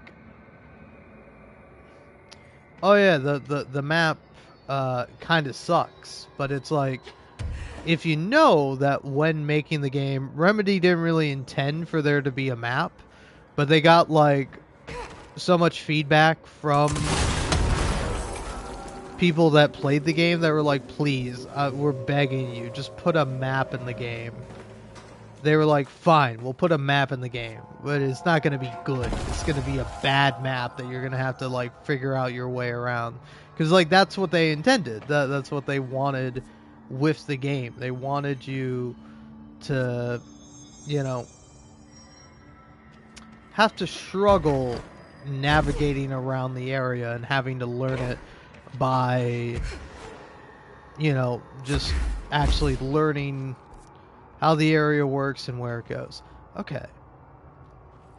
So yeah, so it's like, I don't know if I'm going the right way. I don't know if I'm doing the right thing. Alright, wait, yeah. So if I'm figuring this, so what I really want to do is I think I want to head this way.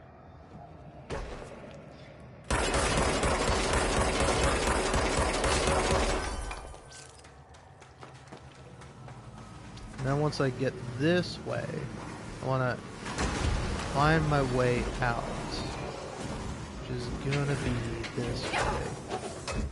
Yeah, attack me all you like. I don't care.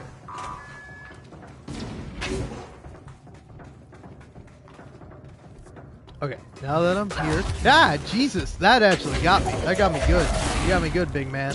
Scared me. Frightened me. I thought I was safe. I was lulled into a false sense of security, and you broke that. I hope you're proud of yourself.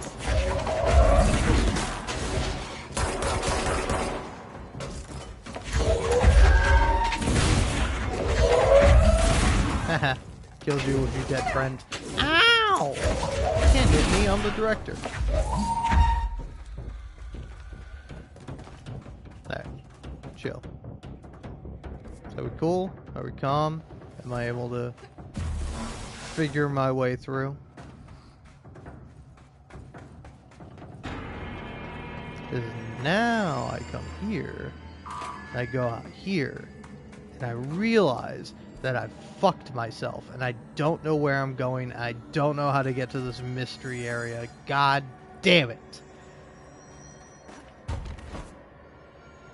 Like, where's that lead? How do you get from here to there?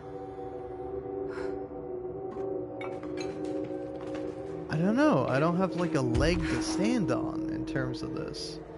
Like, I'm not able to land here, so I'm not able to get more heights. So it's like, how does one get up there?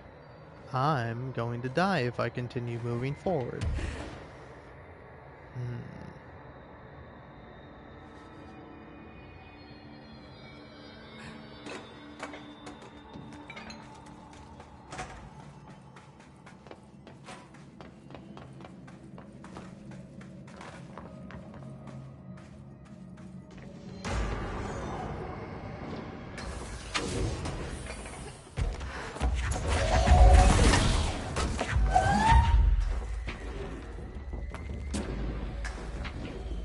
Come on, who wants it? Who wants this hammer?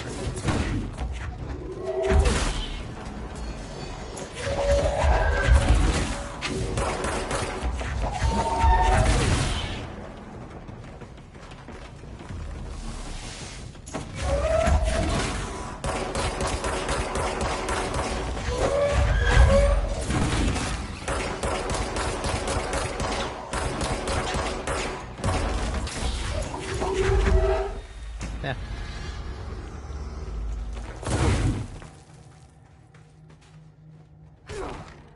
Anyway. 41 days since entry day, the name of our historic arrival to the oldest house. Morale is long dead, and its corpse is starting to smell. My research staff complain of a presence watching them. Many have suffered nervous fits. Some were evacuated. In cheerier news, I've made some new friends. I met them while exploring the deeper caves. They're hard to describe, but imagine avant-garde sculptures of humans. I call them the id. They aren't hostile. In fact, they're polite and quiet, which is more than I can say for my colleagues. Most id are shy, but a few were quite curious. While I sat taking notes, one came to look at my sketches. I offered him my pencil, but that spooked it. What are the id? Residents? Prisoners? They remind me of the golems from Kabbalistic texts, or a type of homunculi. I know I shouldn't, but I gave them names. There's Hercules, Adam, Lilith, Copernicus. Mabel is the bravest. They're a funny bunch.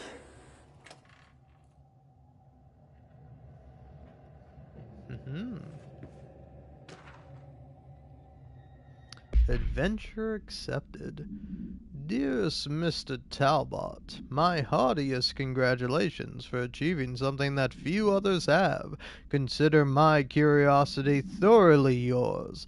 For who wouldn't be intrigued when the United States government claims to need an expert spelunker to explore the depths of a cave the likes of which no man has ever seen? A subterranean channel beneath the very heart of New York City is fascinating in and of itself. I have explored every cave system from Kentucky to Kathmandu. But a formation below America's own Big Apple's a welcome surprise. You are certainly building grand expectations. Do not let me down. I've decided to come see this mystifying cave myself. My assistant will be in touch with the details of my arrival. As requested, I will avoid making an announcement to the press, but I cannot guarantee that my travels will slip past their notice. The ward is always waiting for the world is always waiting for the ward of Robert Ricardo's next grand endeavor, such as the burden of a globe-trotting man of adventure such as myself. Such is the way of adventure. Keep exploring. Bob Ricardo. Fun.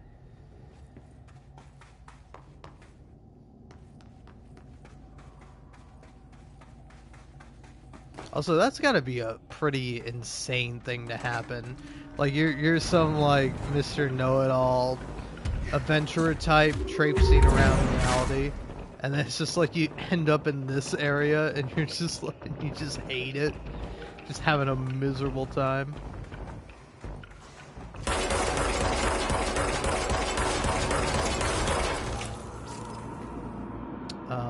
Excuse me. Thank you.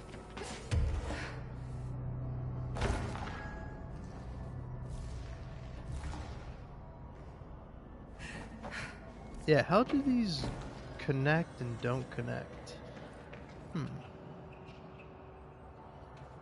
Yeah, man, I'm really curious as how you get to that other area. It must be a secret area or something along those lines. Because otherwise, I don't know. I feel as though I would have gotten it already. Oh. Well, maybe I have and I haven't. Apparently I found all the hidden locations in the Foundation. And this was the last one I needed to find, so that's good. I just got a trophy for it. Don't know if I necessarily earned it, but I got it.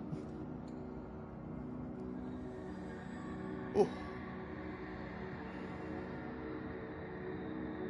Alright. I'm looking it up because my curiosity cannot be sated until I do. So, the Foundation Control DLC.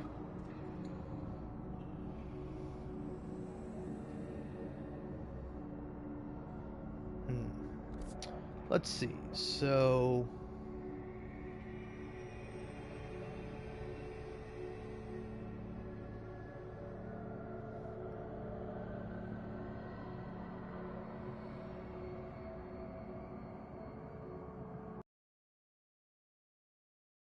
up left area because I don't know how else.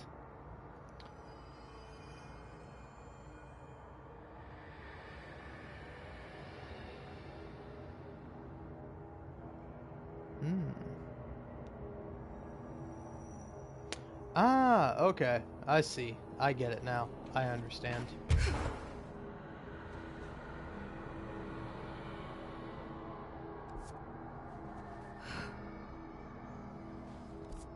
Go this way, then go through there. Okay.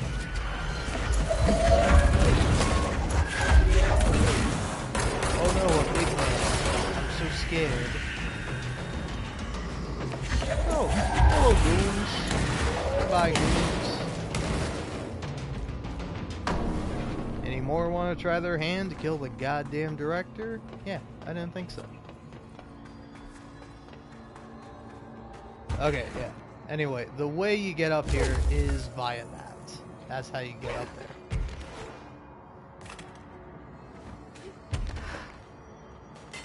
Here we go. And now, yay, I get to go to the chasm. How exciting. Is there actually anything here, or is it just the loop around back to an area I've already been? Seems not.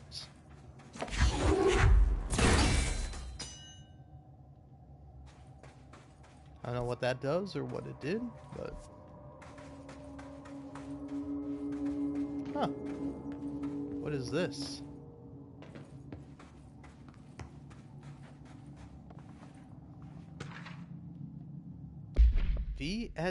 VHS cassette tape supplement.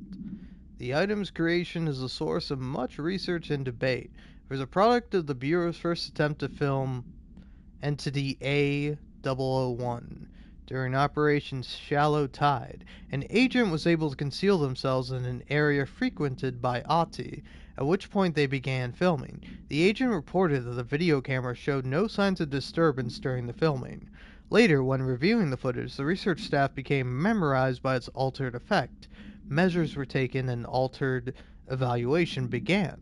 Never before have the Bureau personnel been so closely involved in the creation of an altered item. The experiment was quickly replicated, though not with the same results. The footage was simply useless in every subsequent attempt. This event spawned a great debate as to whether altered items are created by paranatural entities, intentionally or otherwise. Similar experiments were prohibited soon after, see the Ash Act for details, as the creation of altered materials was deemed an action the Bureau should not engage in. Fair enough.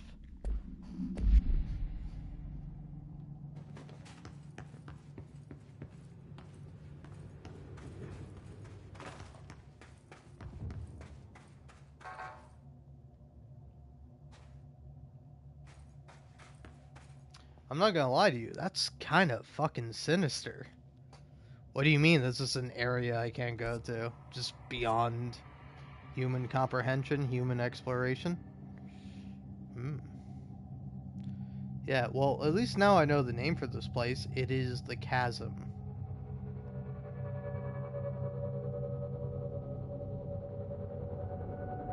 Because, yeah, I'm sure there is something here.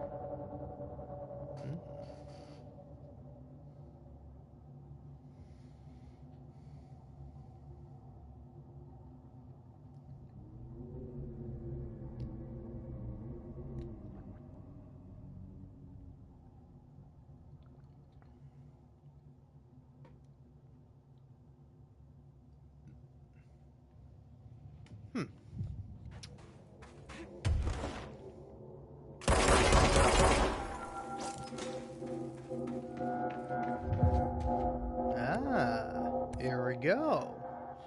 A little side mission. Found footage.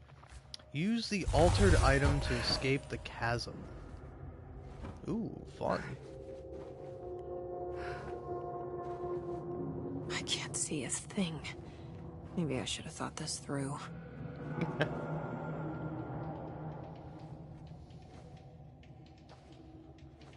The light. Another TV.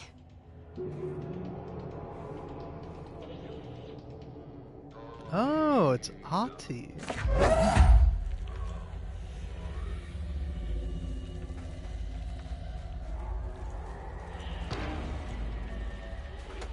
It's so dark.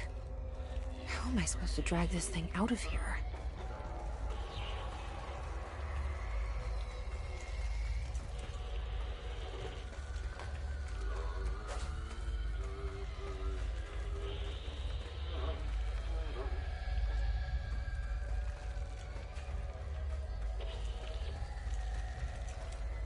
This is fine, Jesse.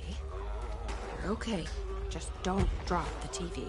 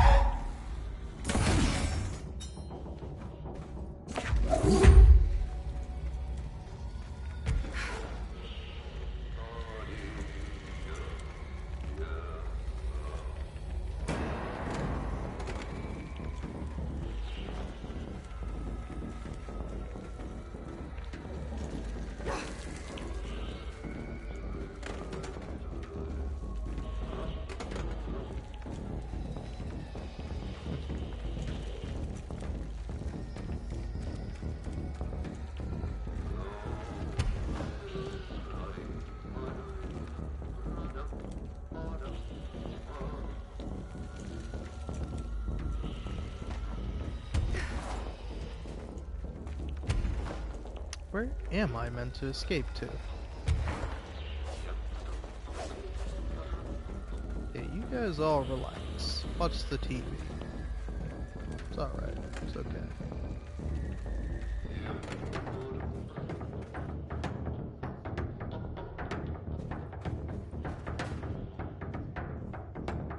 So, now what?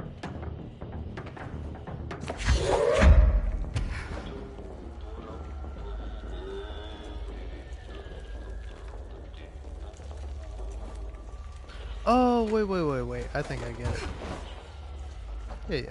Nice try, guys. There we go.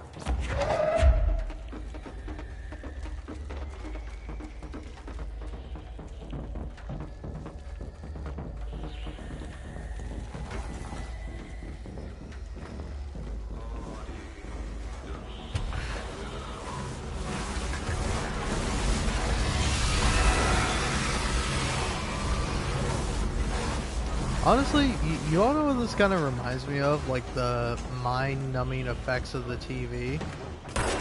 It kind of does remind me of Psychonauts, where it's like, I don't know, in Psychonauts, I like it because it's a joke, in and of itself, but it's like, when everyone gets their brains removed in Psychonauts, like, they just, like, sit around and they go, TV, I want to watch TV, and it's like, it's pretty fun, you know? And it's like, I don't know if this game is doing, like, the same bit, or if it's, like, or it's doing, like, a different bit, but, like, it does seem to be the same bit, inherently, of, like, ooh, TV.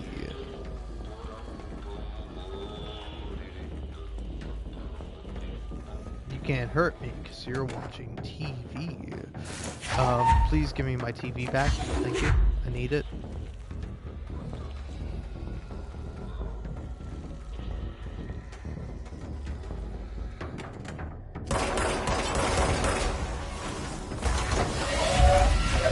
Whoa! Relax here, pal.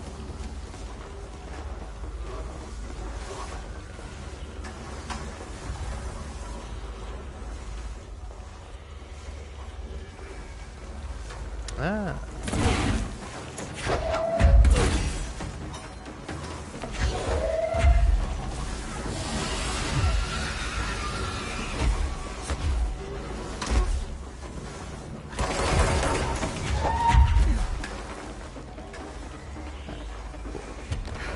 Safe.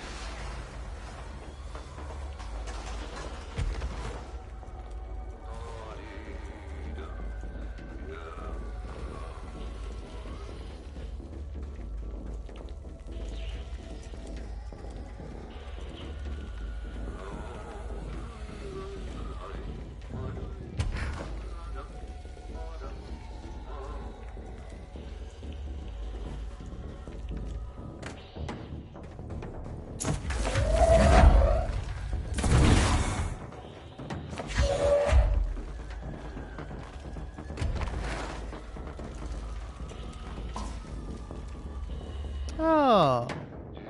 Hey, buddy.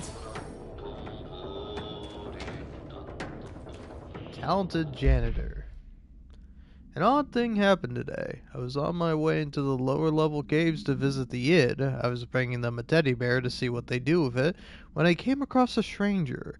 I found his unperturbed composure in the strange place curious, so I engaged him in conversation. He explained himself in an idiosyncratic foreign manner. I believe he's one of the Finnish immigrants that have been arriving to the city. It's odd that the Bureau has already brought sanitization services down here. Cleanliness is next to godliness, I suppose. His name was difficult to make out, but I found him to be an interesting fellow. He knows a surprising amount about this place and seems to move in it with uncanny ease, which I admit vexes me a bit. I thought I would master the twists and turns of this beast's belly before some janitor, and yet he easily slipped away and left me lost in the red caves when I tried to pursue. I hope to run into him again. He seems to feel right at home here, as I'm beginning to. Perhaps next time I'll introduce him to the id. I bet they like that singing voice of his. Interesting. Also, I don't know why my game moved down all of a sudden. Slightly concerning to me. I don't know, there might be some stick drift in the left stick of my controller, which is no good. And according to most anyone on the internet, it is entirely my fault that my controller doesn't work. Which is fair enough, you know, because fuck me, I suppose. I don't know, I mean, to be fair, I was making a point about this earlier, but it's like, I swear to God, man, what's up with people not having empathy if they haven't, like, personally experienced a problem themselves, you know? Like, it's very easy when somebody is talking about stick drift or a problem they're having with a controller to respond with, well, I haven't personally had that problem, and, you know, maybe here's the reason why I haven't had that problem and you have this problem. Nobody says that. Instead, everybody just says, like, of course not everyone, but, like, a lot of people's response to you having a problem that they don't have is, oh, well, you're obviously a disgusting piece of shit who does everything wrong, and you are not worthy to feel the grace of God's light, you know? Back at the cell. Thank God.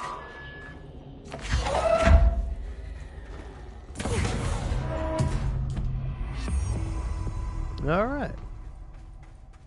Done and dealt with. Fun little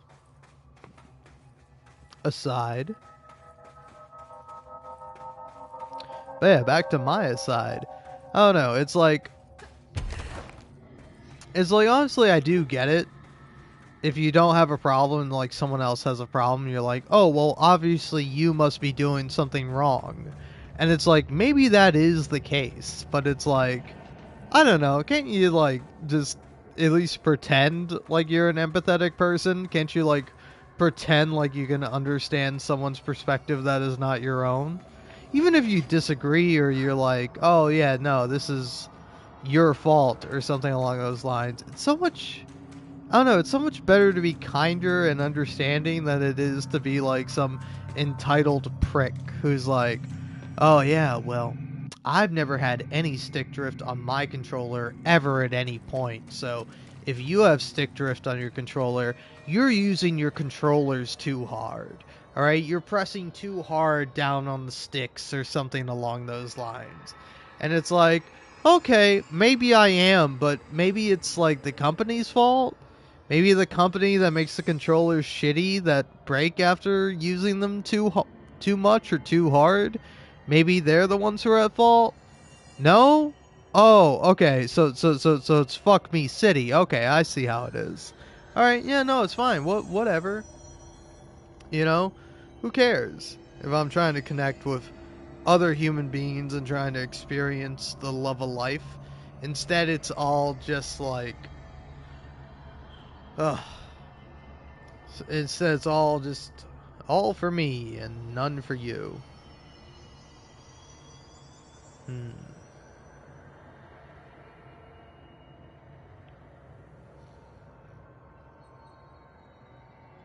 Yeah.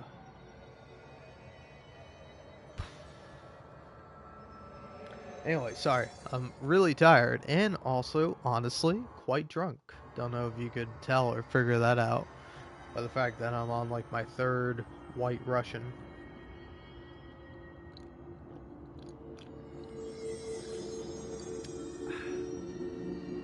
Good stuff though. Good stuff.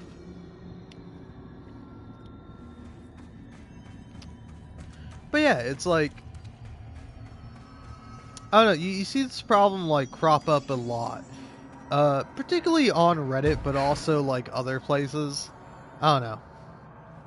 It's like, me personally, I made like a TikTok video kind of just like ranting about the annoyance I have with the PlayStation controllers and like, particularly I found it really annoying that, the PlayStation console will let you connect an Xbox controller, because I have like an Xbox One controller that I bought for my PC a long time ago. It will let you connect that controller to your console, but it won't actually let you it won't let you use the controller.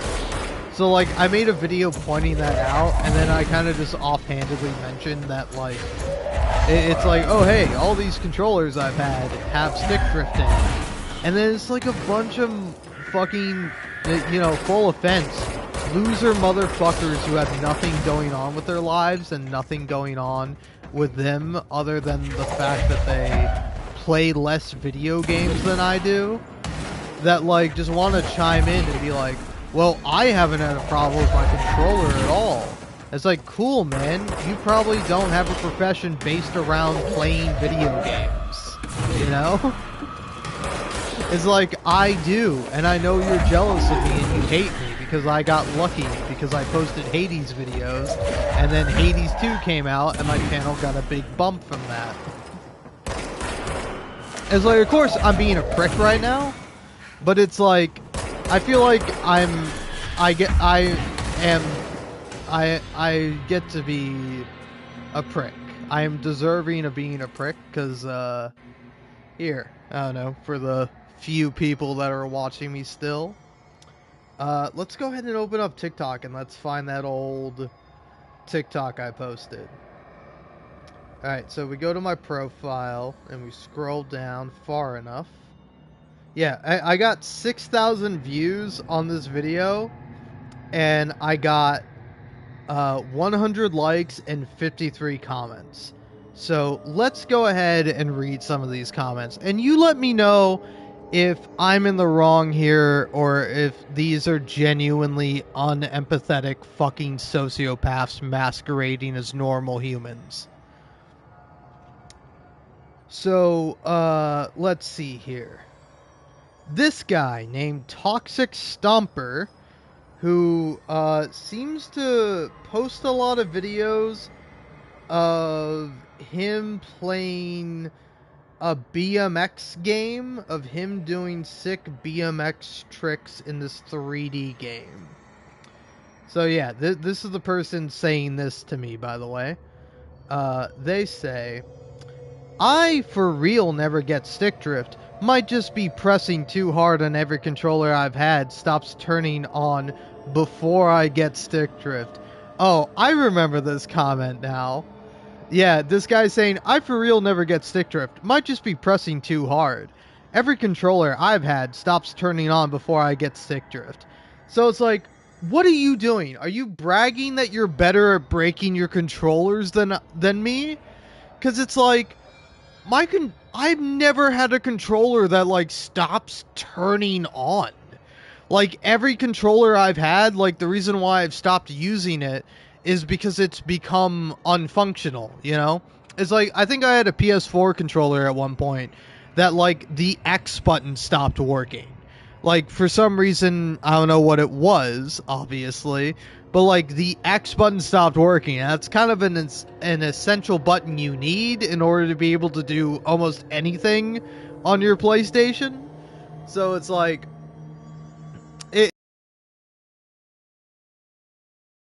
but it's like bragging that you've never gotten stick drift. Instead, you have somehow pushed your controllers to the point of breaking them where they never turn on is somehow a flex on me, you know? And then it's like, a lot of people fundamentally misunderstanding the point of my TikTok. This guy says, my Xbox controllers have more stick drift than my PS5 and PS4 controllers. And it's like, I bet they do, because I bet you probably play your Xbox more than you play your PlayStation 4 or PlayStation 5, right? Right? Am I wrong, or am I incorrect about that? I don't know, man. And somebody else says, I hate how my Sony Bluetooth headphones won't connect to the PlayStation. Hey, that's a fine comment. That's somebody, like, complaining about something and not treating me like I'm a goddamn Neanderthal for having an issue with my controller. Then here's somebody named Tyler Woods. They say the Xbox controller uses a different control firmware that the PlayStation doesn't recognize. Zinput, I believe it's called, also goes easier on your controllers. What the fuck is that? When I say Zinput, it is XINPUT. So it's just input with an X in front of it. What does that mean? Like, you don't even know what it means. You're like Zinput, I believe it's called. You don't know shit. Why are you leaving a comment? No offense, buddy. But yeah. Somebody else says, the gyros in the PS5 controller are the same exact design of the ones in the Nintendo Switch. They are a little larger, but the same design, same problem. So I think that's someone bringing up the fact that, you know, Nintendo Switch has, like, stick drift. And so they're saying that, like, oh, because it has this gyro functionality in it, they have the same sort of issues. Which I think maybe is true, but maybe it's not, because it's like, I don't give a fuck about the gyros on the PS5 controller. It's like, for literally most games, the actual gyro functionality does not matter. It's like, I knew somebody back when I used to play multiplayer games, like, one guy I played with, he was, like, really good at using the sniper rifle. And I'm like, hey man, how are you so good at using that damn sniper rifle? And he was like, oh, well, I actually use gyro aiming, so that makes it easier for me to aim with a controller. And I was like, huh, interesting. Because basically his whole thing... Ow. Die. Jerk. But yeah, so basically... Ow. What is hitting me? Oh, it's some fucker shooting me from up top. Who's shooting me? Where are you? I will throw 3 rocks at you. No more, no less. You fucking prick.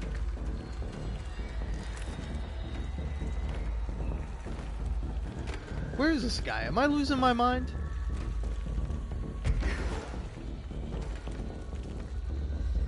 There you go. Asshole.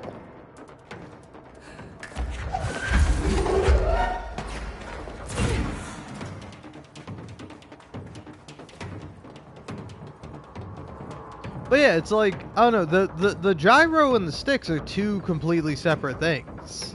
So it's like, I don't see how one necessarily affects the other. I can see how they could affect one another, I just don't know if I necessarily believe it.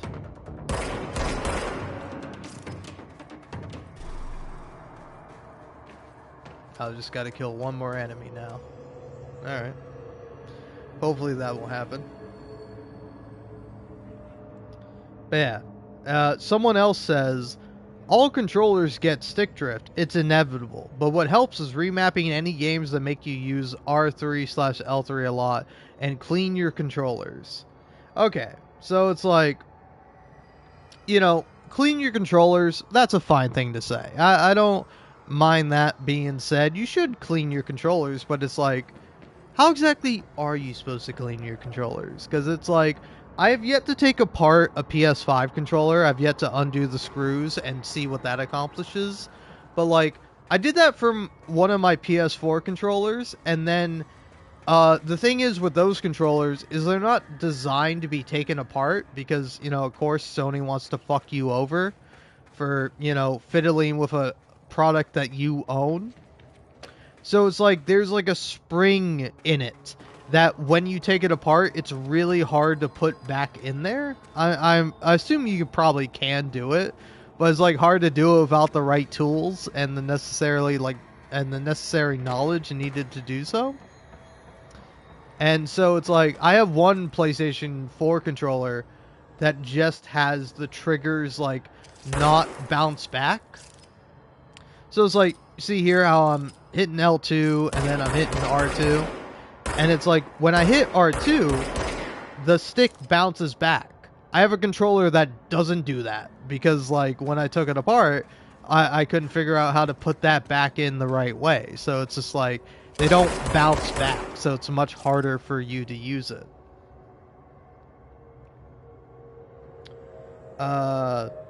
Someone else says, you are too rough on your controllers, dude. But I will say that they spelled rough, R-U-F-F, so your opinion is invalidated. Learn how to fucking spell words. Are you a dog? Are you a furry? Because if the answer is yes, then I apologize. But if not, then why the fuck are you spelling rough wrong? You know, I understand the English language sucks and it doesn't make all that much sense, but rough and tough are spelled, you know, the same way, where rough is R-O-U-G-H and tough is T-O-U-G-H. You know, it's a little, you know. Maybe I am too rough on my controllers, but at least I know how to fucking spell words correctly, asshole. Sorry, I hope we're all cool with me going in my prick bit. Anyway, someone else says, why'd you get an Xbox controller? Get a third party. 8-Bit Dendo has a great one in the Ultimate Series. Does dongle and Bluetooth and connection mode by type. This has 8 replies to it. And it's like, I don't know if I explained this in the video, but I'm pretty sure I did. But I was like, I said I bought an Xbox controller for my PC. Like, that's why I have the controller, is because I have a gaming PC, which the audio on doesn't work. And again, you can go ahead and victim blame me all you like and say, oh, well, if the audio doesn't work on your gaming laptop, well, then you obviously fucked something up. And it's like, no, I didn't, actually. Believe it or not, but one day the computer decided to update itself, and then it decided, fuck you, no more audio for you, asshole. And it's like, I don't know why I'm responsible for fucking Microsoft being a piece of shit company. I don't know why that's my fault, all of a sudden. But yeah, it's But it's like, I'm pretty sure I say that in the video. I say that I got this for a different reason, and I was just fucking around seeing what I could do. And I was like, I'm able to connect to the controller, but then the controller doesn't work, so it sucks. And it's like, you can go ahead and go, well, it uses a completely different system. No, it fucking doesn't. A controller is a controller. It's the reason why you're able to connect a PlayStation 5 controller or an Xbox controller to your PC, and you're able to use it as a fucking controller. There's no reason why that PlayStation is able to recognize that, oh, hey, you're connecting an Xbox controller. Oh, sorry, we can't actually have that be a real controller. It's like, I understand why, but it's like, why let me connect it in the first place? Why even give me hope? That was the thing I was complaining about in my TikTok video, you know? But yeah, it's like,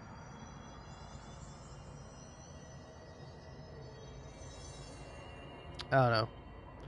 And then, yeah, here we go. Both of my right Joy-Cons have visual drift. I didn't even know that was possible, and it happened twice. The real question is, how do you game? Because I've been using the same PS5 controllers for my PS5, and the same Series 2 Xbox controllers for my PC, and haven't had any stick drift. This is the kind of comment I fucking hate. Because it's like, literally somebody who has a different experience than me. What I have is I have a PlayStation 5. I also have a PlayStation 4, but I haven't used it in like forever. But it's like, I have one console with one controller that I use all the time whenever I play. And you can literally look at my channel and you can see how much and how long I have played games for, you know? Like, you can see how long it took me to play through the entirety of The Witcher 3. You can see how long it took me to play through Detroit Become Human. You see how long it took me to play through Control, play through Alan Wake 2, play through Disco Elysium. It's like, I have a lot of different series on my channel, and it's like I use my controllers pretty much every day. Not always every day, but pretty much. And it's like, it's always somebody who's like, well, I have 3 different consoles and none of the controllers I have stick drift, and it's like, that's awesome, buddy. I'm so happy for you. Have you considered that you might not have stick drift because you have 3 different consoles and you're splitting your time between the 3? You know? That you have other things that you're doing, which is fine. It's like, again, I'm not the one being a prick. I'm not the one coming to you and being like, hey, you're not having this problem because you're not the same as me. And it's like, yeah, obviously. Hey, I'm not the same as you, and I don't have this problem. Why do you have this problem? Have you considered it might be your fault? Oh shit, dude, you're so right. I never thought that because of my actions, I would have consequences. Damn, thanks for teaching me about that, man. I didn't know how to be a human. Hey, could you tell me how to breathe? I forget how to do that all the time. Wow, thank you. You're so helpful and so nice and not at all a fucking asshole. Alright? Oh, man. It's like, I don't know, man. If you're like, whatever. But yeah. Now, here's this guy. 3 PS5 controllers, 2 PS4 controllers, 3 PlayStation 3 controllers. None of them have stick drift. Okay, Josh last name. Guy who has his fucking last name on his fucking TikTok account with 1 follower. It's like, buddy, you're nobody. I don't give a fuck about your personal experience.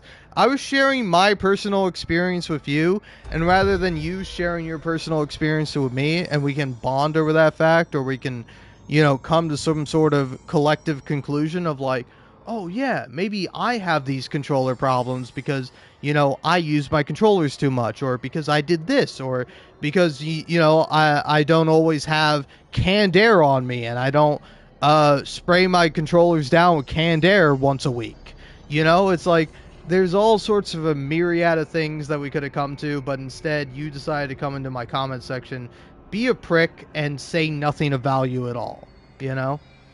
Also, like, why the fuck do you own 3 PlayStation 5 controllers? Like, that's insane. Like, what do you mean you have 3 of them? It's like, what I'm so baffled by this statement, because it's like I also have 3 PS5 controllers, and also, like, all 3 of them have stick drift, you know? It's like,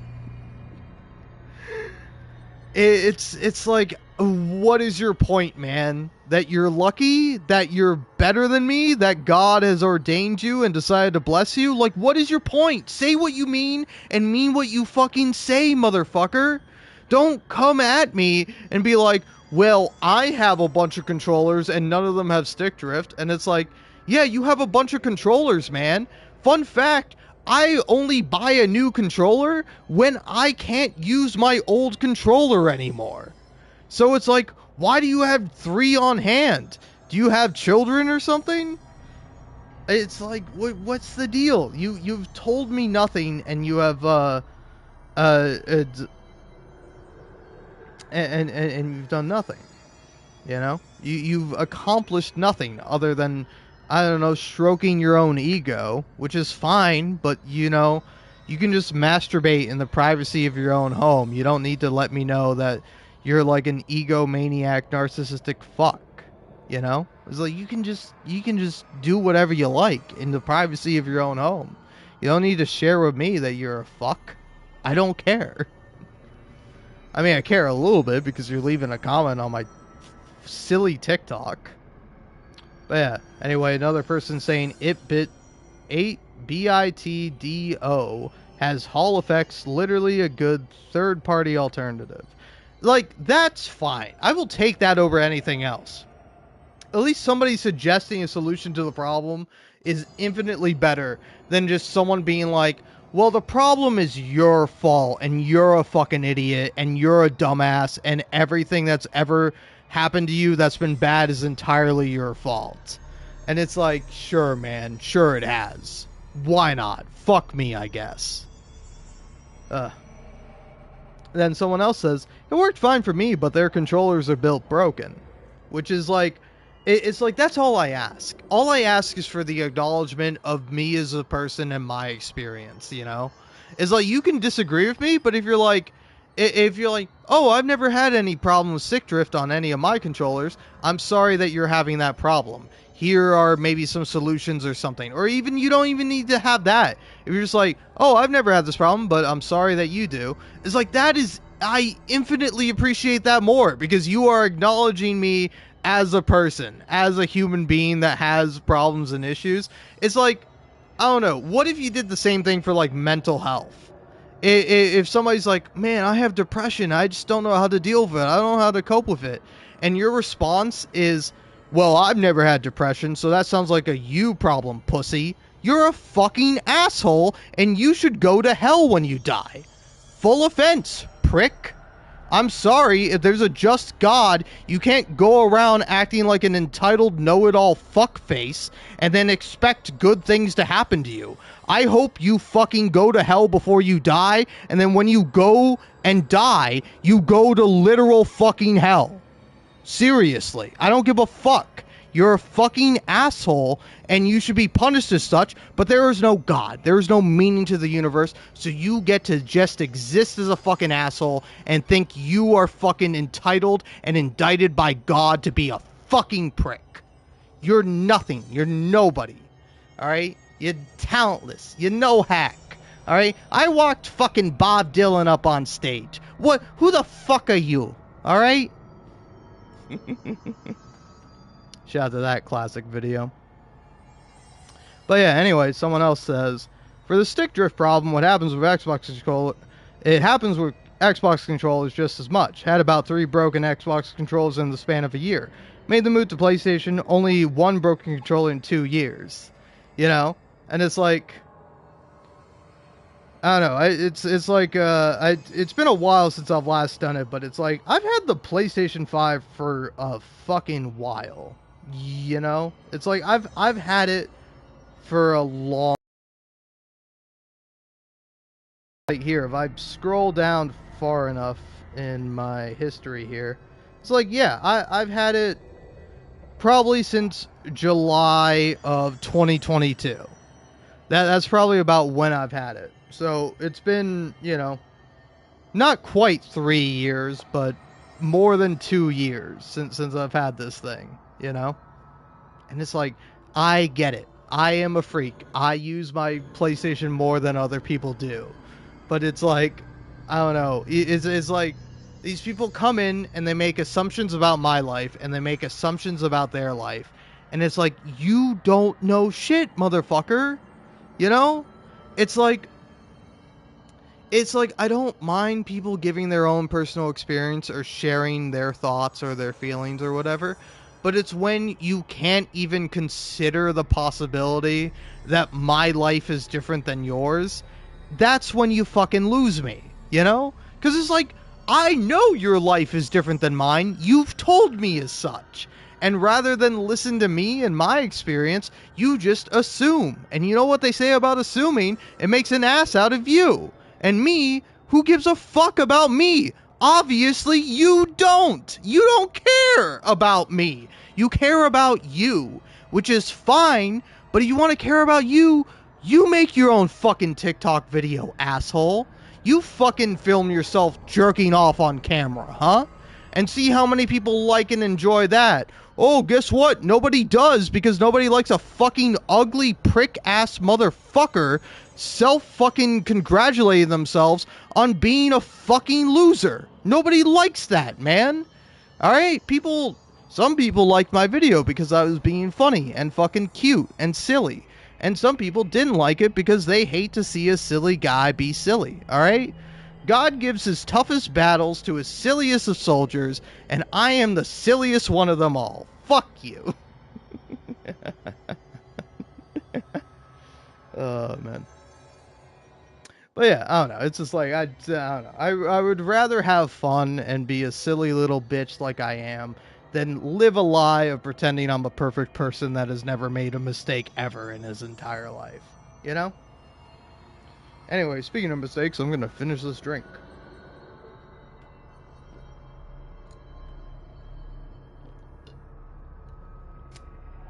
Ooh, god damn, that was a great last little bit of that. My god. Ugh. Anyway, someone asked, how did you get an Xbox controller to work on the PlayStation?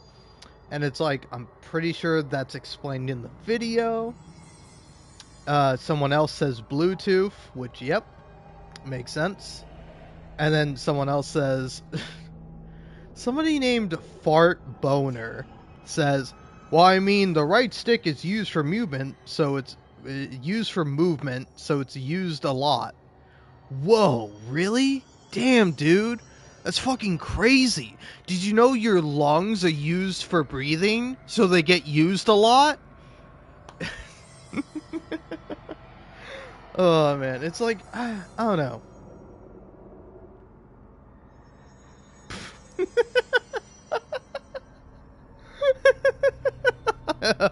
Fuck. Oh, man.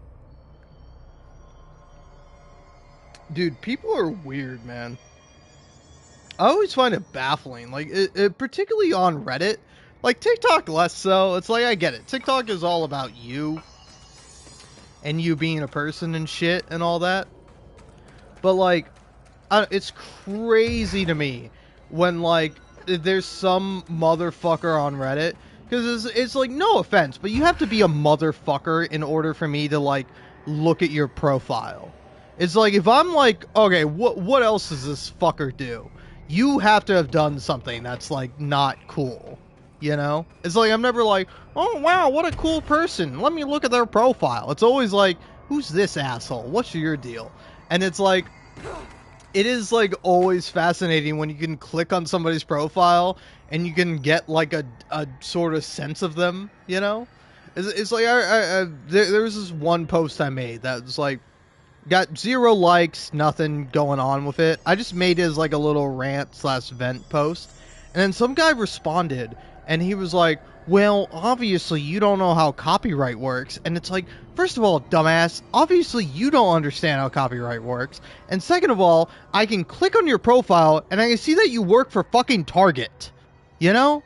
It's like, and honestly, when I saw that, I was like, oh, okay. All my negative feelings evaporated for this guy. Because no offense, but it's like nothing I can say to you can be worse than the fact that you work at Target.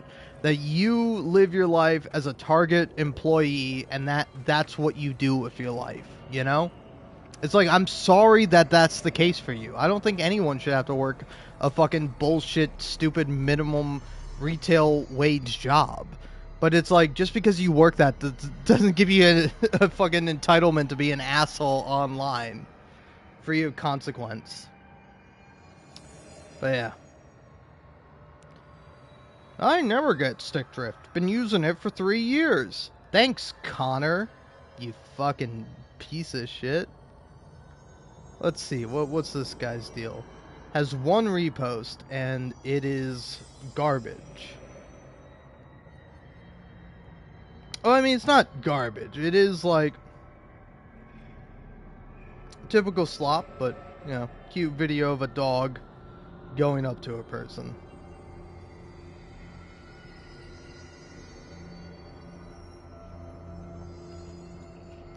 But yeah.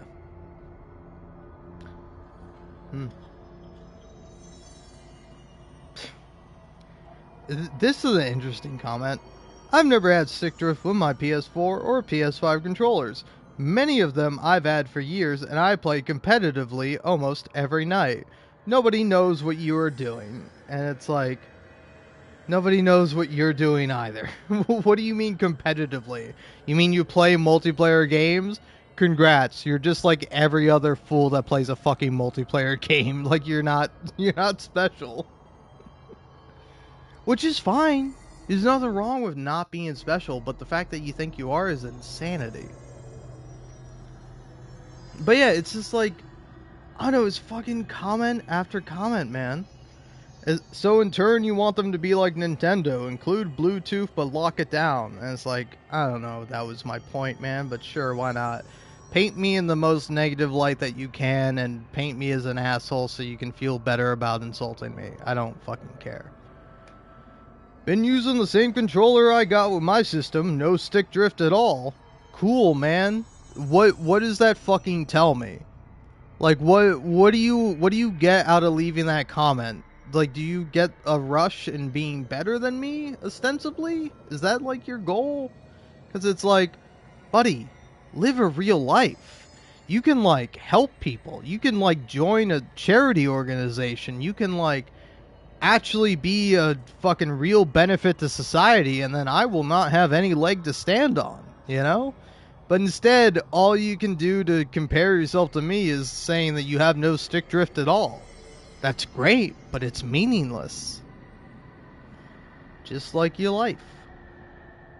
Then someone else says, at least you have a broke controller. My damn PS5 died after the last update. Which is fair, but also that's like, I don't know, it's classic asshole 101, you know? I see someone having a problem and I go, well, don't you know, I broke my leg and I'm not able to walk, so really you should be grateful for having this problem rather than having another problem. Oh, did you sprain your ankle because you were running and you fucking landed on it wrong? Well, have you considered that I don't have use of both of my legs, so you should be grateful that you have a sprain on your ankle? And it's like, sure, man, maybe that's a good perspective to have, but this is like a fucking prick thing to say, isn't it? Hey, listen, my problem is worse than yours, so you should be grateful that you're having a lesser problem. What are you fucking talking about? It's like, I don't like that you have a problem. I didn't say anything about your problem. Like, I really hope that you're able to regain use of your leg, man. It's like, it's fine, but like, I don't know. What is the point of all of it?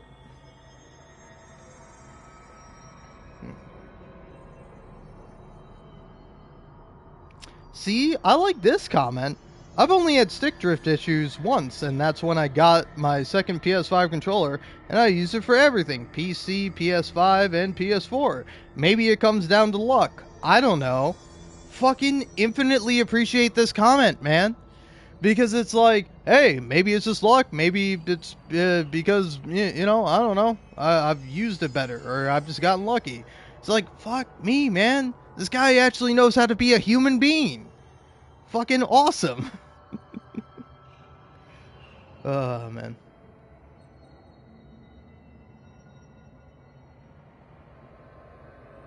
Anyway, I think I'm done looking at those comments. And honestly, gonna be real with you, I think I'm done talking.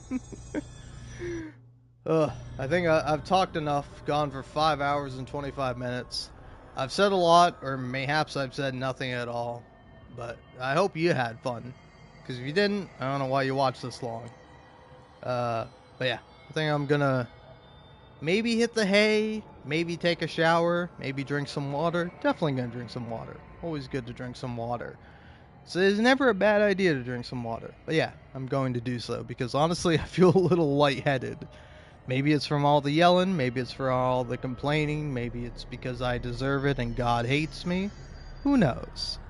But, you know, I don't know. Love yourself, do your best to understand things, and live your life to the fullest that you possibly can. That's my advice. That's my last little bit before I go.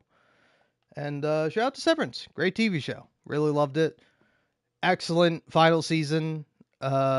Excellent season finale. I fucking hated it.